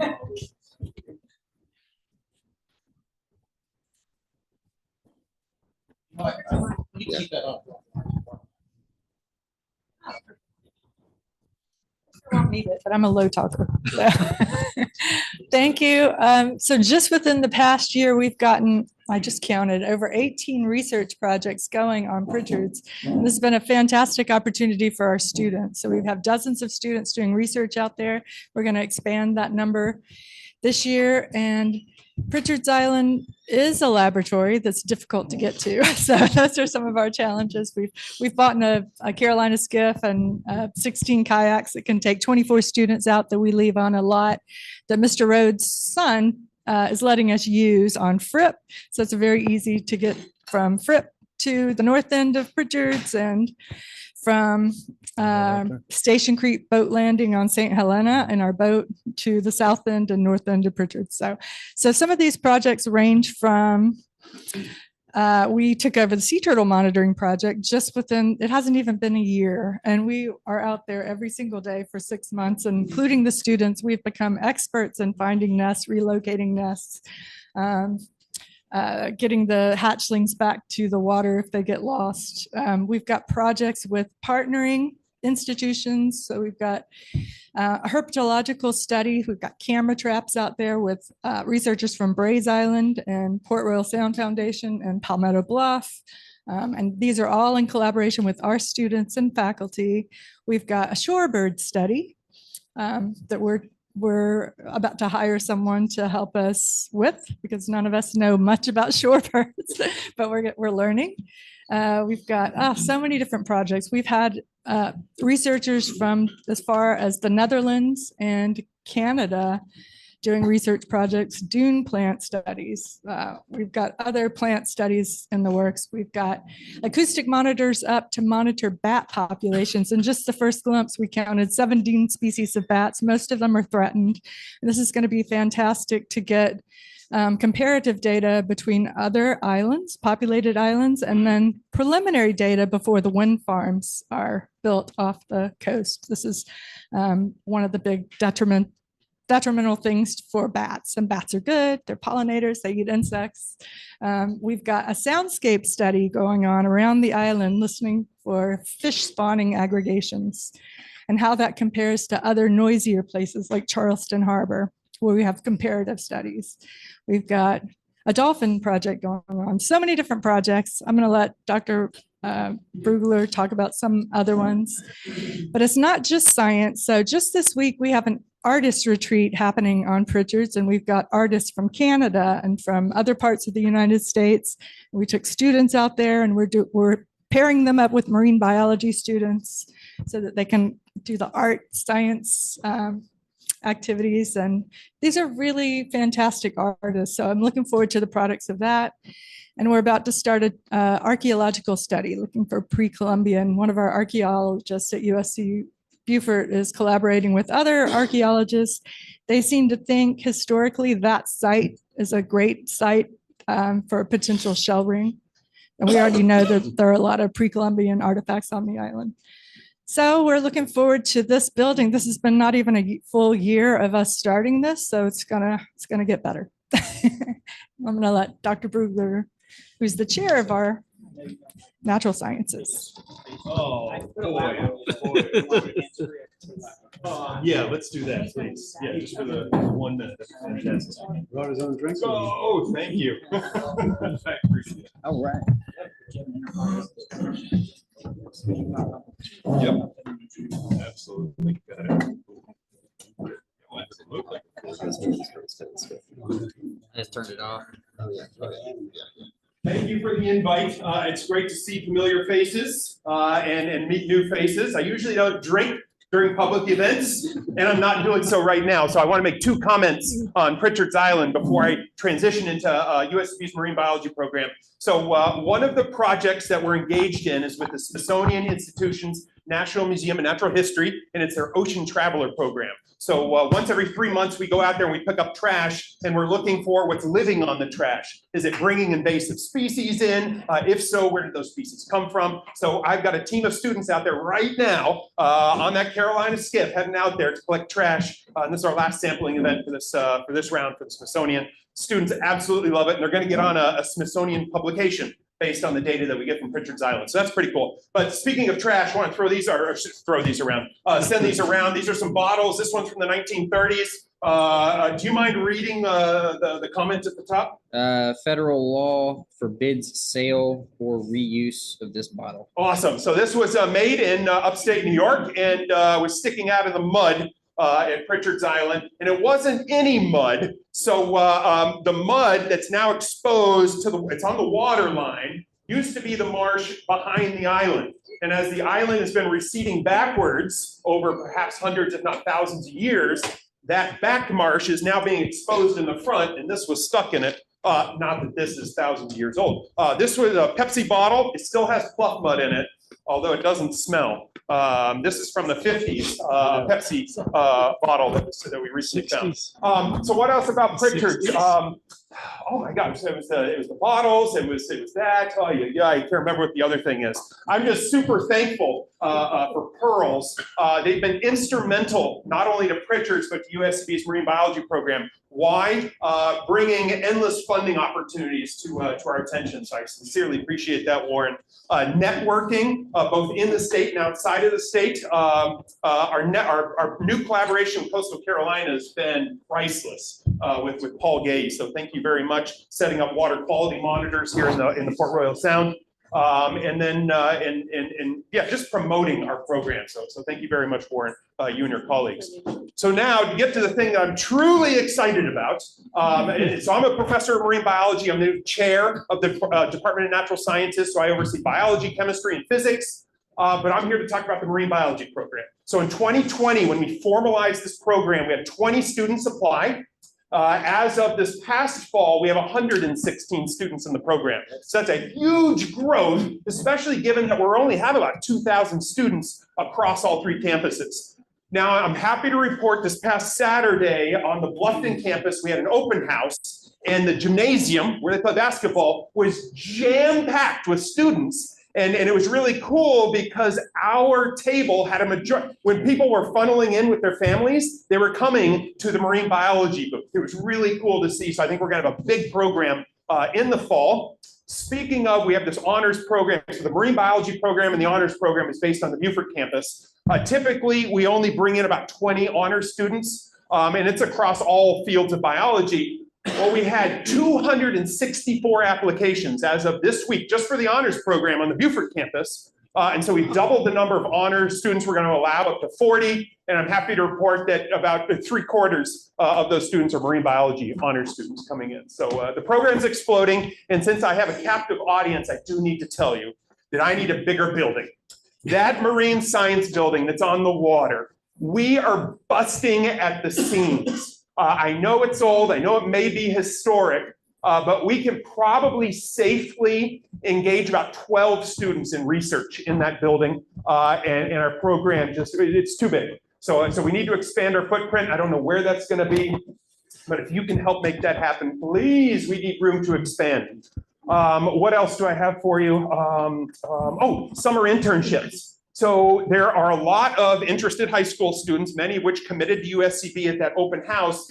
We are now offering them, because our program is growing, summer internships. So it's the summer after their senior year, but before their freshman year. Last year, we offered like 17 paid internships. I think we're going to double that. And we're giving them $5,000 just so they can eat. And then we're paying their housing on top of that, another $2,000. So we're giving summer interns, incoming freshmen, and current students roughly $7,000 a piece to come in and do research. And so that's additional monies coming into town, and that's good stuff.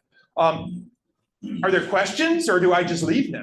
How does this work? Is USCB, or excuse me, is Coastal Carolina still angry with you? No, they're good. They're good. In fact, Ty Petty just went up there to give a presentation on this new collaboration. Everybody's really excited and happy. So You're still stealing their students. yeah, we are, but nonetheless, things are good.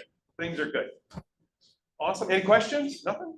Or do you not do questions here? I don't know. Absolutely. Well, we do questions, but you're so complete in your description. It's just. Thanks, everybody. Thanks for the time. I agree. Oh, a question. Yes.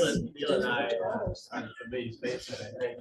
Yes. We got to go out to the island, I think, November-ish, whatever. Yeah, November. Yeah, it was interesting to just walk on land that had barely been touched, so, but I just want to thank you for that. Cool. Yeah. Thank you for your interest. I appreciate it. Very good there. Very fascinating. Yeah, it is beautiful. Yeah, one over there, Yeah, one it over is. St. Simon's, Wow. St. Philip's, which is behind them, which is now belongs to the state. And they used to be Ted Turner's. That's beautiful as well. Yeah. It's just, Wanted to, again, thank the city. We got the placards there at the waterfront park. Again, Linda Roper and Nate were instrumental in getting that done. We had a lot of fun putting them in. It was an interesting process. I kept thinking, how do these things fit together? And we spent about 10 minutes looking at them, and finally one of Nate's guys said, I think they go this way, and that was the way they went. So we didn't mess it up, and they're all in there. And I think Linda's gonna have some, or Nate's gonna have some more vegetation moved in after our other vegetation went away during Helene. I did want to highlight here at the end about working closely with the faculty to find opportunities. Mercer hit on that, to find opportunities at National Science Foundation, NOAA, and other opportunities out there for funding. We have established this collaborative effort across the county with Nemours, Waddell Mariculture Center, who else? Spring Island Trust, et cetera, to really bring everybody together at one table to help out in this process. Mercer hit on it. The relationship with Coastal Carolina is an important one, I think. Coastal Carolina has 900 or so students in its marine biology program up there. We hope to compete with that very soon. But the good news is Dr. Paul Gates, who runs the program up there, has been more than welcoming to us, bringing us in, helping us out. He's doing work at Parris Island. Dr. Petty is now doing work with him in terms of water quality and putting sensors out in the water. So there's a good collaborative effort. Paul really sees that we could put together something that goes from basically the border of North Carolina, South Carolina, all the way to the Georgia, South Carolina border. And the vast differences there are as you move north to south or south to north. It's a very different coastline as you move in those directions. And we have applied co-principal investigator Ty Petty and Paul Gaze applied for $1 million grant for a coastal resilience hub here in Beaufort. So through the National Science Foundation. And I think that's a really important one. I'm sure the National Science Foundation, given everything that's going on these days, is probably looking at some other things this week. But hopefully they're going to get to our. They're still going to be doing the grants that we've applied for. Are there any questions? Always appreciate the support during the Return to Pritchard's Island event. I think that was a really neat event, and the governor was ecstatic. First of all, that he got recognized for his effort, and second of all, that there actually is an effort going on, and it's an outstanding effort to reinvigorate that vision of Philip Rhodes. I had a question. Could you, if Yes. possible, just elaborate a little bit more on the coastal resilience hub you talked about? And Yeah, what the goal- Coastal Resilience Hub, National Science Foundation went out with a request for proposals. What it would be to bring together, there are a lot of plans in Beaufort County. There's city plans, there's county plans. There's this plan, Poor Hill Sound Foundation, other plans from NOAA. To bring all of those together in terms of coastal resilience, and our pitch to them was we've got some plans here in Beaufort County that are ready to go. We would like to use this $1 million to bring those together and begin to actually do some work. So what that would grow to, Josh, eventually would be, we get the follow-on grant. There would be money to create a hub for coastal resilience where people could come in and study coastal resilience. This could be used as a laboratory. This works, this doesn't work. This is a good idea, this is not a good idea. And center it around the University of South Carolina. Thank you. Others? Questions? Switching gears. Yeah. And you got a different hat now. Okay, switching hats here for just a second. Into the South Coast Cyber Center. I was thinking as I drove over here today, it's been just about 2 months past 5 years, about 5 years and 2 months since we began the South Coast Cyber Center effort. And as it says, you've seen the slide before, but it really is a collaboration of the University of South Carolina, Beaufort, the Technical College of the Low Country, the Beaufort Digital Corridor, and the Beaufort County Economic Development Corporation.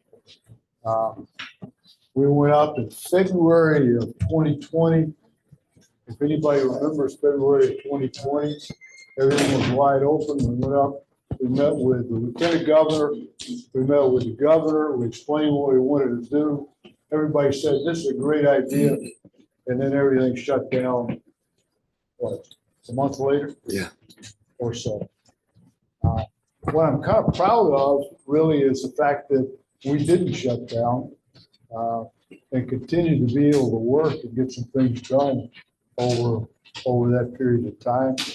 And I think we actually took advantage of the opportunity to be shut-ins. But we got an awful lot done during that time of the pandemic. We know that cybersecurity is a big deal.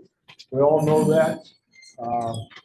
We all know that it's a bigger issue every day. As we get into things like quantum computing, it's going to get into an even bigger issue. Why? Because quantum computing has the capability, perhaps, to make passwords passe, to make security passe.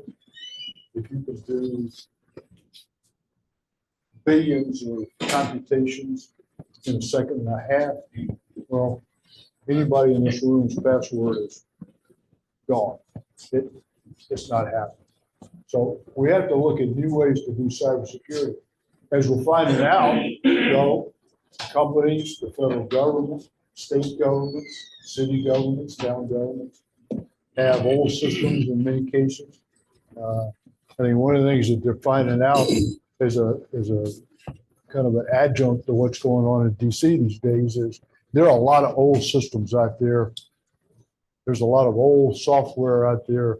There's a lot of potential for bad guys to get information from us and both the business world and in government.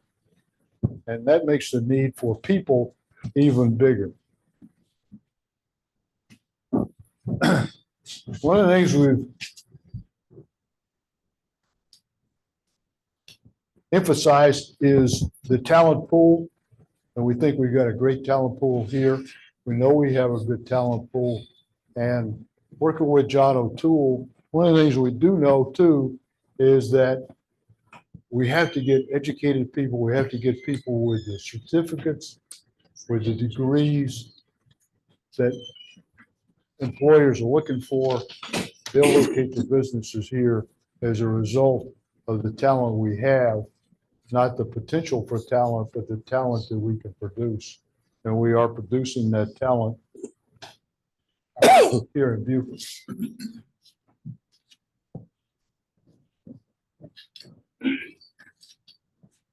We are now a player, I'm glad to say. We're now, when somebody mentioned cybersecurity in South Carolina,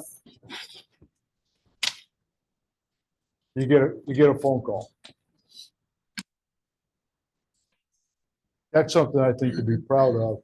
If you talk to South Coast Cyber Center, is South Coast Cyber Center invited? What do they think? Are they playing in this effort? And that's a good thing, obviously, that we're involved in what's going on in the state of South Carolina. There's a lot going on. I can't keep track of all of it and don't try to. But we are now a player in the ecosystem.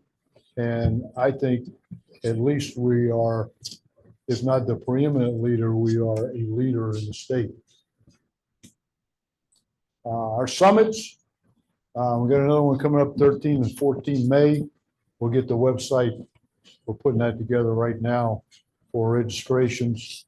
And we'll have that website up here probably within a week, 10 days. Governor McMaster highlighted one of our summits, I think our first summit, and he also talked about collaboration when he spoke to us.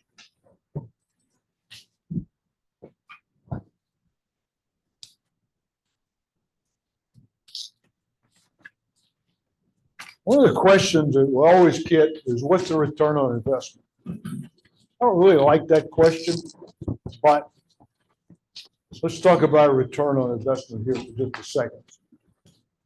We've gotten almost $4 million in federal grants and state appropriations over the last 5 years. We've done the Cyber Boat Challenge here in Beaufort. Great effort with Colorado State University.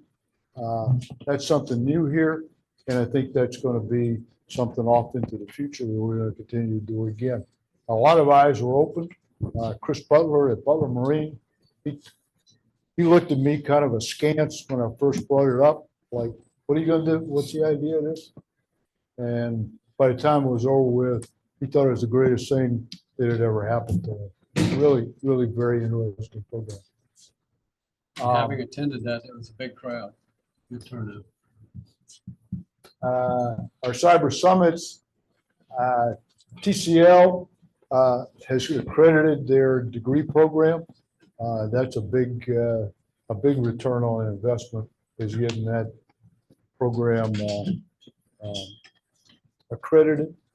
And as of today, there are 91 students, and I'll have to read this. There are 91 students enrolled in the associate degree program, to include everything from high school students that are in a dual track program out of Whale Branch to mid-career people who want to change jobs, to my neighbor who simply wants to go to school again and decided, I want to do cybersecurity. So she's over at TCL as well. She's produced 14 graduates in the last year. She anticipates, and this is Angel Current, there'll be 12 more this spring, 6 more in the fall, and she has sent students on who are now getting 4-year degrees at the Citadel, the University of South Carolina, and Clemson. And we also have interns over at County IT. And a number of those people have also moved into jobs in cybersecurity. In terms of the University of South Carolina, Beaufort, they have 41 students enrolled in the 4-year cyber degree program. And they as well have done well in placing students into jobs. And they have one student right now who's doing an internship in the solicitor's office, working computer crime and cell phones and tracking down bad guys. We spent a day with Duffy Stone over there. It was one of the most interesting days I've ever had. Criminals indict themselves with their cell phone usage and their usage of social media. he said he almost never tries a case anymore of a serious crime that he doesn't bring in the cell phone data and social media. For some reason, they like to brag about their crimes on social media. An interesting proposition. Let me, new opportunities, the Cyber Boat Challenge. Scott and some others from the city participated in the tabletop exercise we did not long ago down at the university. I've been invited a couple of times now to Israel to participate in their cyber tech conferences out there. And all of that has been, I think, beneficial to us here in Beaufort. Our summit coming up May 13th and 14th. Representative Jeff Bradley, who's now the chairman of the Artificial Intelligence and Cybersecurity Committee in the State House, he is going to kick us off. We're going to have some thread briefs, cyber attorneys. If you want to tell your children a good thing to go into when they go to school is to get into cyber law, because there's a lot of it. It pays well, and the issues are getting more complicated every day in terms of cyber law, ransomware, who stole what data belongs to who, and how do you get to it.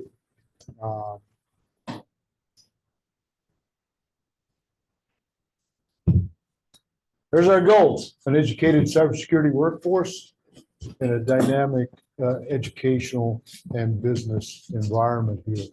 And again, this has been a collaboration of the business community, the academic community, the public school system, private schools here in the county, and county government, city government, town government in Port Royal. Lots of people have come together to make this happen, and we appreciate all the support, of course, that's come from the city of Beaufort. Any questions? Questions?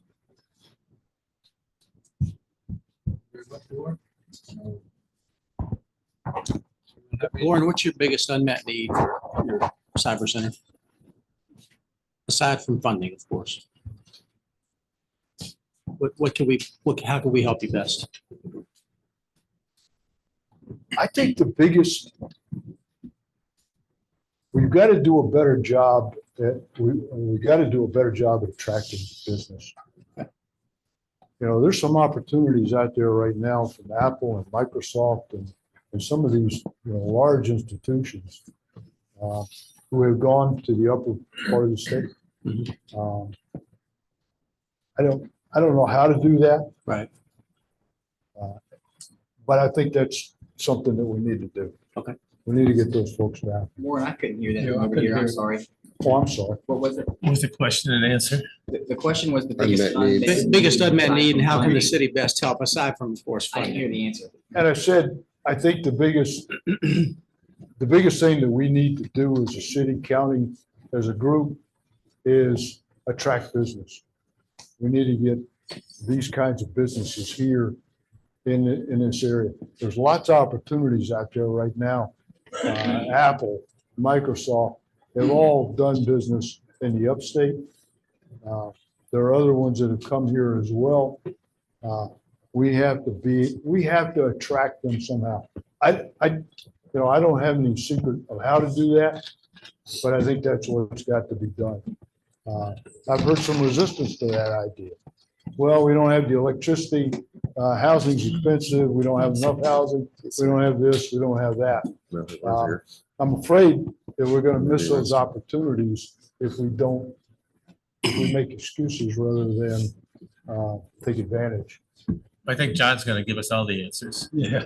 I think John went to the men's room. He bailed out on it. Warren, where are we towards establishing Beaufort as a maritime security hub for the southeast or wherever? As you know, we got the University of South Carolina, we got the $1 million grant for maritime cybersecurity. We did in fact get some money from the legislature as well. There is a Maritime Cybersecurity Institute. Rick Siebenoller is heading that up right now.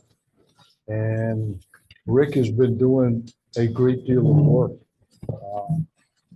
It's, again, a coming thing, a growing thing.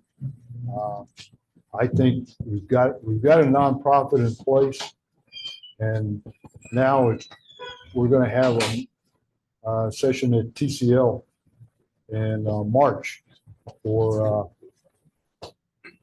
women in cybersecurity, women in maritime cybersecurity. Looking to involve more girls and women in maritime cybersecurity and the logistics of it. So to repeat, you said that John O'Toole's going to get us all the businesses here for the. While you were out, John, we decided that we tasked you. Getting the cybersecurity businesses here is our number one need. So you're on the hook to brief that about what the plan is. I hope you mentioned that we underwrite your trips to Israel and so on for lead generation. Yes, that's a no. We all know it. Yeah. Any other questions for Lauren? Thank Thank you, you, Lauren. sir. Appreciate it. Okay, next up is Jess O'Brien with Beaufort Digital Corridor.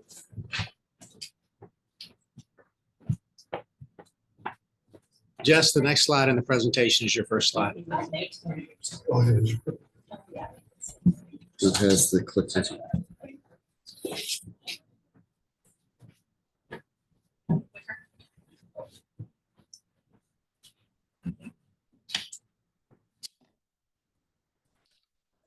Hi, everyone. Thank you very much for giving me the opportunity to come and present to you all today.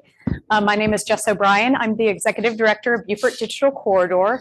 The City of Beaufort has been a tremendous partner for us over the last several years, and I'm here to show you exactly how your investment has been fueling the tech pipeline in Beaufort. So first off, for those who are watching online and aren't aware of us, at Beaufort Digital Corridor, we focus on 3 key areas: talent development, entrepreneurship incubation, and community building to drive tech growth in Beaufort. We are more than just a co-working space. We are an innovation hub where startups launch, professionals upskill, and economic impact happens. Through networking mentorship, skill development, and funding prep, we ensure Beaufort remains competitive in the digital economy. 2024 was a truly transformative year for the Beaufort Digital Corridor, and I want to take a moment to highlight what we've accomplished. We made technology more accessible than ever, providing scholarships, training, and opportunities, and expanding our statewide and global influence. Our Code Camp has continued to ignite the entrepreneurial spark in middle schoolers, laying the groundwork for future tech leaders. Meanwhile, our cybersecurity teen entrepreneurship program has had 45 high school students explore the world of startups and technology, all earning CompTIA IT fundamentals certifications while providing a critical entry point into cybersecurity. To ensure every student has the essential tools to succeed, we awarded each one 45 laptops to the program graduates through Whale Branch Early College High School. Our local impact extends to the broader workforce as well. By awarding a total of 69 cybersecurity scholarships, we are actively bridging the talent gap and equipping adults with skills for high-demand tech careers. With 68 active members and our Basecamp co-working offices reaching full occupancy, the demand for innovation spaces in Beaufort has never been greater. A top-level accomplishment this year was also the launch of our 501c3 nonprofit arm, which is a strategic expansion complementing our existing C6 membership organization and co-working space. This will stage the future success for our educational programs. With this new structure, we have expanded access to apply for grant funding, enhanced programmatic opportunities, and a stronger foundation to advance digital literacy and workforce across our community. On the entrepreneurial front, our 3rd annual Techstars Startup Weekend connects founders to a global network of over 600,000 entrepreneurs, while our leadership in establishing South Carolina's first Founder Institute chapter positions Beaufort-based startups alongside the best in the world. These initiatives provide our entrepreneurs with unparalleled access to mentorship, investment opportunities, and world-class resources, ensuring that they can compete on the global stage. Beyond our local and digital efforts, our statewide collaborations, collaborating with the SC Women in Tech chapter, partnering with SC Competes, the South Carolina Research Authority, and being awarded the Stimulate SC grant through the SC Department of Commerce, have further amplified Beaufort's influence. These partnerships not only booster our local ecosystem, but also position Beaufort as an emerging tech hub on a local, state, national, and global scale. So these are just some highlights for how we're impacting our local economy and the news. And I won't drill down into each one of those articles, but we will highlight some of those impacts in the future slides. So who we are helping. We impact each of these groups on an ongoing basis, helping to train and upskill our workforce so residents can access high-paying tech jobs. We support entrepreneurs and small business owners in launching and scaling their ventures. We provide resources and networking opportunities for remote workers, ensuring they stay engaged in our local community. We offer mentorship, training, and workspace for startups, helping them to grow into sustainable businesses. And we collaborate with students and educators to ensure the next generation is prepared for careers in technology. BDC is the bridge between talent, business, and opportunity, connecting people with the resources they need to thrive in the digital economy. Here's what this looks like in terms of real numbers. This past year, we hosted 102 training workshops and events. We had 109 startups and remote workers that we supported. We had 69 cybersecurity scholarships awarded, 16 app or mobile game developers incubated, 13 new to Beaufort businesses that we helped with resources in the relocation, 43 venture capitalists or mentors onboarded, and 100% of our Basecamp offices leased. Why does this matter? This matters because the tech industry has high-paying, sustainable jobs and brings them to our community. The average wage per capita in Beaufort's tech sector is $93,300, according to last year's Department of Bureau of Labor Statistics reports. That's nearly double the regional average across all industries in the state. With this, that leaves a total estimated economic impact of $18.9 million. We are proving that the tech investment directly benefits Beaufort's economy. Again, that's a total economic impact of $18.9 million. This year, we've also seen an uptick in both the number of member companies and those who are tech entrepreneurs specifically working on their own proprietary tech product or service. Of our 68 member companies, 60% of them are tech entrepreneurs. That's 10% more than last year. And tech talent isn't just made up of coders and developers. It's incredibly diverse, spanning fields like marketing, design, cybersecurity, project management, and business development. A thriving tech ecosystem needs more than just engineers. It needs creative minds, problem solvers, and leaders across multiple industries. At the BDC, we support all these roles, ensuring that anyone in Beaufort, regardless of their background, can find opportunities in tech. Another exciting area of growth this year has been our Beaufort Women in Tech group. We grew by 46 members since last year. This community provides mentorship, networking, and career advancement opportunities, ensuring that Beaufort remains a place where women in technology can thrive.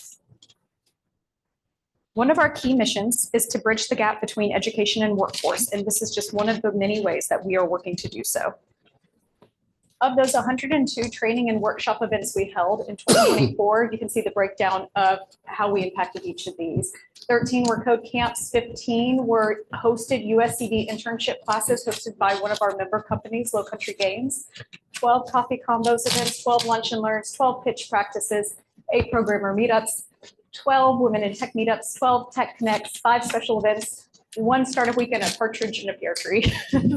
So as you can see, we're offering coffee meetups in the morning, lunch meetups, evening meetups in the afternoon. So we're trying to hit entrepreneurs at any times of the day where they may be available to participate and come. And we've also launched our after hours Founder Institute programs that start at 6 p.m. in the evenings that are all online to make it as accessible as possible. So workforce readiness.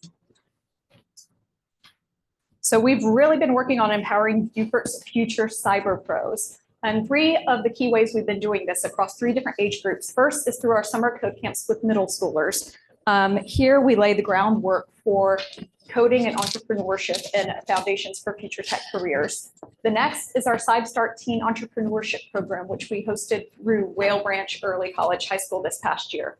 That is the program where we trained 45 high school students on how to pitch and create a startup over the course of a week.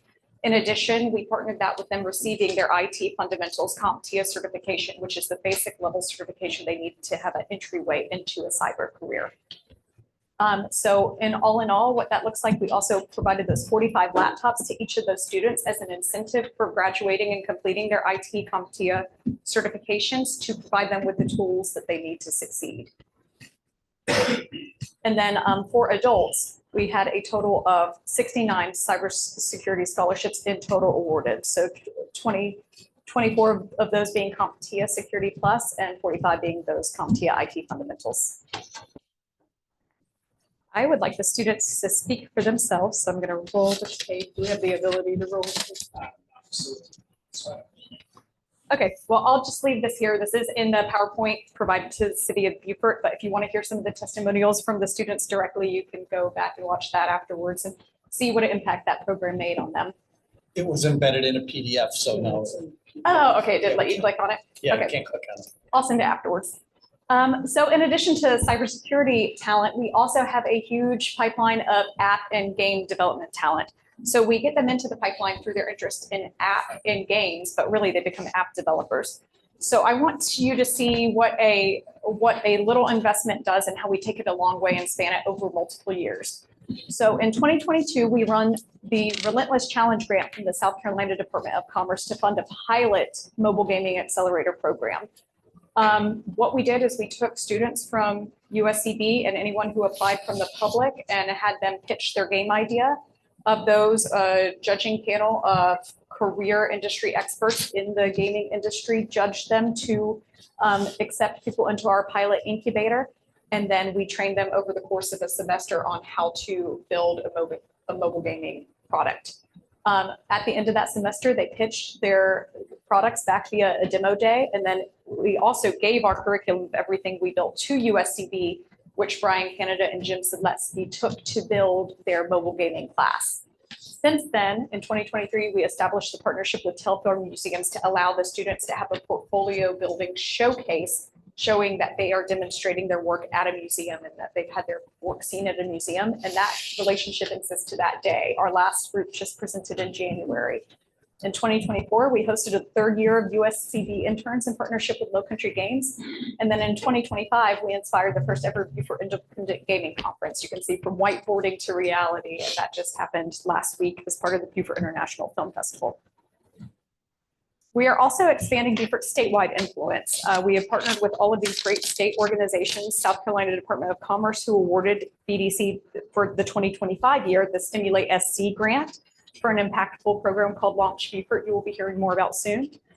South Carolina Research Authority, we partnered with them and they help invest in these early stage startups. They have over 50 million invested annually in SC-based early stage startups. SC Competes, we've also partnered with them on providing workforce development strategies to prepare South Carolina for future opportunities. We're working with South Carolina Women in Tech as part of the South Coast Cyber Center to have that maritime cybersecurity panel for 20 to 30 high school girls to be mentored on maritime cybersecurity.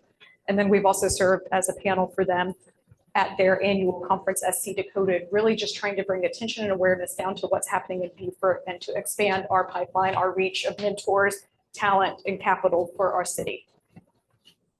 And then we're also placing Beaufort beyond a statewide scale on a global stage. So Techstars Startup Weekend is part of a global network with over 600,000 entrepreneurs in 150 countries. Beaufort is one of the places where we offer this program. So we are in a great network for these entrepreneurs. They have partnerships with Google for Startups, GoDaddy Registry, and more. And local founders gain access to these top tier mentorships and funding opportunities that are offered to a whole global economy. The Founder Institute is another program we've recently partnered with. They're the world's largest pre-seed accelerator that spans 200 cities, 90 countries, and with over 6,500 startups that launched. more than 1.75 billion raised. So this is a program that we're offering to our local citizens to learn how to become tech entrepreneurs. It's a world-renowned curriculum, and it comes with world-renowned mentors. So the whole point is to give Beaufort entrepreneurs the competitive advantage of the larger cities so they can compete and succeed on that global stage. And shameless plug, our 4th annual Techstars Startup Weekend is happening March 21st through 23rd, and it will take place at our headquarters downtown at the Beaufort Digital Corridor, 500 Carteret, right across from the Chocolate Tree. That is a top-of-funnel event for members of the community with no experience in tech entrepreneurship to learn and test it out over the course of a single weekend. And to further incentivize these teams that compete in building their startup, post-event, our member company, Low Country Games, is offering a prize valued at $10,000 that includes the development of their MVP prototype of their software that they're pitching. So why does this all matter? Without reading the slide verbatim, tech entrepreneurship is an investment in Beaufort's long-term economic future. High-growth startups create sustainable, high-paying jobs and attract investment into our region. We're not just building businesses, we're building economic resilience, attracting talent, job opportunities, and long-term community impact. Investing in the BDC, it means investing in a future where Beaufort's talent stands shoulder to shoulder with major tech hubs. With your continued support, we can ensure local entrepreneurs have the resources they need to innovate, compete, and thrive on a global stage, delivering substantial long-term benefits in job creation, innovation, and overall economic development. Together, let's build a tech ecosystem that not only transforms Beaufort today, but also secures its legacy as a beacon of innovation for generations to come. Every successful entrepreneur support organization has a champion. For GrowCo in Columbia, that's a generous family called the Boyd family. For the Hill Institute of Innovation in Greenville, that is Furman University. For the Don Ryan Center in Bluffton, that is the City of Bluffton. For Beaufort Digital Corridor, that champion is you. We operate with one of the smallest budgets and the leanest team amongst any of our peers, yet we're achieving statewide and global impact.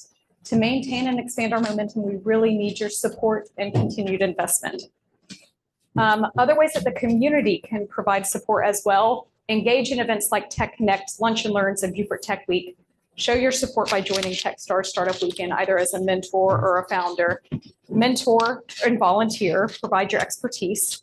Serve as a guest speaker or workshop leader in our training sessions. Contribute to funding and cybersecurity training and tech education for students and career changers. Support founders entering our accelerator programs. Contribute to the BDC to help sustain digital literacy, and hopefully city funding support for operational growth is key to achieving scalability of our impact. So together we can build Beaufort's future, train the next generation of tech talent, launch and support high-growth startups, and position Beaufort as a leader in South Carolina's innovation economy. It's not just about the BDC, it's about Beaufort's future. We thank you for your continued support and partnership, and let's continue to build something extraordinary together. Thank you. And I'll open it up for questions. I got a question. Yes. First, thank you for a great presentation, very detailed, and that's per normal. Looking at the slide that you have in regards to economic impact, it looks like app and game developers have the highest average wage per capita at $126,000. That's right. So just listening to some of the other efforts that you already have in place, coupled with some previous research that I did on my part, the question is, it's two-part. Do you feel like there's an opportunity here for us to work towards a e-gaming, e-sports center? And would that complement the efforts that you are currently doing in regards to app development and gaming? And part of the reason that I say that is just because of how much of a global phenomenon this really is. I mean, there's estimated to be 2.5 billion users that are immersing themselves in games every day, with a potential economic impact of over $300 billion. And now there's universities that are already providing scholarships to that end, to the tune of over 16 million last year. So do you think that there would be an opportunity for us to try to capitalize on that? And would that help develop a pipeline of young tech interested kids who have the ability to not just come in and play games, but learn how to code and get interested in cybersecurity? How would that play into your efforts? Yeah, absolutely. So there's always the opportunity for that. I would consider an esports or a gaming arena a top of the funnel. They start with playing the games, but you really want to incubate them and get them interested in becoming game developers and turning that hobby and that talent into a trainable job skill. So I think that I'm always open to explore possibilities of different opportunities and venues, and it would feed directly into the talent pipeline of Tech Talent. Thank you. And I'm trying to shift some things around in my schedule to make your tech startup. So hopefully I'll be able to attend this year. Look forward to it. Thank you very much. On the Techstar, have any of those winners actually gone on to start the company that they? Not the exact pitched? company they've pitched, but some have turned into different types of entrepreneurs. So Alan Wood, who pitched at Techstars in 2022, he pitched a AI app called Garnish that would be for DoorDash or other platforms to make food products look more palatable.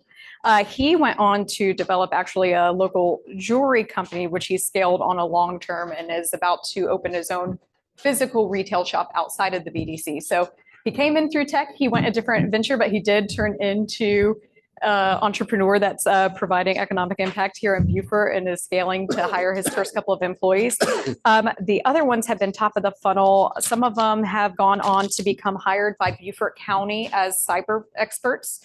They've been hired as career digital artists to do work with Meta. So it's been a top of the funnel pipeline to other tech talent and ventures. Our hope is that at some point one will stick with the idea that they pitch.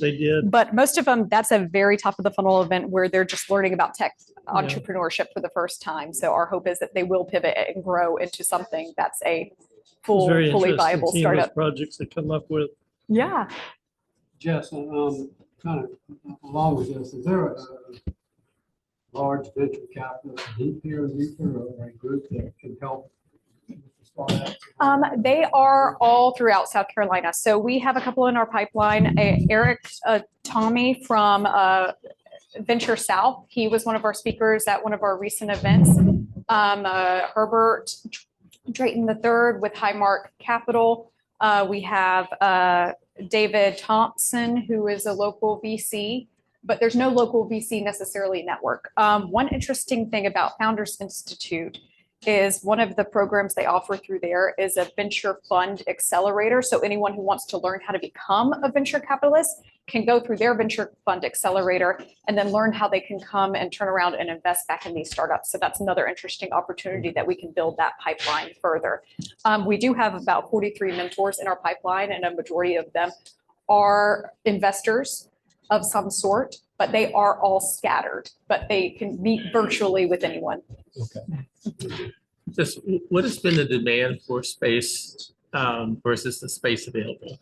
Yeah, no problem. So we have 100% capacity of our full-time offices, our private offices with the closed door. And we have a max downstairs capacity. We think a little over 50. Linda was doing some work with us to figure out what our max capacity is of how many people we could host at any one time. I think on a Friday about 2 weeks ago, we easily had 70 people in the building throughout the course of the full day, coming and going and coming and going and having different meetings. And that's pretty accurate for a high growth day. On a slow day, we could have just the resident member companies. We could have 10 member companies just doing their regular business. So it depends on the day, but 60 to 70 on a good day coming and going. Any other comments, questions? Thank you very much, Jess. All right, Appreciate thank it. Good job. Thanks. Okay. Next up is the Beaufort County Economic Development Corporation and John O'Toole.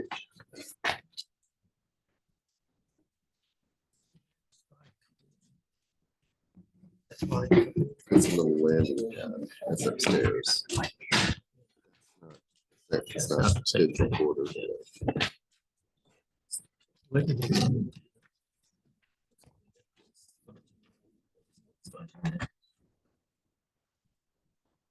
Did they even go over?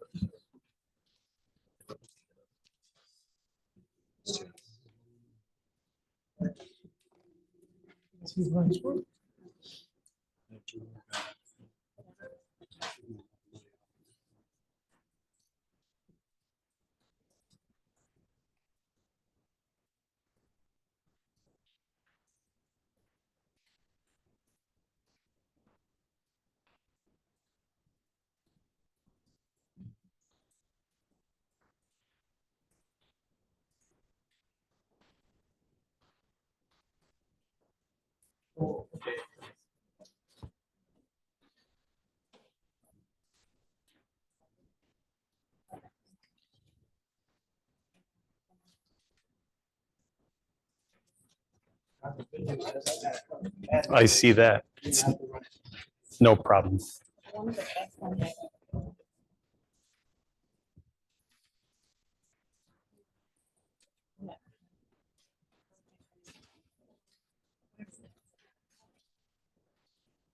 My mic off right now.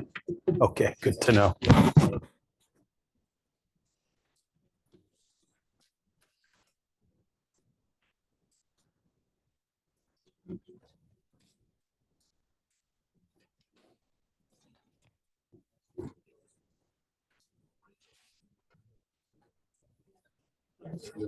Mayor will be right back.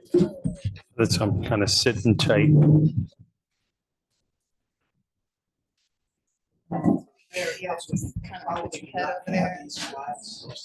We don't. We will be sure that they are added into the master file that will be published online.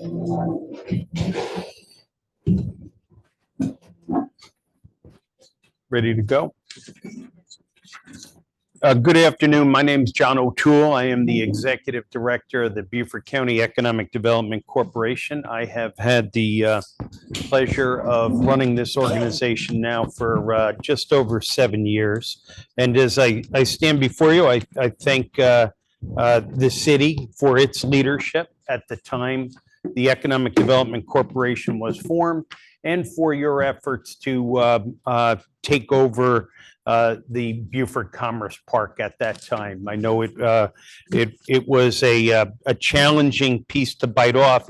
I did have the opportunity to listen in yesterday, and I'll try to be very responsive to some of the concerns I brought or I heard. I should say, and I hope many of you attended our Converge conference, but my tone has always been one of humility, not that John O'Toole or the Economic Development Corporation, makes the sun rise. We don't.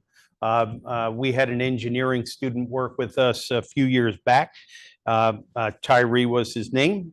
And he said, you've got a tough job because you're responsible for a lot, but you don't have any real authority. And so our good fortune or our success has been with a lot of the folks you've seen before you today, the school districts, the utilities, getting people to partner with us. And so what I would say is that, do we have all the answers? No. How do we measure our success? With numbers that I'll share with you. We work very hard and try to work smart, and we're open to any input. So I look forward to today's dialogue with you. As I go through this, I will remind you that as we've been trying to get this organization going, we've had good results. If you think back 20 years to the Low Country Economic Alliance, the Chamber trying to do this work, we're able to show you some results. By your own math, you have given us $220,000 over the last 7 years. And I think that your calculation said that you got or received 188% return on your money. I'll show you it's a little bit more than that. I should also underscore numbers. Basically, over the last 7 years, $94 million worth of investments found its way to the city of Beaufort. Over 509 jobs had been created. And I know there's some question about the quality of those jobs, and I'll try to show you what we're doing there. But the jobs that we attribute to Beaufort were over $5.4 million, and I'm sorry, $21.4 million. And incentives to these companies is $5.4 million. And lastly, if you look at it, we've been able to get $815,000 in site enhancement grants. If you take the site that Masters Corp is currently putting its $35 million investment on, our intern at the time, Charlie Stone, applied for that grant, $200,000 going right into the Commerce Park. If you look at the roads in the Beaufort Commerce Park, working with the county, we were able to get over $300,000 in funds to pave those roads that were in pretty tough shape. And I'll continue to move through it. A while back, and I believe staff provided you the Clemson report, which looked at the growth expected from the companies that have moved into the Commerce Park since this economic development organization was formed. The construction jobs were 129. At build out, the operational jobs would be over 300. And once these sites are built out, the annual output in terms of sales would be over $54 million, according to the Clemson, what it's called the Regional Economic Analysis Lab. Moving ahead, we do keep score. And if you think back, probably Councilman McPhee was the only one on the council at the time, but it wasn't really looked at as a parochial endeavor, forming an economic development corporation, but a countywide endeavor. And so anytime we speak in public, we show people our score. And so we're over $500 million in investments in diversifying the economy, job creation and job retention, over 2,100. And if you look at it, how do we do that? Each of the communities give us 40,000. So City of Beaufort, Port Royal, Town of Bluffton, and Hilton Head give us 40,000 each. The county funds our operations with 375,000. And keep this in mind in terms of leveraging your investment as we look to create more product or build out product. And I'll show you some of the things we're looking at. The county last year earmarked 1.3 mils annually for the next 5 years.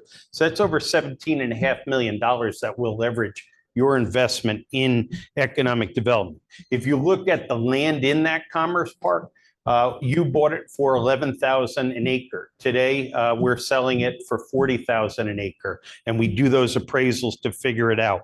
What I also want you to know is, as you look at what we've been able to accomplish to date, we haven't been in opposition of environmentalist or not in my backyard type sentiments in your town or any town that we do business. And I think that's because we keep our ear to the ground. We've done 75 projects. There was a question yesterday, the interaction with us and the Southern Carolina Alliance. 3 of those 75 projects have the fingerprints of SCA on them. Median income, household income is 76,000 within 10 or 15 miles of I just picked an address, 123 Short Road, where we're looking to do a spec building. So that's median household income.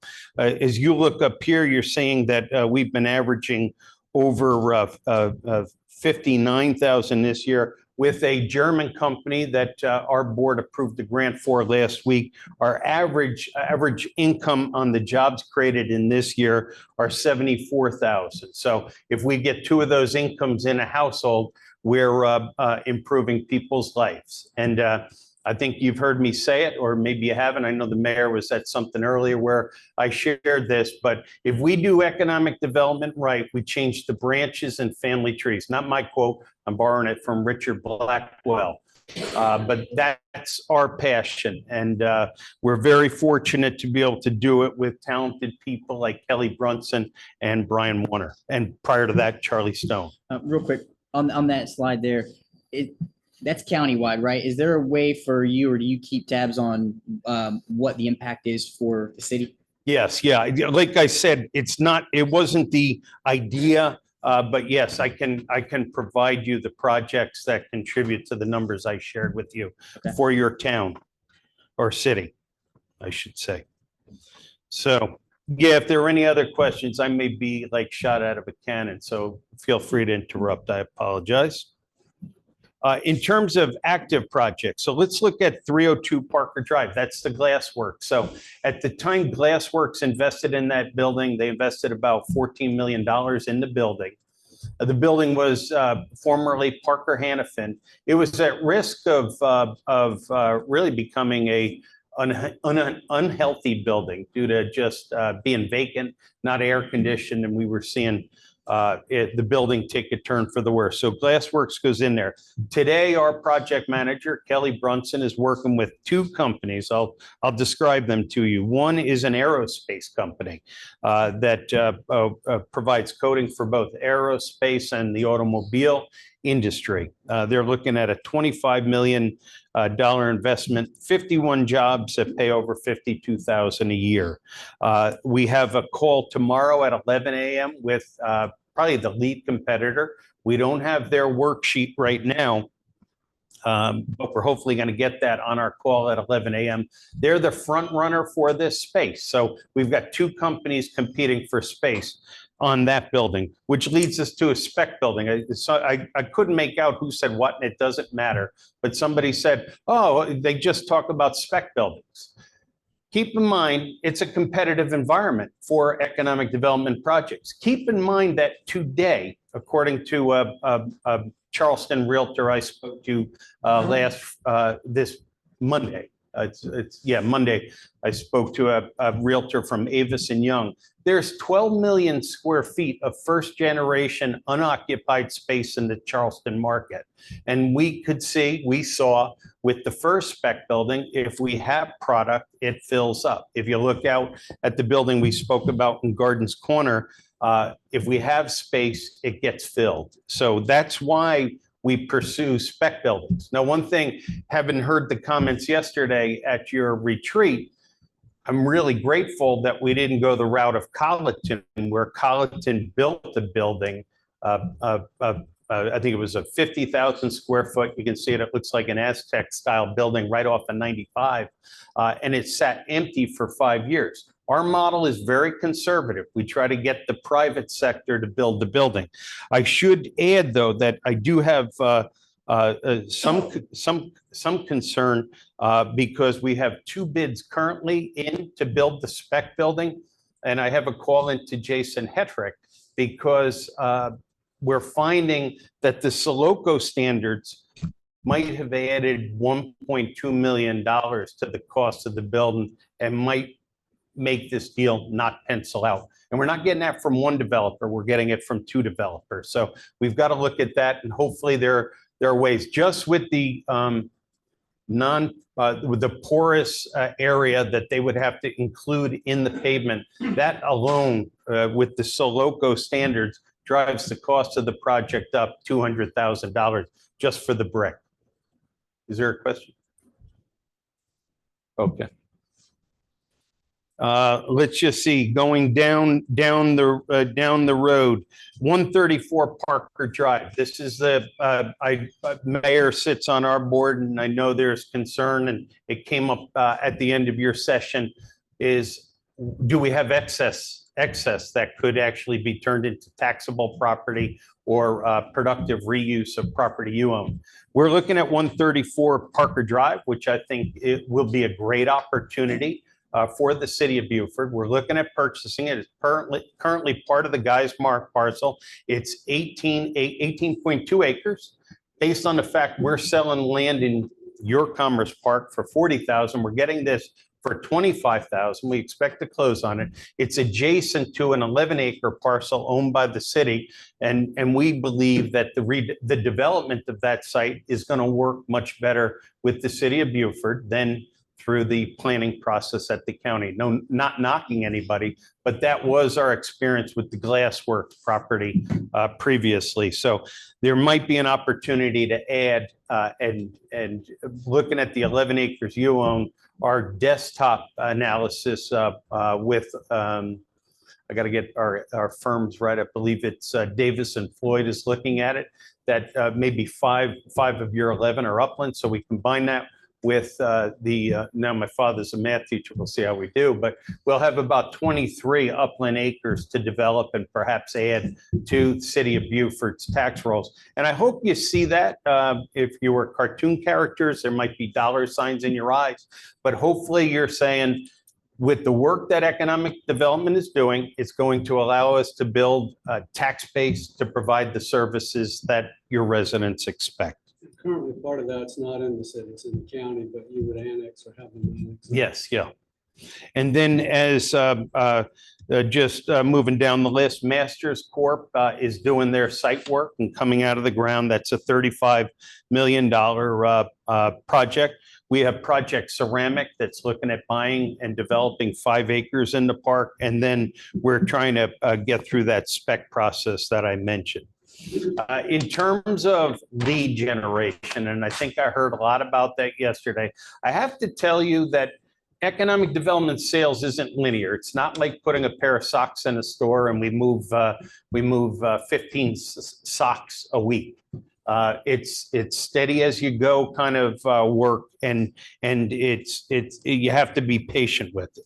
With that, the air show coming up, and some of you may have received an invitation, that's going to be an opportunity for us to have incumbent businesses there. We're also going to have an opportunity to be with 100 important customers of a new aerospace company in the county, and we'll sponsor some sort of reception with a lot of great leads around the Marine Corps Air Station Air Show on April 12th and 13th. So we're excited about that.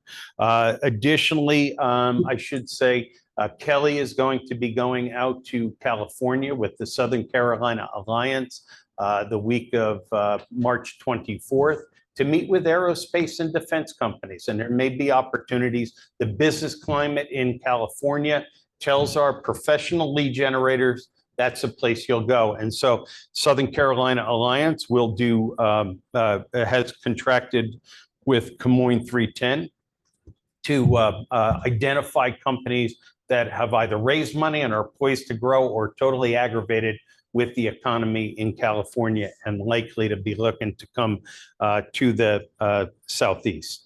Let's see, what else do we have here?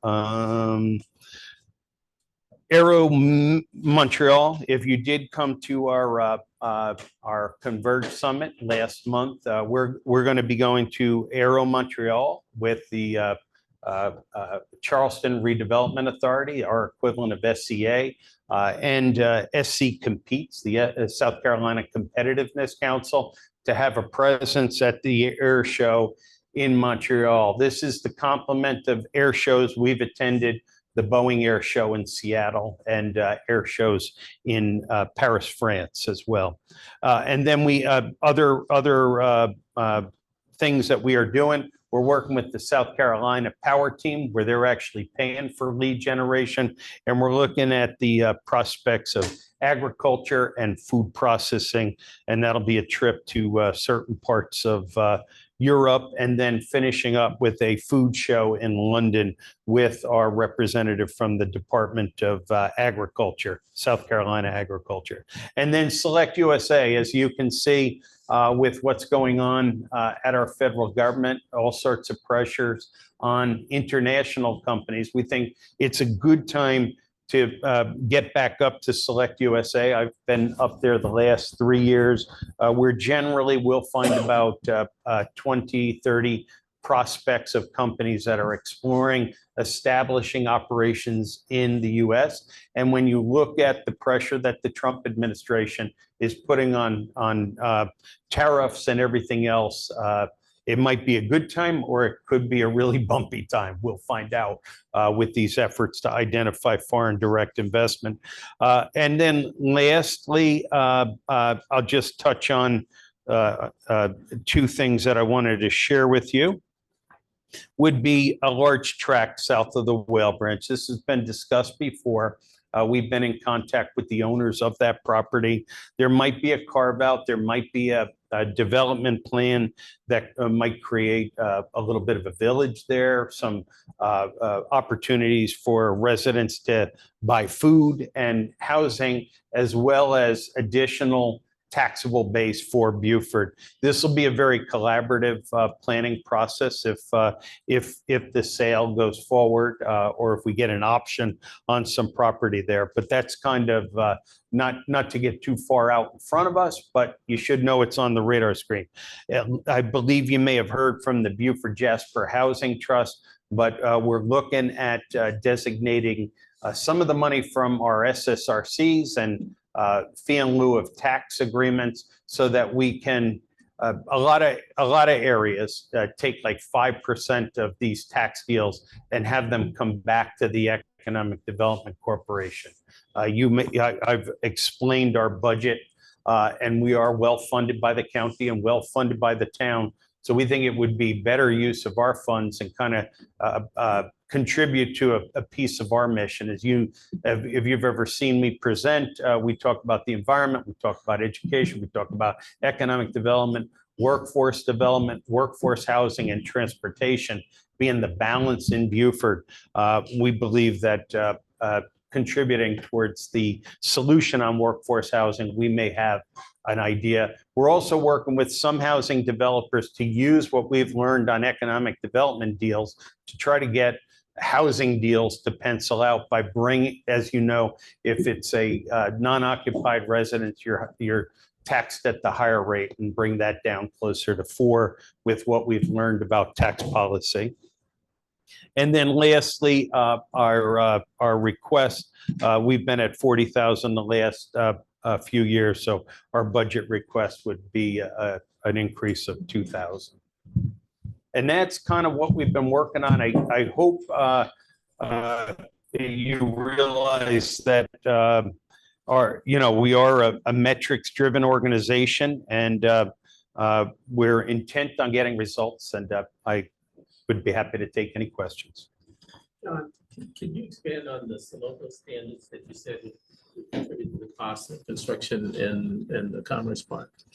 I believe the Soloco standard, I'm absolutely sure Kirk could speak more expertly than I, but there's a requirement for no water to leave a site. And so when you're in the Commerce Park, I believe it's going to be impossible on your sites.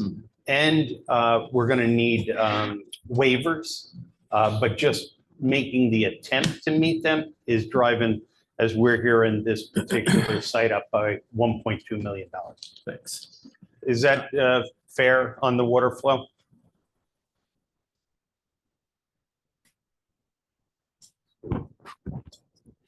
Yes, but I think just to remember, all of the communities in this area have the same standards. So What?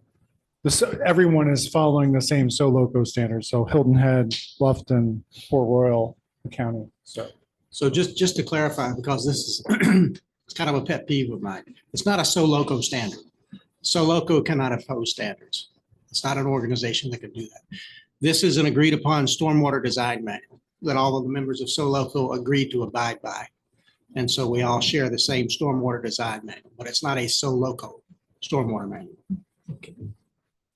It's going to put pressure on development in the park you want to see development done. We can agree on that, though? But it's not going to give any other municipality any advantage over. Not in the county. No, not in the county. Okay. Yeah. I must admit, I'm gonna have to go back and watch the meeting again from yesterday because some of the things that you mentioned, I don't remember being part of the conversation, but that's completely fair. I said it. I said it. Oh, okay. Well, I need to go back and listen. But anyway, I'll bring up one concern that I have. First, I would like to see the breakdown as it relates to the city, because I think that would be helpful for I know myself. But I think the concern that I have is some of the jobs that we've seen even most recently are well below what I would feel is the higher paying jobs that I think is the original objective. The objective would be to bring not just business, but higher paying jobs for our residents as well. And I just don't think that $50,000 is a salary that provides a livable wage for folks. So I don't know if there is a way for us to maybe broaden the scope of leads that we get to, further expand the efforts past manufacturing. I know that there's the effort for aerospace, and hopefully something comes from that. But I do want to work towards having a better understanding of what exactly our efforts are, and then what the economic impact is and has been for the city. We'll break that down. We'll also typically, we can graph it showing the percentage. So when we look at the percentage right now, just under 20% of investments are, and we really have 5 jurisdictions that investments could go to, but just on a hair under 20% of investments are finding their way to Beaufort. Now, I'll put the question a little bit back to you, Councilman. When we were trying to get the investors interested in the spec building in Beaufort, a lot of folks said, we see this as a tertiary market. We think the experience of Magnus says it's not, because if you look at the numbers, they invested $4.7 million in that building, and within 18 months, they sold it for $7.5 million, and it was fully leased. But the way that we got the building built is we take county dollars and say, if that building was unleased, we'll spend up to $1.6 million to pay your carrying costs. So they have 2 prospects. We're trying to prove we're not a tertiary market. We have 2 prospects come in, and one of them holds the promise of maybe moving their Chinese or Texas and Chinese manufacturing to Beaufort. So we have 2 prospects that show we can get the building leased within 13 months of groundbreaking, before they even have a certificate of occupancy. So would you have us say that if the jobs didn't pay over your number, let's just say it's 55,000, that we would let the building go empty? Or what would you have the owner of the building do, or the Economic Development Corporation do? That is a tough question, but I think if the overall objective is to provide higher paying jobs, then that should be something that we stick to, because not only have some of the recent prospects that we've seen not produce that, but they also produce very minimal job opportunities. And so while on one hand, it could prove to be a win, I think on another, it's not. And so if there were multiple prospects and some had, higher paying salaries and others didn't, then I would say it will probably equalize and balance itself out. And I can only speak from my experience and my short time on council, but I just haven't seen personally the higher paying salaries from any of the most recent prospects that we've seen. And so it leads me to be concerned at a minimum, just because I don't want the objective of higher paying salaries to be something that's missed altogether. No, it will never. If we have 2 equal leads, we will show preference to the one that's going to be in the area that you want it to be, in the area I want it to be. We look at our numbers this year where we're averaging 74 countywide. A lot of those are helped by healthcare investments. So, but we agree with you that our target are jobs that truly help people get ahead, not keep them locked in some hopeless, less than dignified way to provide for their family, and after 3 jobs can't spend time with their family. So we agree, we're looking for quality jobs, but while we're trying to prove it, we have to get some dominoes to fall to get the ones that are our target. Understood. Some of the comments made, I own up to it. Couple things. number one, I didn't realize South Carolina, Southern Carolina Alliance was part of some of those deals. I mean, I see all these deals that are coming in to the other counties, but didn't see anything coming here. So that was one thing that was worrying me. The other thing is, for instance, is Project Laundry. That's still on a go, right? Yes. Well, that's going to bring your average way down, and that's what was one of my concerns. Well, once they announce they're in our average, so they won't bring our average down. They already have. Okay, that was one of my concerns because, you know, what the average job, what about 35 somewhere? I think 36. But, Okay, you know, 36 right we're in the that area. Yeah. That was one of my big concerns, and I was hoping to bring in, you know, being where we're located right between Savannah and Charleston with all the high tech there, you know, we've got the Boeing and all that, that we might be able to get some of their suppliers coming in that would pay, you know, a good bit more. That's what I was kind of hoping for. And I do think we had momentum going into COVID and coming out of COVID.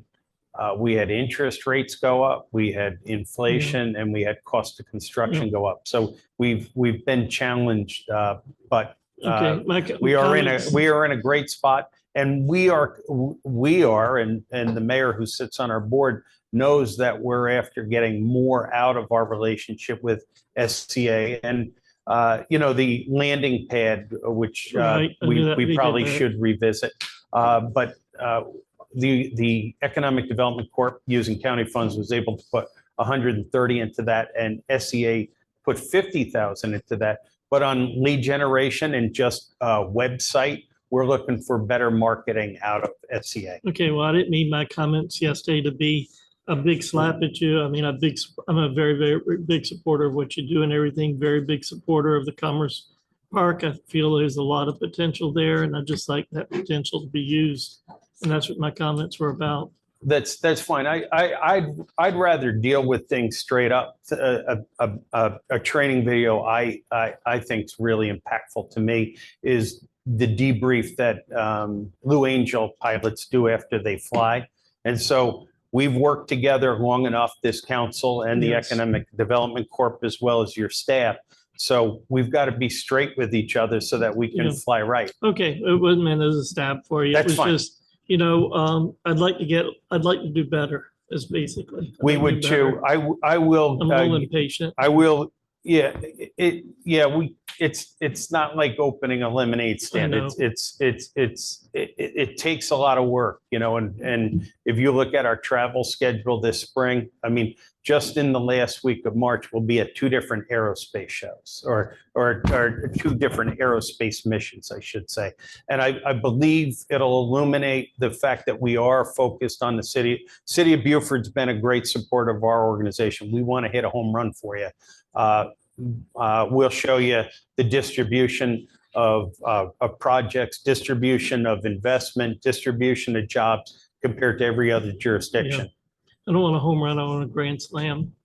Well, I think I regret saying that, in that I think our success with the residents of Beaufort County is that, you know, and I'm not a hunter, but it was an analogy I adopted very quickly here after I saw how important the environment was, that we hunt for rabbit and deer instead of elephant, because we're able to do 75 projects and we haven't disrupted anything that people love about the area.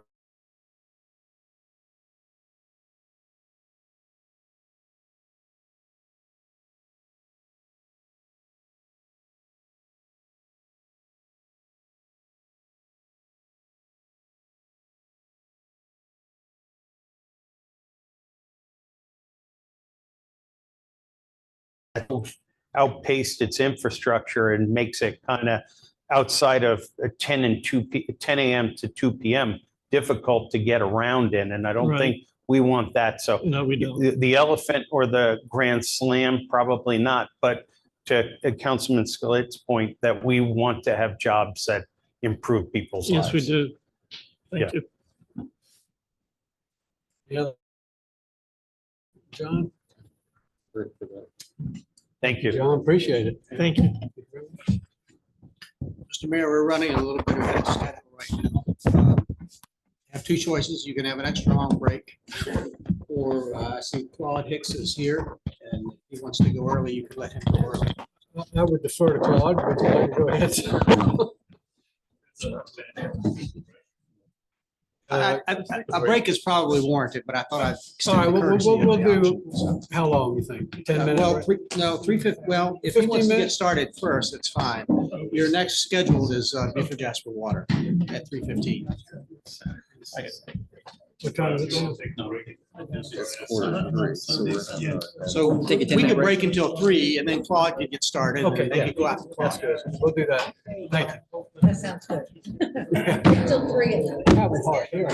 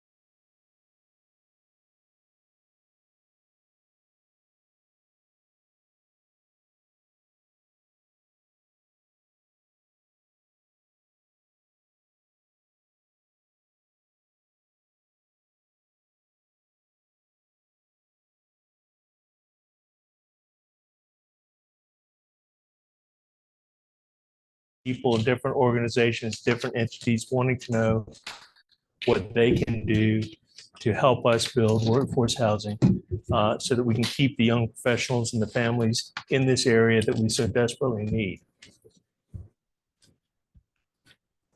Beaufort Jasper Housing Trust really was a culmination of something that does not happen very often.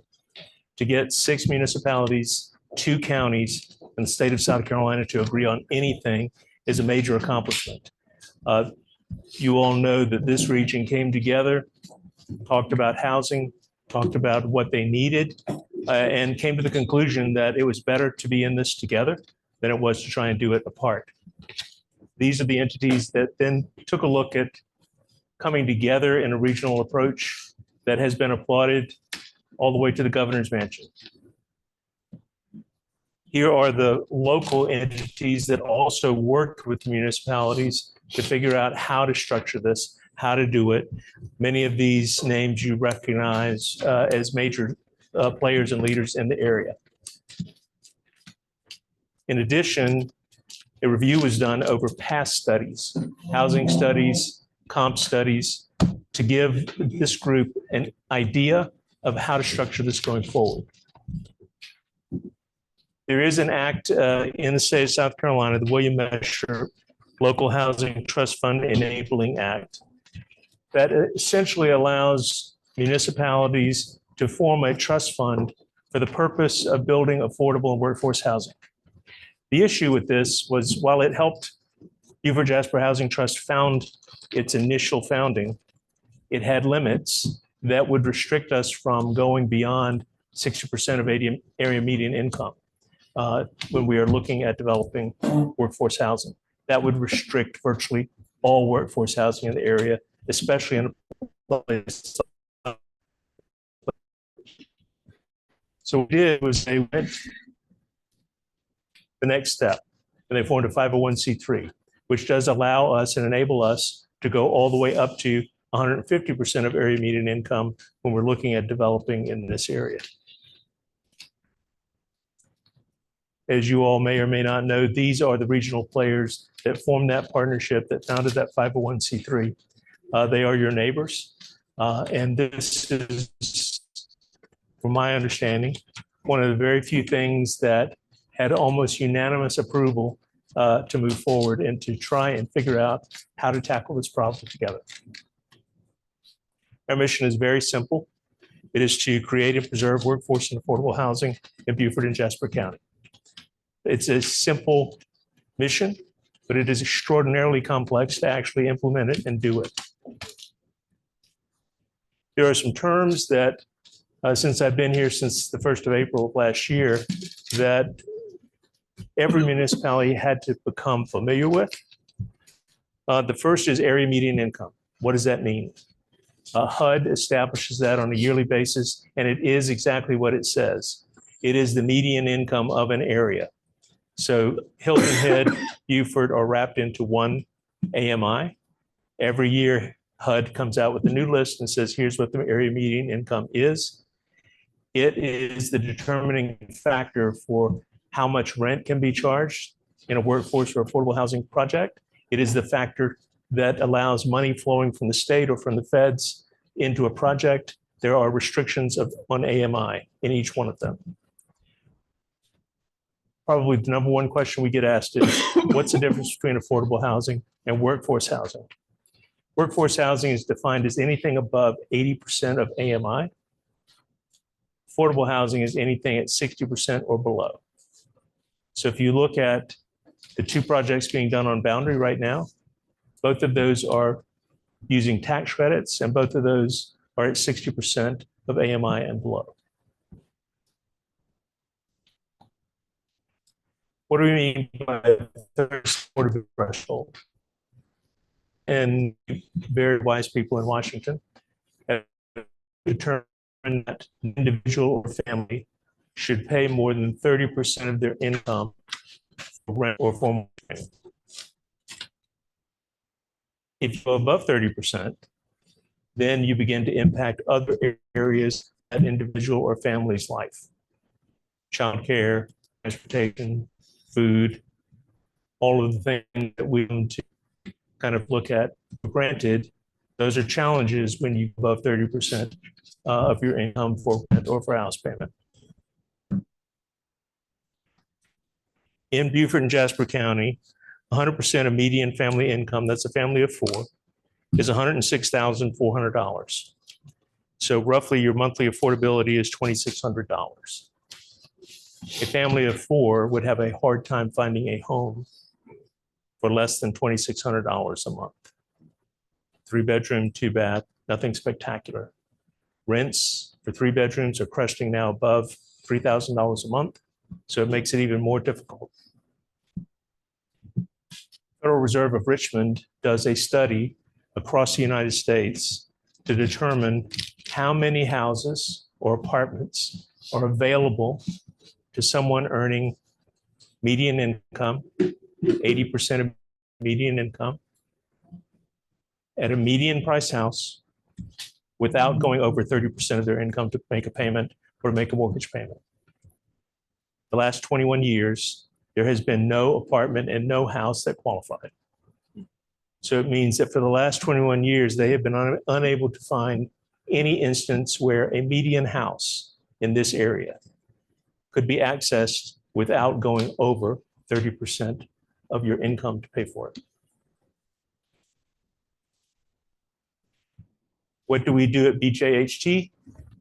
We have 3 basic platforms: the creation of workforce and affordable housing, home repair assistance, and home buyer assistance. Those are our 3 platforms that we've been working on since I've been here to great success. These have expanded as we have gone on during the last year. We asked for our first round of funds to go out. We got 14 applications. We chose 8. All 8 of these service area includes the city of Beaufort.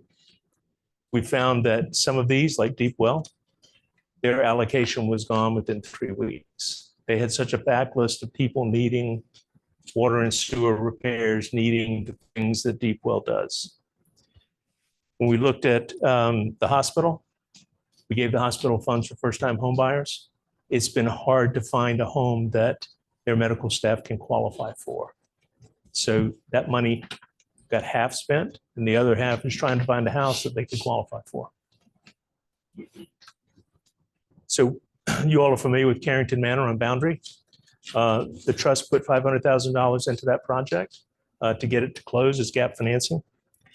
With $619,000 we handed out in grants for home repairs, $364,000 in grants for home buyer assistance.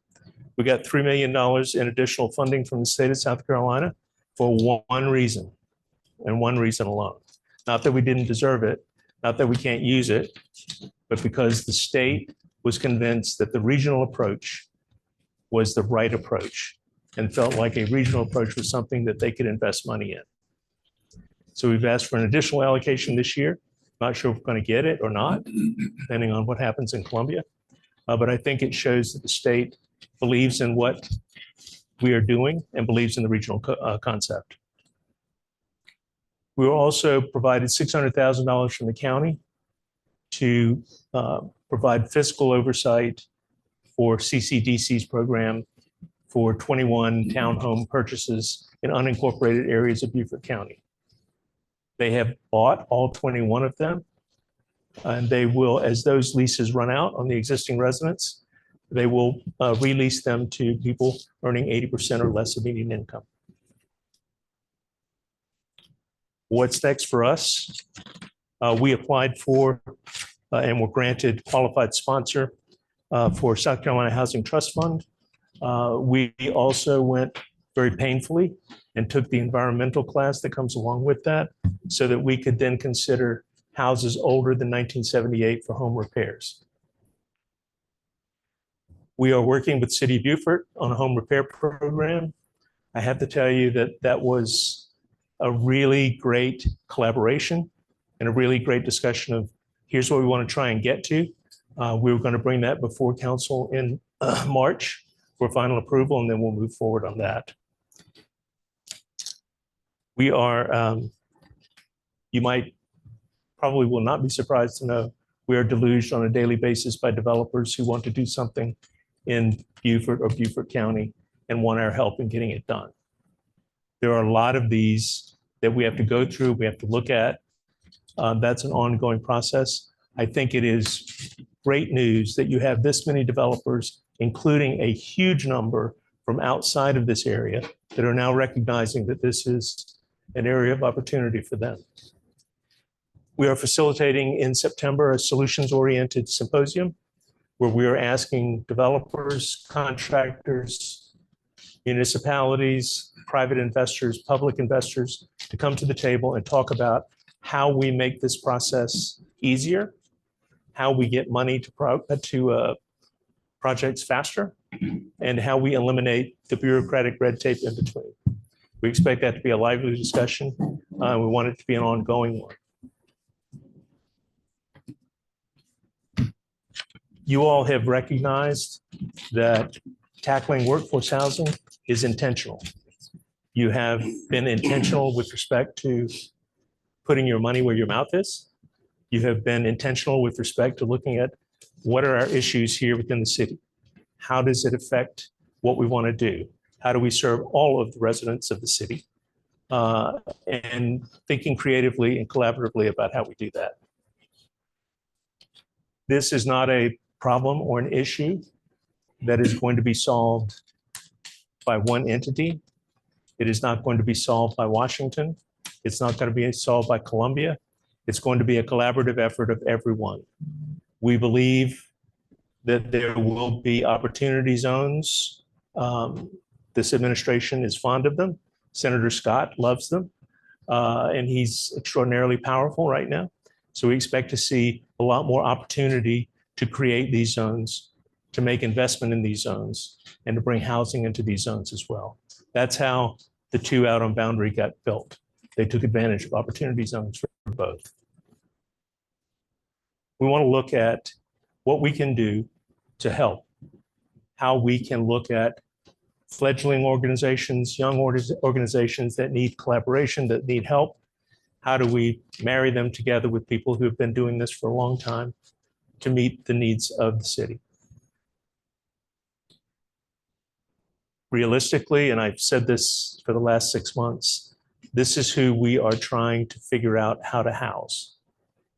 All of our frontline medical service workers, our policemen, our sheriffs, our firemen, our hospital workers, service workers.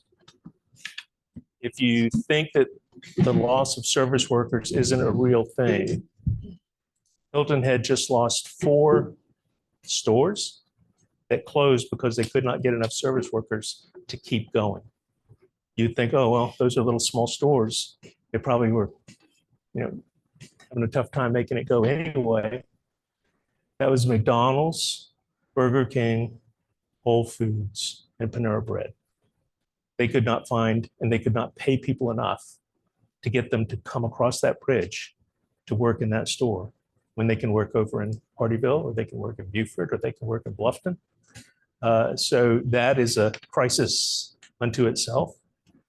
But I think that this is probably the #1 issue that everyone is facing across the Southeast.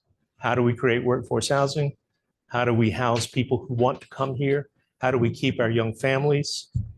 How do we keep growth coming into this area?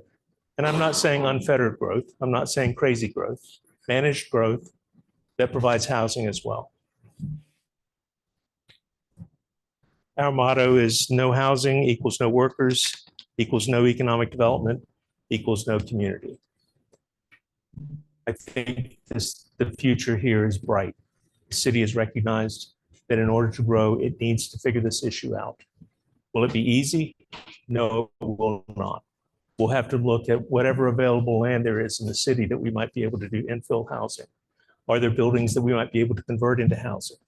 Are there repairs and repair programs that we could institute that would get some of these really houses that are in tough shape back so that they are livable? So I think you guys have done a great job. I think you've been prepared. I think that the future is extraordinarily bright. Last thing that I'll say is, whenever I say things are going to be extraordinarily bright, the last part of the sentence is, and this is going to cost a lot of money. It is. So fortunately for us, we need to take advantage of the fact that Tom Davis is as powerful as he is, that Shannon is willing to step up for workforce housing, that almost our entire legislative representatives are looking at how they can help. So with that, thank you very much for your collaboration, for supporting the trust. We look forward to a very bright future in the next year. Any questions or comments? I have one. Claude, other than the opportunity zone north of Boundary Street, which is in Beaufort, is there any other opportunity zone in close proximity to the city? So we think that what's going to happen is that they're going to actually open it up to municipalities and say, bid for the opportunity zone. Put something in that you can say is an opportunity zone. Well, if you look at the city, there's opportunity zones everywhere where you have dead space or you have gaps or you have a particularly tough area to develop in. Those are great opportunity zones. It's a little bit hard to get that money. It's a little bit difficult. But we think that what Senator Scott's going to propose is a rebidding on opportunity zones. You can put in as many as you want, and someone in Washington will determine which ones you get. Okay. Appreciate it. Anyone else? I've had a number of persons ask me about the 250K that we have that you're working on, coming up with a plan on how we manage it. When can they apply? What should I tell them? So as soon as we get confirmation, as soon as you vote on it, we'll be able to go within 30 days. Go meaning there will be a place to put your application in. The application will be complete. We're going to work with the city and staff on how we put it out through social media, what kind of communications we make. We expect this to start out slow, and then we expect it to really take off and probably have way more than we could possibly do. We have worked with staff on how do we do that? What do we do? So what's going to happen is going to be, you're going to have a whole bunch of people put in applications. A lot of people are going to qualify. We're going to run out of money quickly. We'll create a wait list. And our hope is that the response will be so positive that the city will consider doing this again. We, for those of you who don't know, we pledged $100,000 in a $250,000 pool. And we would continue to do that as long as the city was willing to put their money up as well. So those are discussions for the future. So we fully expect this is going to be successful. We already have, it's the number one thing that rings the phone at the trust. My roof is gone, water comes in, what do I do? And a lot of our grantees actually do home repairs, but most of their money is already gone. And they have a wait list. So it's a huge problem, but one that we hope you'll continue to invest in. Thanks. I'll just say really quickly that you pointed out that we're willing to put our money where our mouth is, and I just want to acknowledge the fact that you guys are as well, and I'm very grateful for the fact that you brought money to the table and then just commented to the fact that you're willing to continue to do that so long as we are. So that means a lot. And, thank you. Well, we live here, so it makes sense for us to continue to invest, but it's something that we want to do as part of our mission. And we see every day the number of houses that we could impact. So we thank you very much for your partnership. I hope that it is a signal to other municipalities on how they might be able to approach this as well. Mayor and council, just to let you know, you may recall, we discussed the details of an MOU in a work session with Claude present. We have worked through the framework of that agreement and the language of the agreement, and we intend to bring it to you for consideration in March. Thank you very much, Claude. Thank you. There's no other Thank you. comments or questions? Thank you. Okay, next. Arna, Jasper Water and Sewer Authority.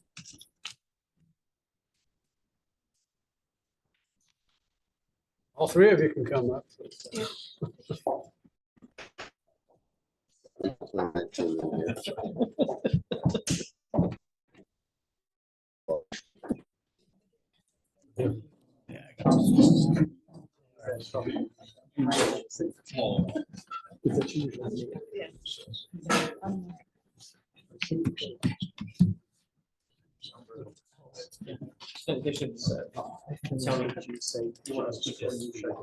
Mitch, remind me. Give it to her. She's gonna I had a introduce him, and I think I'll conversation with just somebody snatch it. You may want to sit in on. Okay. Thanks.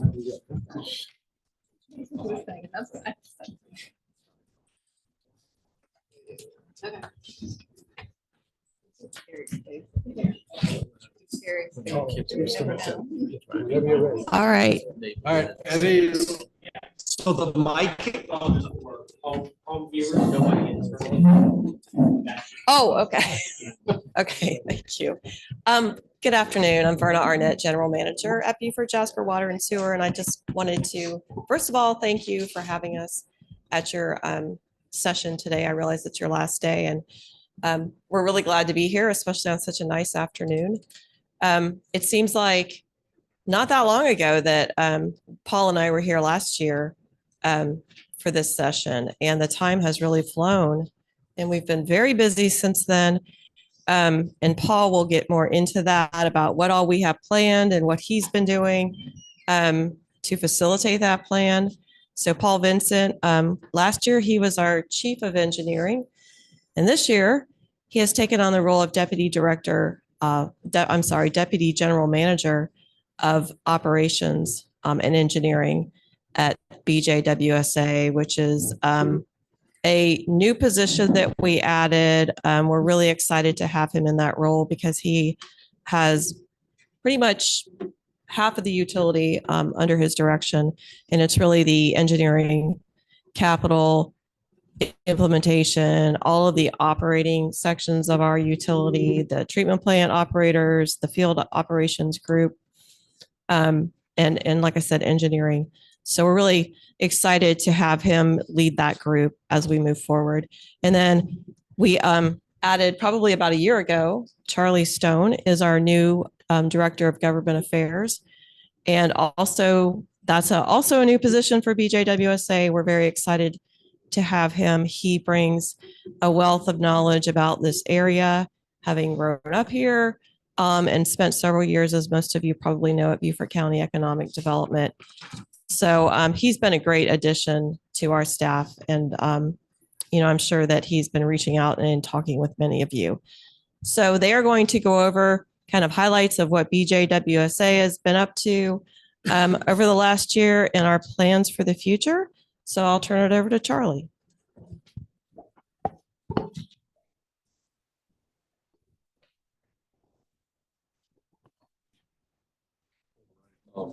I just wanted to echo Verna's sentiments. First and foremost, we thank the mayor and council as well as Mr. Marshall for having us here this afternoon. And we appreciate the opportunity to present. And I know we're up against a time crunch, so I'm going to try to fly through my slides and then leave the important stuff for Paul to cover. But we're going to touch on our mission statement, our vision statement at Beaufort Jasper, a little bit on Beaufort Jasper's history, some of our present realities and challenges.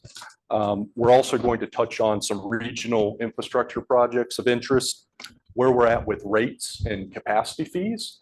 And then finally, something that I'm very excited about, but a new initiative that we have around underserved communities across our region. Within our mission statement and our vision statement, there's two items that I believe are especially relevant to our conversation today. And within our mission statement, it says that we will provide quality service to not only our current customers of the Lowcountry, but our future customers of the Lowcountry. And within our vision statement, it says that we will be recognized for reliable service and a dedication to our community and to our environment. And so as Paul and I covered some various initiatives and projects that are underway at the authority, I think what you'll see is an organization that is working to address our mission statement and our vision statement with intent and with purpose. And I can confidently say that under Paul and Verna's leadership, that we have 260 employees across the city of Beaufort, across Beaufort County and the region that are working to fulfill this mission and vision every day and to make this region a better place. And I did want to start with a little bit of history, and I know the mayor is a history enthusiast, so he can jump in and correct me if I misstate anything. But I find our history as an organization a fascinating history, and there's certainly some parallels and maybe even some lessons learned for where we're at today. But up on the screen are some historical images. They're about 65 years old, and they detail that in the early 1900s, our region was reliant upon a well system, independently operated well systems. And between 1950 and 1960, we ran into a circumstance where we had the highest population increase on the Atlantic seaboard at 63%. And it's a story that sounds very similar to where we're at today with growth. And that population increase led to salt water leaching into the water-bearing strata and jeopardizing the integrity of the well system that we were dependent upon. And with that challenge, the city of Beaufort sat down with town of Port Royal, our military installations in the state of South Carolina. And out of that collaboration came the birth of the authority and the birth of the Savannah River Canal Project, which is where we still get our water from today. And as we think about where we were as a region 65 years ago, we were presented with a changing environment, a set of obstacles, but through collaboration and partnership, we were able to move forward with a more sustainable solution to water and wastewater services. And so as we fast forward to present day, what does our current system look like and what are our present day challenges? Thank you. On here. Thank you, Charlie. Good afternoon, everybody. My name is Paul Vincent. It's my pleasure to be here today. Before I get started, I'll tell you I got about 15 slides here. About a month or so ago, I met with Beaufort County senior leadership, and I had 18 slides with me for that meeting. They told me I had about 45 minutes. There was a couple cancellations. It was great. I said, all right, I got 2 hours. I made those 18 slides last over 2 hours and took tons of questions. We will take a couple of questions here today. I'm going to go through just a couple of highlights. A little bit about myself. I've been with the authority almost 2 years. Love it. Love what I do. I'm very appreciative to Verna and others for the trust and level of opportunity that we've had inside of our organization. Many of you probably know this, but today, much more so perhaps than a decade or so ago, collaboration, partnership, levels of service, providing value, that is our culture. That's who we want to be, and you'll see some of this through some of our slides. A little bit of background though, just to set some basic, 750 square mile service area, tons of customers. Our area is growing. You guys know this. Water system, you've talked about this a little bit already. I'm going to go through some of these slides kind of fast because I know I'm at the end of the day. We have a great canal system. As we see growth, we need to build capacity. Right now, we have 2 drinking water treatment plants. Our Chelsea plant, where our admin building is located, about 24 million gallons a day capacity there. Our Perrysburg treatment plant, we've got 15 million gallons of capacity there now. We've got a project that's been 6 years in the making that's coming to the end. In May, we'll have another 15 million gallons of capacity there, taking us up to 30. We have another future phase there for another 15 million gallons. You might ask things like, well, how much water do you guys need? Right now, I don't know. Help me out here. 25 million gallons probably peak at this time of year.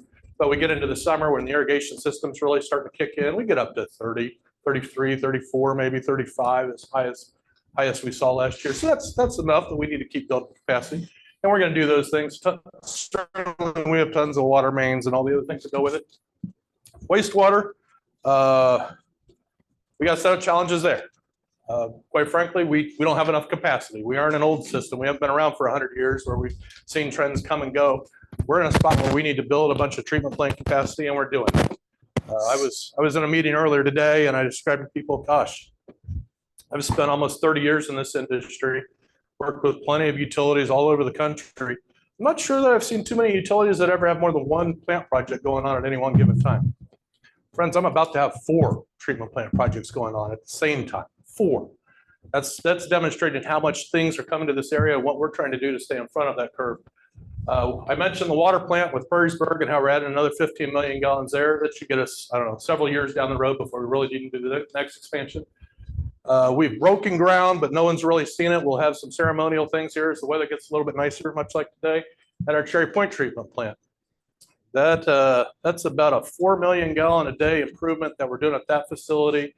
That kind of buys us about 4 years worth of time, not very long. Price tag on that's about $120 million.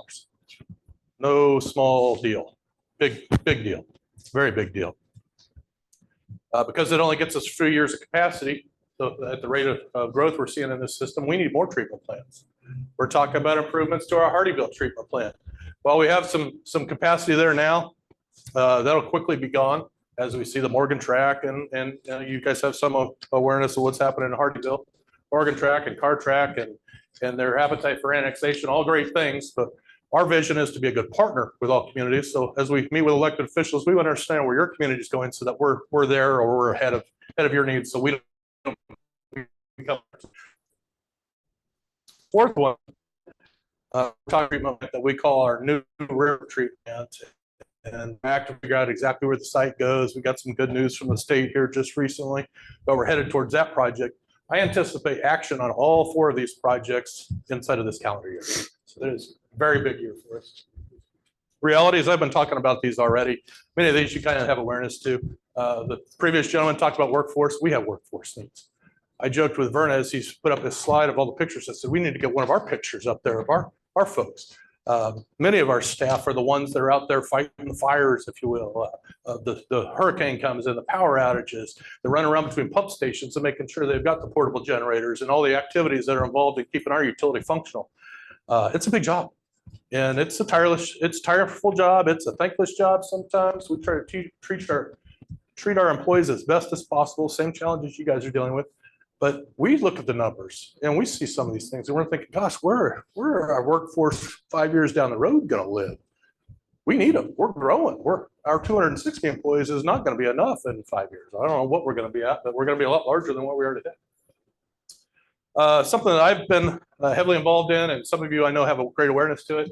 But as we get on down to the bottom of this list here, capacity fees are what we charge developers for what they're using of our system. So if they were sitting right here, our closest treatment plant's on down the road. Somehow the wastewater's got to get from this house or building all the way down there. So there may be a couple of pump stations. So our capacity fees are intended to pay for all that infrastructure from here to the treatment plant, as well as those expansions of those treatment plants. You heard me a minute ago say we got 4 treatment plants underway or in progress. Here's the part as an engineer that's been difficult for me or for our entire industry. For the last 5 or 6 years, we've seen a cost increase in those treatment plants of nearly 250%. That's tough. So I've mentioned that, man, 4 MGD, $120 million. Not long ago, 2018, 2019, I would have talked with clients and said, yeah, guys, we can do that for a third of that price. And the realities are, this is post-pandemic, costs have gone up, labor shortage, supply chain, all the things. It is a challenge for us. Here is what we're looking at from our planning portion of it. Now, that's not to say that's every last need that we've got. We've done a robust effort here a couple different times, and we continue this effort every single month and try to understand where our needs are and how we're gonna pay for it. I've got a couple different buckets there just to kind of make it simple. I won't labor any of this stuff, but it gives you an idea of our different areas and how much we're investing in those areas. And this is just over the next 3 years. So and we're not done. We're just going to continue that sort of trend. My highlight projects, I've mentioned these. I joke with Charlie all the time. These aren't my favorite photos, but they work for us today. We're going to talk probably about tours or opportunities to have involvement at many of our facilities as they go through some of these renovations or come to the end. So I think stay tuned. I think we'll get opportunities for you to come out and see some of this stuff. It's our wastewater treatment plant. I usually like to show those photos after lunch. With that, I might give Charlie a couple of minutes before I close. Thank you. Yeah, so it's no secret, we're a military-driven community, and I think that's especially prevalent when you're in the city of Beaufort and in northern Beaufort County. But Paul spoke quite a bit about our capital program. Presently, in our capital program, we have $45 million in rehab and replacement projects that's dedicated to infrastructure that directly services our installations.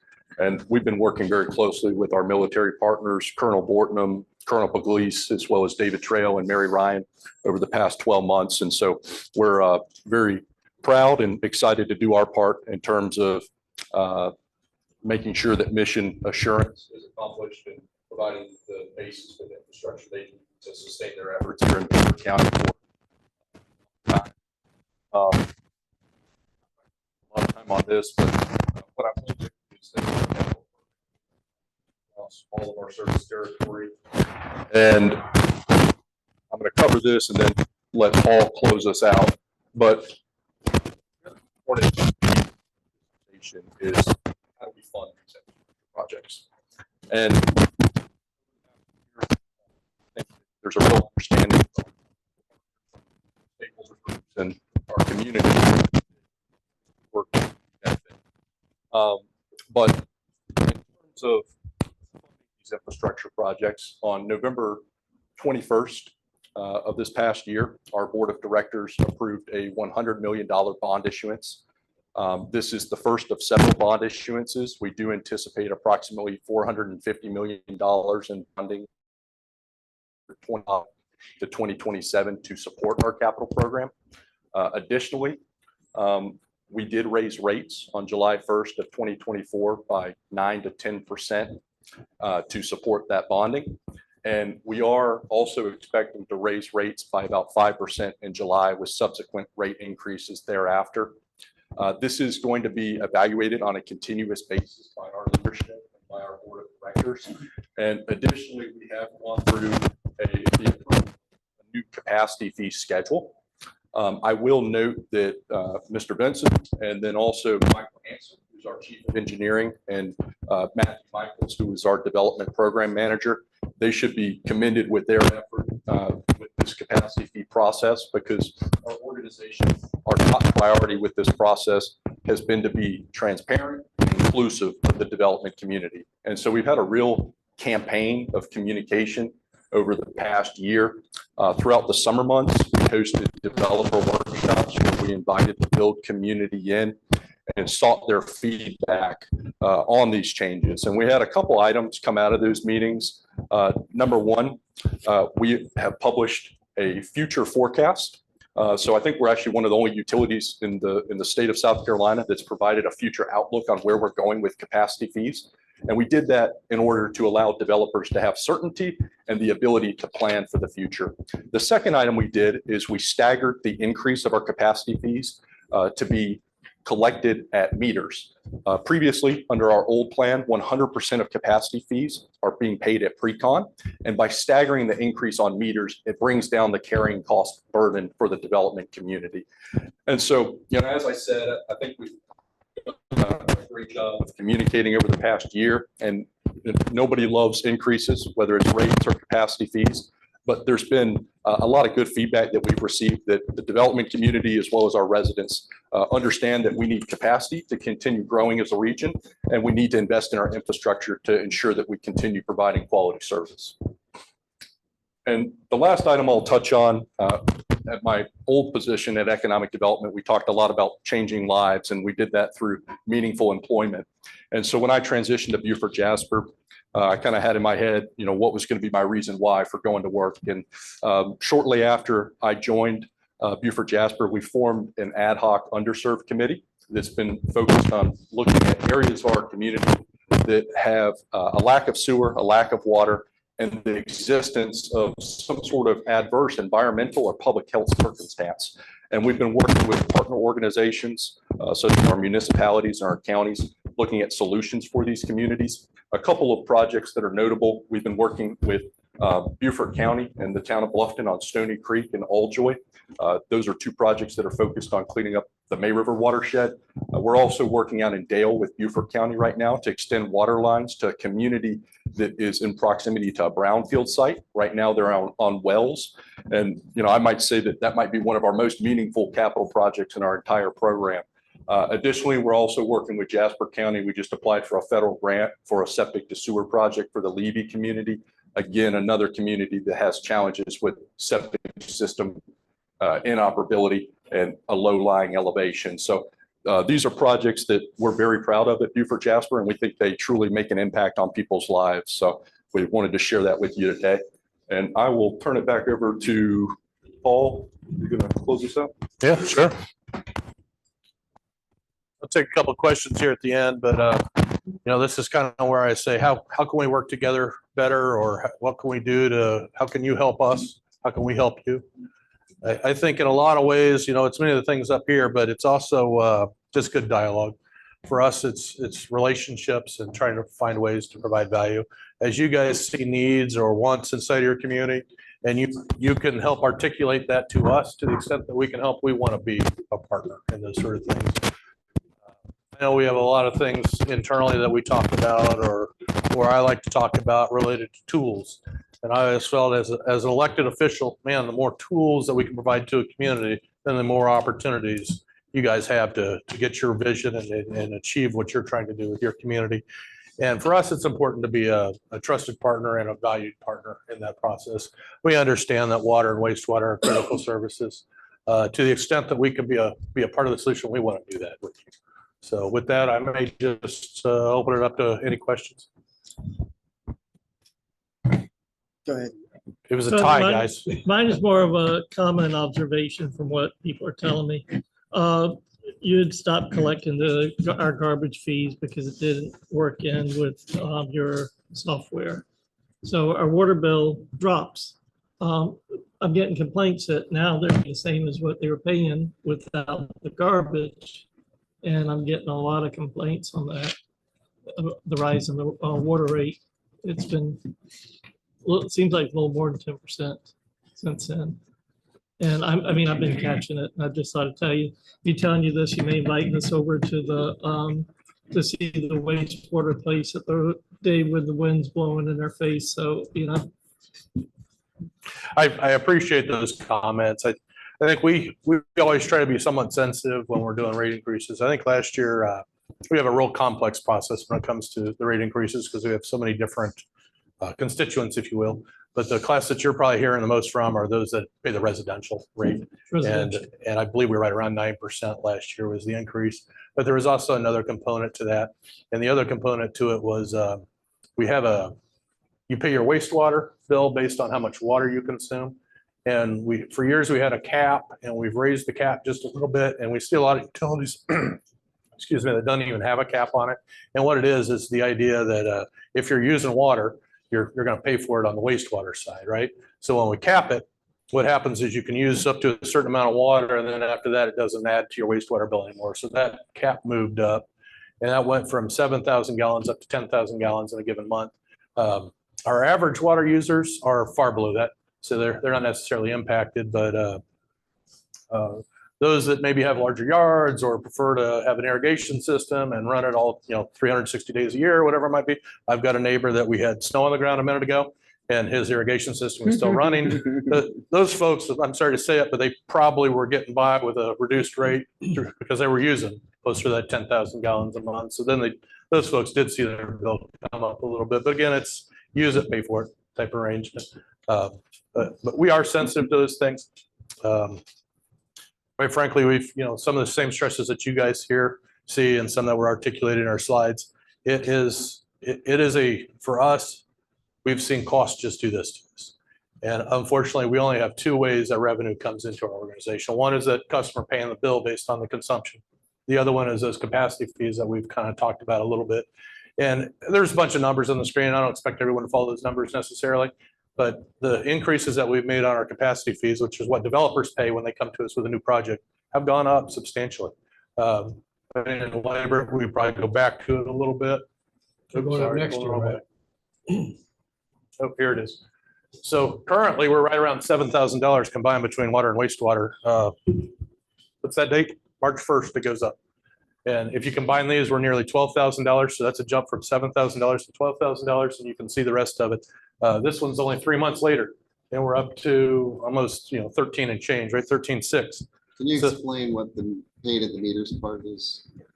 The Yeah. 7,000 Pre-construction. Yeah, that's a great question. So the way that we've been structured for quite some time, decades, the developer gets his engineer on board, they do all their designs, they get all their plans put together, and then we're ready to go to the state. And we do a lot of, we do a lot of the technical reviews, and then it goes to the state for the final permitting piece of it, so then they can construct all of those water and wastewater assets. It's at that spot right there that we ask them to pay their capacity fees. So that's been the history. And today or with the changes here coming on, Friday, they're still going to be expected to pay that $7,000 number at that same junction.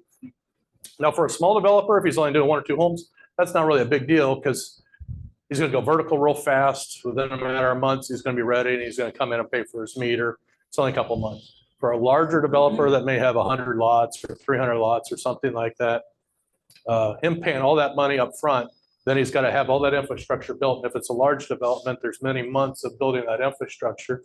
And then finally, he can start to go vertical with his product. Oftentimes, he may be out 2 years before he's ready for that very first meter, because that meter is really only coming in a few days before they close on that property. So by us providing some relief, if you will, by saying, hey, we still need the $7,000 up front, because quite frankly, it takes us years to build our infrastructure. I mean, I talked about that Perrysburg plan a few moments ago and said, man, it's 6 years in the making and we're finally getting to the end. Many of these other wastewater projects I'm talking about, they're also going many years into the future to get there. That's why we have to start them now and get them going. We still need that money. We need something to keep us infused and going. Otherwise, we're going to, again, only 2 sources of revenue for us. We don't want to put any more than we need to on the ratepayers' backs. We believe in trying to be efficient in what we're doing and have development pay some portion of their share. It's never perfect, right? But you see what we're doing here, trying to get a little bit more from the developers to pay for their piece of the infrastructure. So I have a comment and 2 questions. The comment that I want to make is just the appreciation for the transparency that you guys did bring for this. And it's never easy for anybody to accept the fact that the rates are going to go up. But prior to, Charlie reached out, we sat down, he wanted me to have a good understanding of what was expected and then an explanation for why, which gave me what I needed for constituents when they came to me. And I appreciate that. It does mean a lot. The question, so yesterday, I think it was the mayor that brought up the concurrency requirements. And so my question would be, with those proposed requirements, which my understanding is that it would require development approvals to be aligned with capacities, infrastructure capacities. Would that have any effect on the way that you guys operate now? And would we need to ensure that as a municipality, we are very clear of the comprehensive capacity available prior to approving any developments? So just talk a little bit about if that affects you guys and how it affects you. Yeah, Josh, great questions. Maybe a little bit to kind of help explain it. Oftentimes we see developers before most of the municipalities do, because they understand that this infrastructure, this water and sewer piece of it is a significant expense. And they need to understand, hey, how's this going to work? Oftentimes, we have a process, we call it the availability letter process. Others call it a will serve letter or whatever it may be. And a developer will reach out to us. They can do it via our website if they want to. But they'll say, hey, I've got this piece of property. How am I going to get this served with water and sewer? Sometimes we don't have water and sewer nearby. So then it becomes part of that conversation as to, well, how are you going to get from point A to B if our infrastructure is all the way over here? An improvement that we're making that ties right back into your question in our process is we're trying to be much more specific with those letters here in the very near future. And what I mean is if it's the wastewater side, I have 8 wastewater plants right now with one brand new one that we're talking about, so 9. Depending on where you are in our system, you don't hopscotch from one to another, right? You're going to go to the one that's the closest to you. And we kind of have this master planned out a little bit. Each one of those have a different answer as to how much capacity they've got. So we're trying to put that into the letter to say, hey, you're in our, we'll pick on Cherry Point since I got a big project going there now. You're in our Cherry Point sewer shed area. The current capacity or the the current flow at Cherry Point is an amp number. Here it is, about 7 MGD. We're rated for about 7.5 MGD, or soon 11.25 MGD. Your development is anticipated to be 100,000 gallons or whatever it might be, right? We have comfortable that for at least the next 12 months of planning, that's oftentimes what people need, that you will have capacity at this facility for it. So they would get that oftentimes before they're really even engaging with an engineer and doing some of those things. Not everybody, everybody's different, right? We see a bunch of different developers. We've got I mean, maybe this helps a little bit too. There's been a lot of conversations about capacities and joining together and partnerships and awareness, and we're on board with all those things. We've developed a couple of tools that are on our website. The one that I like the most is we do have what I would call like our development portal.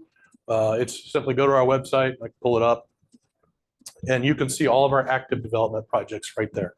And part of the reason I like it is it provides status, not just, oh, there's a dot on the map, but what's the name of it? How much, what types of units? Who's the project manager? Who's the engineer? Where are they at in the phase of the process? That tool is fantastic for us because it helps communicate with the development community as to what's going on. It's something that certainly you guys could get into. As staff was putting it together, I said, man, you got to make it easy so my mom can figure it out. So it is. Today we have about 350 development projects in that portal. They're all in there. That's a lot. There's no bones about it. That is a lot of projects. So we internally call it like a check ledger. I don't know if that's the right name for it or not, but that's how we're treating it. So as somebody comes in and they want 100,000 gallons, they want at the Cherry Point treatment plant, there's $100,000 committed for those folks. Next person comes in, he needs 5,000 gallons. That's great, 5,000 gallons, and just go right on down the list. So you can see how how practical we're trying to be or how organized we're going to be. Occasionally I get questions like, well, Paul, do you guys run out of capacity? I mean, anything's possible because it takes me years to build these things, but that's why we start on the projects the way we are now. And we're trying to have enough infrastructure investment to kind of match what's going on with development. Because these projects are so big, oftentimes we get them started. People ask me questions like, well, what if development slows down? Well, once I've got a contractor out there throwing dirt, I'm not going to pull him back, but I might slow down before I start that next project. So I get some ability to kind of try to yo-yo if the economy changes just a little bit. Thank you. And as a note to that, I'll just say, because we have a capital projects portal, and as we work through this collaboration, maybe there would be a way for us to cross-reference your site on ours, and then this way, so I think that would help with continuity. I say I had two questions. Now I have another one based on what you were saying, but the other question that I have is my understanding, and maybe this just needs to be cleared up for me. My understanding is that about 50% of the capacity that you guys currently have on a peak day would be from irrigation.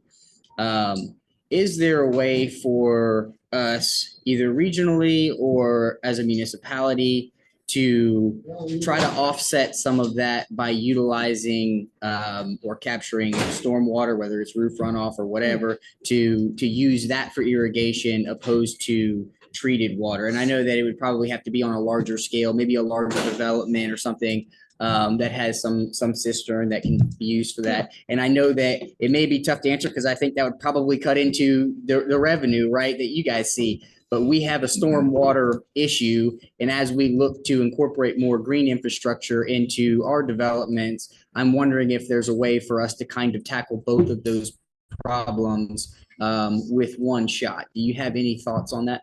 Oh, I've got tons. Probably a lot more than we have time for tonight. I love that concept. Absolutely love it.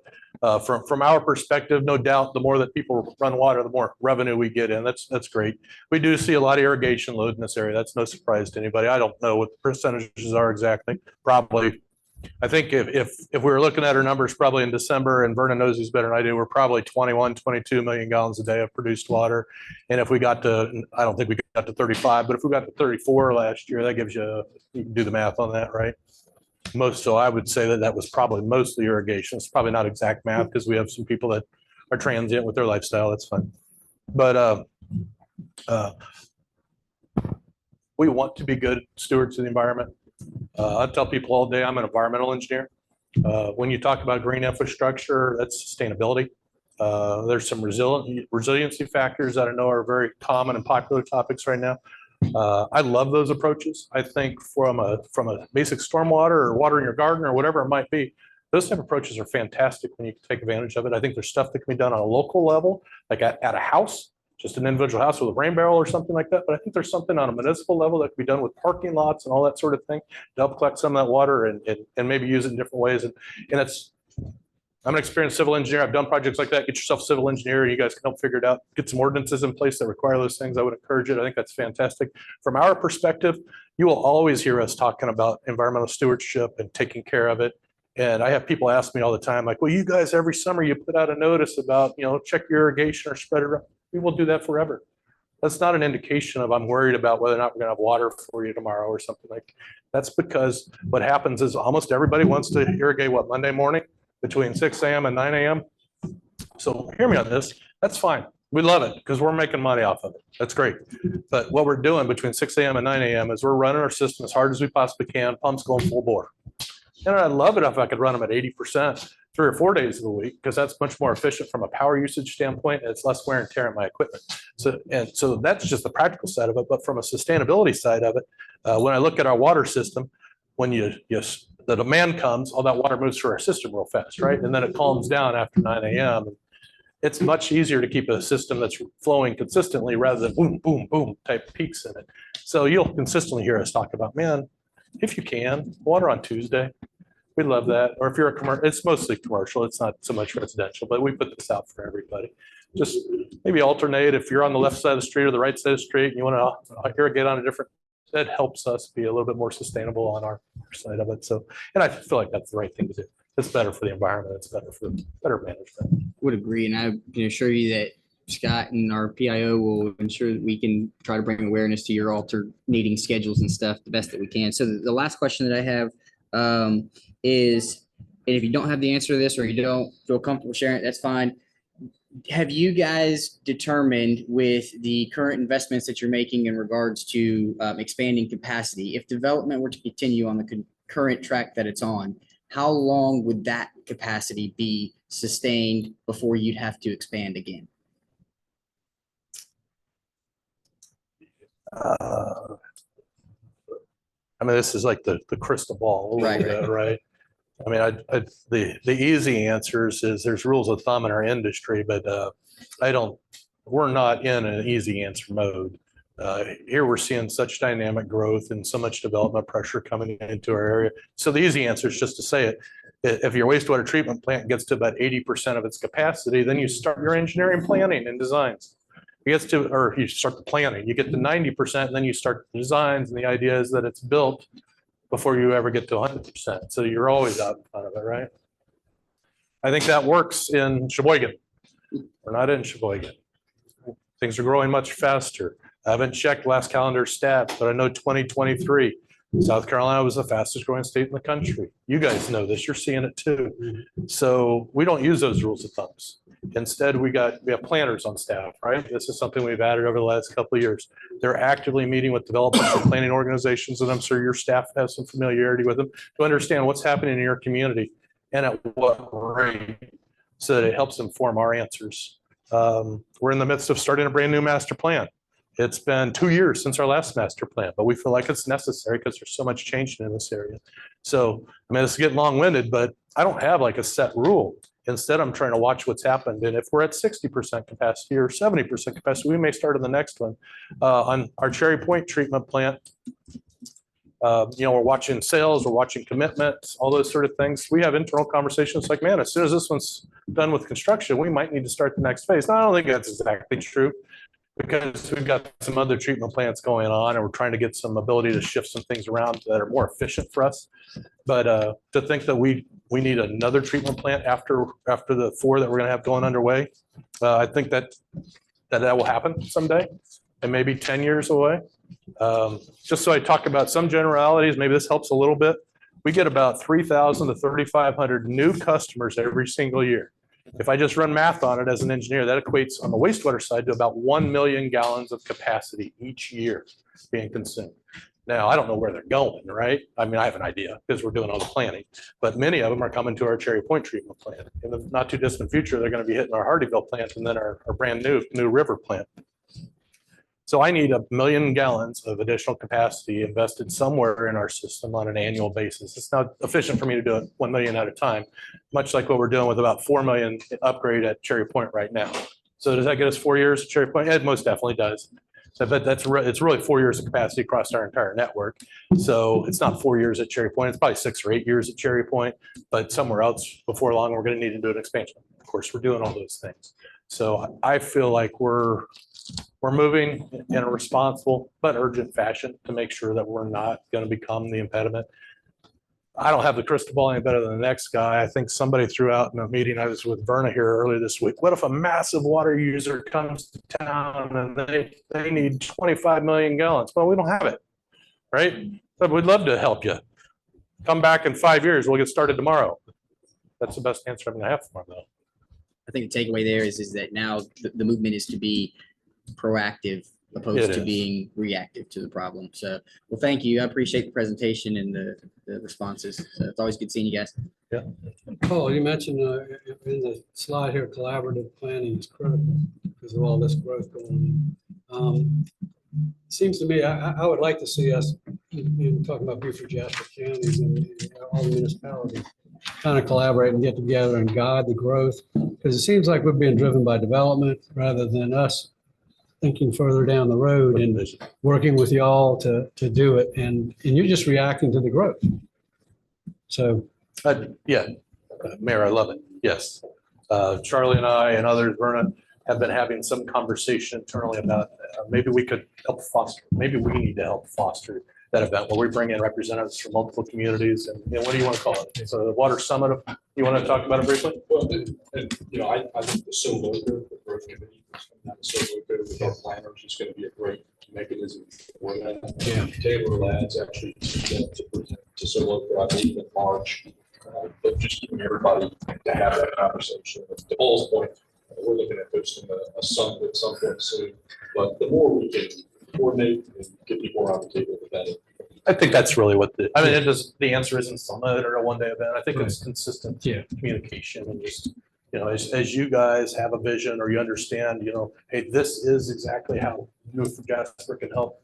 You know, hey, I want this type of development under. Okay, that's great. So let's make sure that we've got the assets in place so that you guys can see that realized.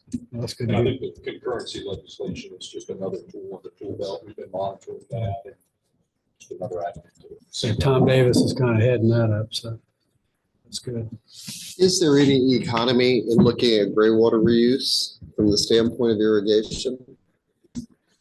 Geographically, we're difficult, and I realize that. I know areas in Arizona and New Mexico have utilized it in their municipal water systems, but is there, I don't know by today's standards, if there's even an opportunity for. You love this topic. You want to? Questions, but I didn't hear. Yeah.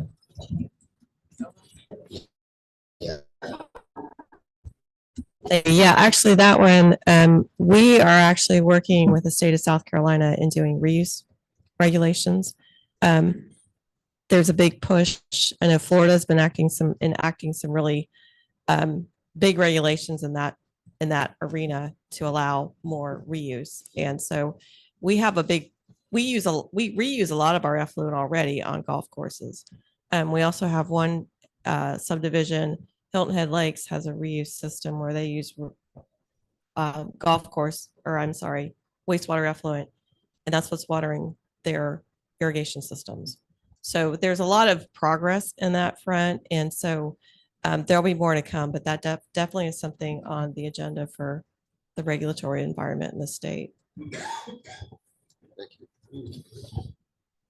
I just want to kind of piggyback on something that Phil said, and we talked about yesterday, is that I guess a lot of the building now, and there's the complaint about all the apartment buildings and its impact on everything from congestion to roads, you know, and so forth and so on. But yeah, it would be good if, because I guess the buildings go where the infrastructure is. It may not be where the city wants the building to go. So if there could be advanced coordination, you know, maybe we want the building to go in a certain area, and if we want the building to go there, then that's where you should put the water. So it kind of one follows the other, right? Councilman, you've got the right idea. Right, Yeah. yeah. Yeah, as you guys have that vision for, hey, this is the style or density, or we're going through some revitalization, or we think we will at some point in the next couple of years. Yeah, please, to the point that we can be a partner in that success, we'd like to. Any other comments, questions? I appreciate it. Thank you all very much. Okay, last but not least. Blakely Williams and Dominion Energy. I'll come back. I gotta give somebody a bite. I'll come back. I want to speak at the phone. Okay, we'll stay open for you. I'll be back in about 15 minutes. I'll be around to hear. Lock the doors quick. Sorry about that. I'll be around. I can do it. You know, Do it fast. You won't be back. I know. Paid us tonight, so. Well, after did he send out? I have everybody 97 slides. 97 slides, is Yeah, that and what you it'll said? just take me 90 minutes. Well, it That's says all. no signal. What's happening? We're good. We're good. We're just here to provide reliable, affordable, and increasingly clean energy. And we do that day in and day out. And we're happy to be your partner in the energy sector. Very All I well. have today is to talk about three things: hardening the grid, increasing connectivity, and improving resiliency. That's what we're working on day in and day out of the office.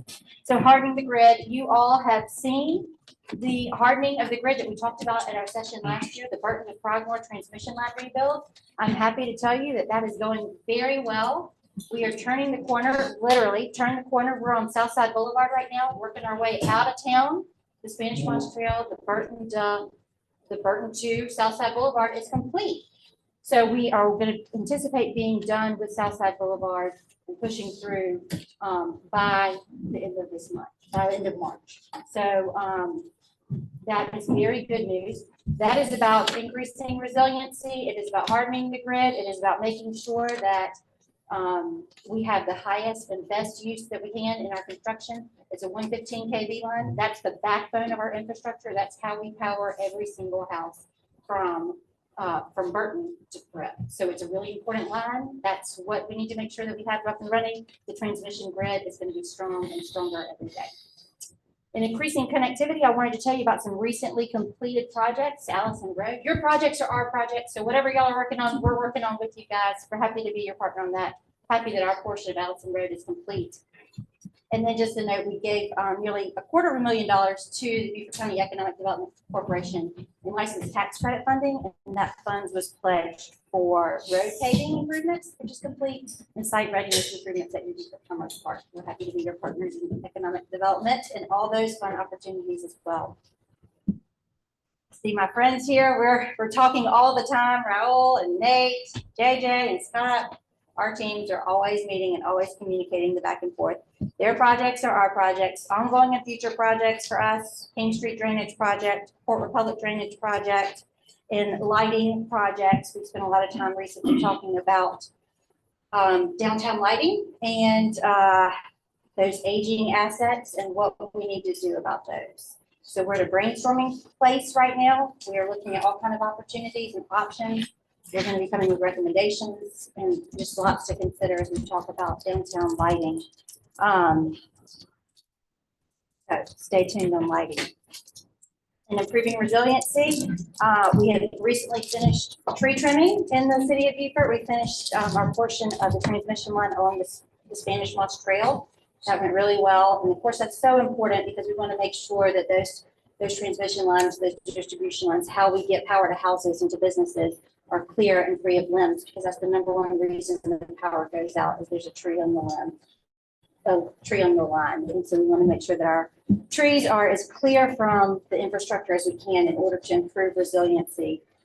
We have a 1 mile cutting that your administrative team knows about. It's on Ladies Island in the portion of the city of Beaufort, and that should be done by the summer of 2025. And then we'll be on our next cycle, and we'll be briefing your team as we get ready for whatever the 2026 tree trimming cycle looks like. But vegetation management is critical to resiliency and reliability, and it allows for faster restoration during storms, and it increases the safety for our friends and neighbors. Dominion Energy is just powering your everyday. We're here for you guys. We're happy to answer any questions. That's really all I got today. Okay. Anybody have any questions for Blakely? Hi. I just wanted to thank you and your team for the speed and efficiency in which you take care of any and all problems that the police department has in. We're on any of your speed arena. dial. Happy to be a partner. Thank you for your We help. You've been a completely are, wonderful and I do partner. appreciate it. Thank you very much, and please send a thank you out to your team. I will, absolutely. Thank you. I'm sure Josh and I are gonna be hearing a lot about the south side transmission lines. I've been hearing some, but as you go going right through that residential area. The good you'll be news hearing- is it is going to increase resiliency. It is going to increase reliability. It's hardening the system. It's millions and millions and millions of dollars in investment that we're making to make sure that the power stays on. When you're talking about your aging assets, my wife is always fussing about my aging assets. Blakely, with the non-service standard agreements that we Yeah. have, and what is the realistic optic of doing more burying in our systems, especially in areas with very sensitive tree covers, Yep. specimen trees, Absolutely. those avenues. Absolutely. Undergrounding is always an opportunity that we're happy to discuss. I've told several members of the team before, give us a scenario, give us a situation that you want us to analyze, we'll come back with hard numbers. You do have some balance in your non-standard service funds. We are always in touch. Alan and I are sharing checks once a year for sure. And then communicating the balances of those. And then understanding the wish list and the dreams and things like that that we want to make happen. So we're always trying to be that good stewards for you guys, collecting that funds, and then working with you guys to make the best investment. Just so the public knows, I know what we have, I think I have an idea around about figuring what we have in that fund. But it's not enough to put any power underground for, Right. Substantial distance. well, not even a mile. I mean, what can you? $5 to $8 million per mile Right. of undergrounding infrastructure. So it's incredibly expensive, whereas overhead is the standard means and likely it's free. So it's a free service that we're willing to offer because we have an obligation to serve. And then undergrounding is non-standard, and so it comes at a cost, and the cost is about $5 to $8 million per mile, depending on the variables that we need to analyze. But we will analyze and run a full scope price quote for you on any situation you want us to look at. Have we sunsetted the Boundary Street? No. Do you have any ideas? Yes, and we recently communicated that, and I can get that date to you. Alan may have it at his fingertips, but I can get it to you tomorrow if need be. That's fine. Mhm. Any other questions for Blakely? Thanks for Did a having good me. job. Good to Thank be you. with you all. Thanks. Okay, I was going to open it up for public comment, and he's not here. I guess I'll stick around and let him tell me. I have one comment as a member of the public. Okay, Marilyn, go ahead. I failed to mention this morning that I, even though I had notes that were written for me by a former speechwriter for the Boston mayor, I failed to acknowledge the support of Chief Price. And that was a tremendous oversight on my part. Chief Price has been incredibly supportive of all of our efforts, especially mine. She answers when I call. And I would like to thank you personally and to ask you to pass my thanks on to your officers.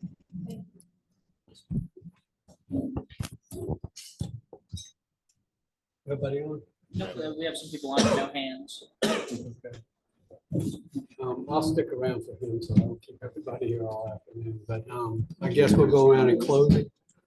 I just want to thank the Black Chamber of Commerce for allowing us to use their facility. I want to thank staff and city manager and assistant city manager, everybody for organizing all of this.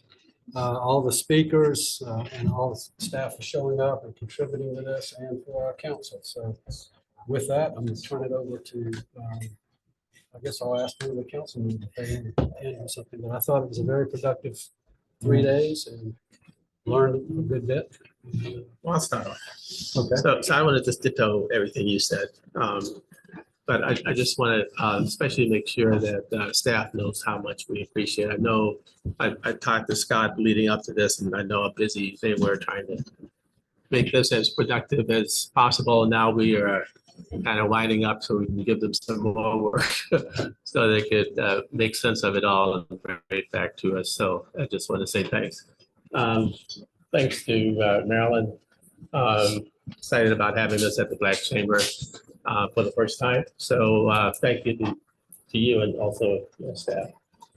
Thanks to all the folks out listening online. You know, that technology still kind of amazes me, but listening to Megan and others talk this morning, it's good to know that it's just not us here, but probably I'm telling how many are at home paying attention to what we're doing too. So again, thanks. Before Mike talks, I forgot to mention Bill. Thank you for being here, Bill Stipp. And Thank you. and I'm gonna let you talk in a minute. I just want council to go through and get have their comments. Mike? No, ditto. Everything that's been said, including Mike and Bill, for thanks, although we're not sure about Mike anymore, but we'll think about that. All of the hard work that the staff especially has put into prepping us for this and the work yet that you have to do from everything that we've pushed back on the last 3 days. So thank you for that. As I've said every year, I never leave here thinking that there is any degree of wasted time, because there's always new thoughts and new processes and new approaches to existing processes that give better vision to what we're doing. And so I always come away with a good degree of success from these. Okay. You want to go last? I could mix it, doesn't All matter. right, I know you All like right, to I'm go just gonna last. keep it brief because so much has already been said and will be said. But just want to thank everyone, especially Scott. Scott, you did really good getting this together. A Thank you, very good Councilman. retreat. I mean, I know it was a group effort. I want to thank all the staff, especially you, Tracy, for all you've done. These 3 days have been really an opportunity, not just to plan, but to strengthen our shared commitment to serving Beaufort. The hard work now begins as we translate these ideas into actions that make a real difference. I'm proud to be a part of the team so dedicated to our city's future. And I'm confident that together we're going to be accomplishing great things. And a big thank you to Marilyn Harris and the Black Chamber of Commerce for hosting us this week. Thank you again. And all I'd say is let's move forward with purpose. So ditto on what's been said so far, and I want to thank Scott, JJ, and staff for coming together. And I know it's not easy to get all of this information in one binder. And so thank you for all the work that went into that. Tracy, thank you for everything that you did, especially making sure that I had coffee to get through these three days. This was mentally exhausting for me, and coming into it, I really did want to focus, I know for myself, to not put attention on succeeding at things that don't matter. And just looking back at the discussion, I think that with an understanding of what our needs are, our conversation was very focused on moving the city in the right direction. We talked about identifying initiatives for young families and entertainment. We talked about a comprehensive understanding of what our capacities are and smart growth and green infrastructure, organizational excellence, and then collaboration with our partners in the surrounding municipalities in the county. And I think if we can really focus on those things, then the rest will fall in line. So thank you all for your time. For those online that watched, I look forward to putting these initiatives into action.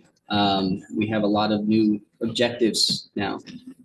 So, and thank you for being here, by the way. Thank you. Okay, before we go to final remarks, this is public comment. Did you have something to say, Joe Mack? Yes, sir, Mr. Mayor. Okay.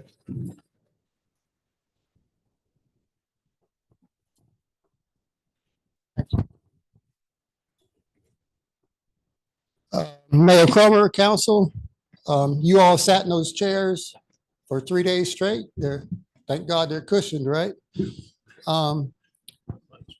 So many people in the community, thank y'all. So there's, so I don't have a suit on today like I did Monday morning. I shaved last night. I had a suit on Monday. The last time I wore it before that was about 15, 17 years ago, and I wore it to a wedding. And the cameraman at the wedding, he wanted to know, was I from New York?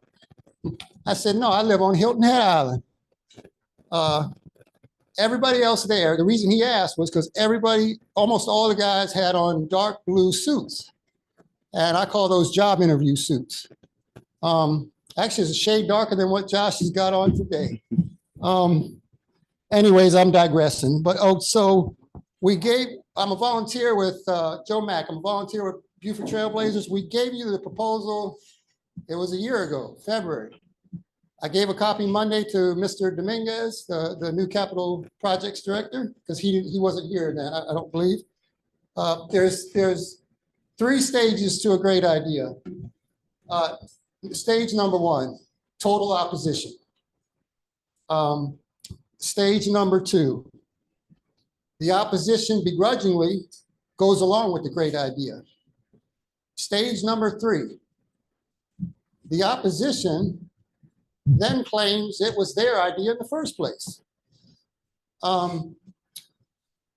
This Parks and this Rec, they had a history of the water. Well, the history of this Parks and Rec, it's not as pretty as that water history or other histories. To me, it's devastation.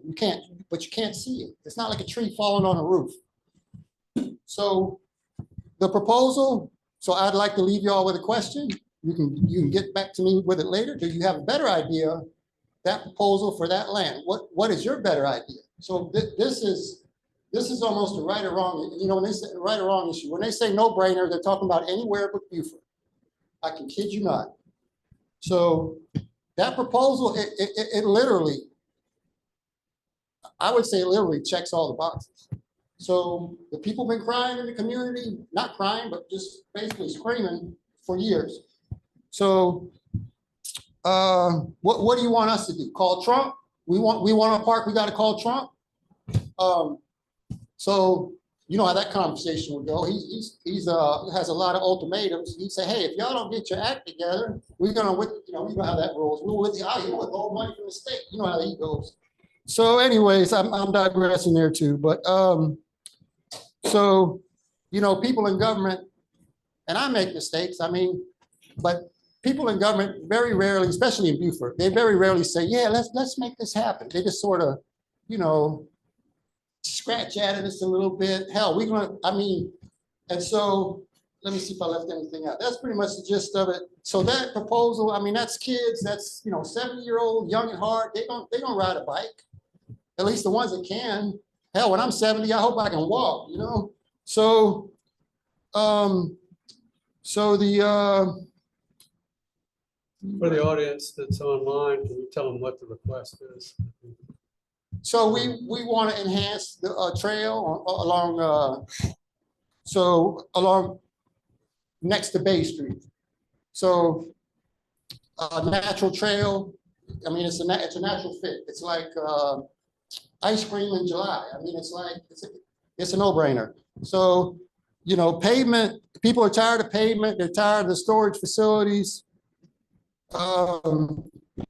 Well, speaking of the proposal, so there's false information out there. So we put some things on a flyer, which was not part of the proposal, and I put it in there just to try to get some excitement to get more volunteers. Not, hey, this is set in stone, blah blah blah. That had to do with events. So to wrap this up, make sure I didn't leave anything out. Leave anything out here.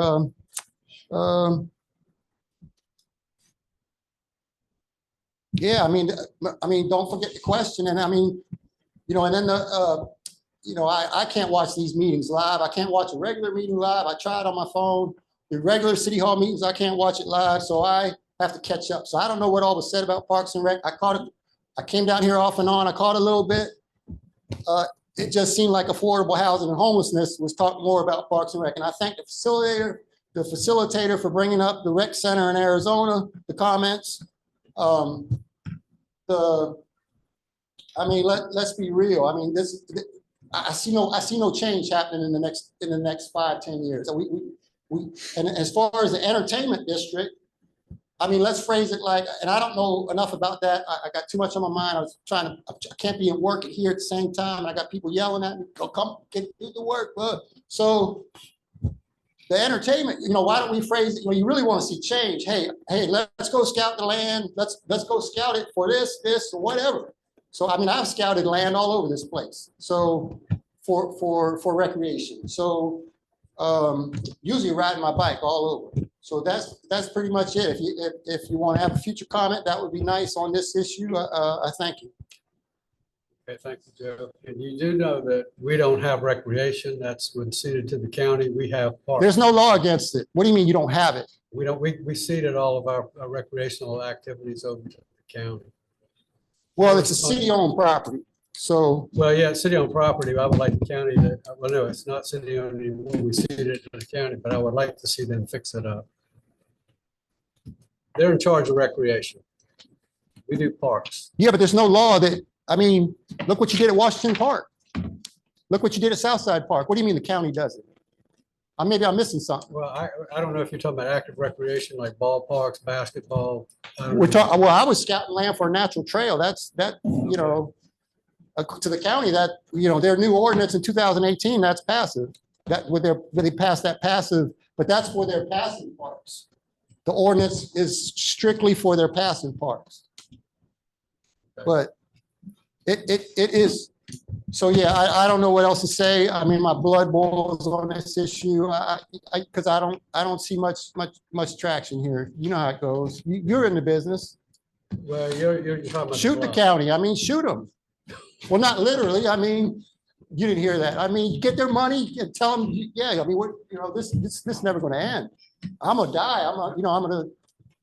It's affecting people's health. How about put what you want in writing and then send it to us? Yes, sir. I mean, read that proposal. Did you lose it? I'll send you another copy. I'll bring it. I will hand deliver it to you. This is the one you're talking about on the bluff. Yes, sir. Okay, that might be a hard sell. Well, like I say, anywhere, anywhere but Beaufort. No, thank you for your comments. Sure.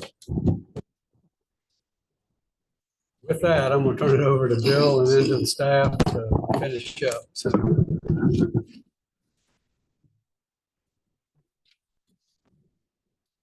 I just wanted to thank everybody for obviously the opportunity to come here. That's always great.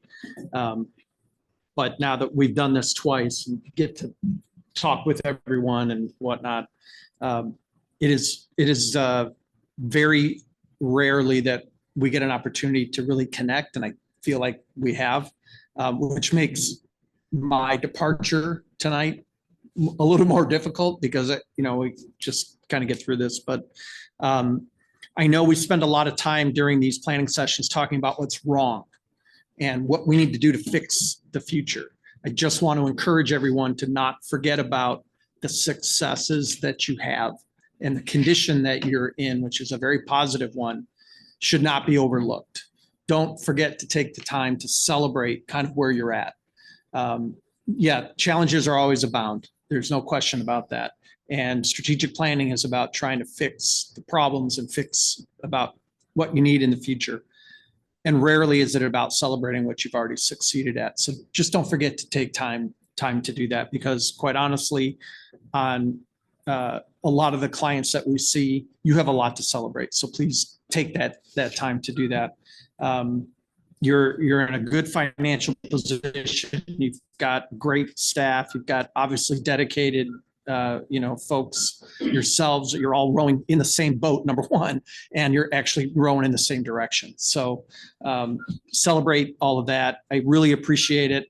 I'll continue to work on Mike and get my dear work husband together. But in any event, on behalf of Mike and myself, I want to say thank you for letting us come out here, and to everybody here on staff. It was a pleasure to see you and hope to see you again. Thank you. Well, Bill, before I forget, I just want to thank you for your services and facilitating this retreat. Once again, I feel like you were a great guide for us to be sure we stayed on track and had some very valuable input. So thank you for your input. Once again, I want to thank Marilyn Harris, the Executive Director of the Beaufort County Black Chamber of Commerce, and her staff for just being outstanding hosts, providing a great meeting space for us, even helping with the setup, and I'm sure they'll probably help with the tear down as well. So could not ask for better partners than that. I want to thank our staff, our department directors who put a lot of time into their presentations, who put a lot of time and work into their jobs every day on behalf of council, on behalf of the citizens they serve and the businesses and the visitors that we enjoy here in our city. I especially want to thank JJ for his assistance in getting this together. And I really want to thank Tracy again for the logistical end of it and everything that she did to make sure we were fed, to make sure we had something to drink, to stay awake, per Councilman Scoletti's point. It's very much appreciated, Tracy. I want to thank Sean and Tony from SK for allowing us to be able to make this retreat available to those who did not come here in person to be with us. And it will be recorded, so we'll have it for posterity as well. So thank you very much for that. And council, I want to thank you for your time and attention. It's a lot to ask 3 days out of your schedule to come sit with staff and partners, but we really felt like it was important. And I think it was productive. We got the direction we needed to get to help you with your priorities.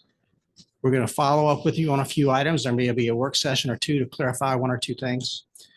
And we will have a work session specifically to address what the vision, mission, focus areas, and guiding principles and individual tasks will be in your next strategic plan. And we'll work session that.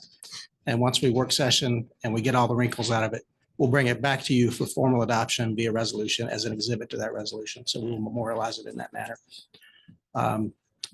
That's really all I have. But once again, I want to thank you for your time and attention and for your participation and your support of the staff. So thank you.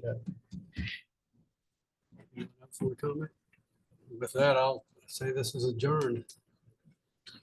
We'll be done. Yep, we'll be done.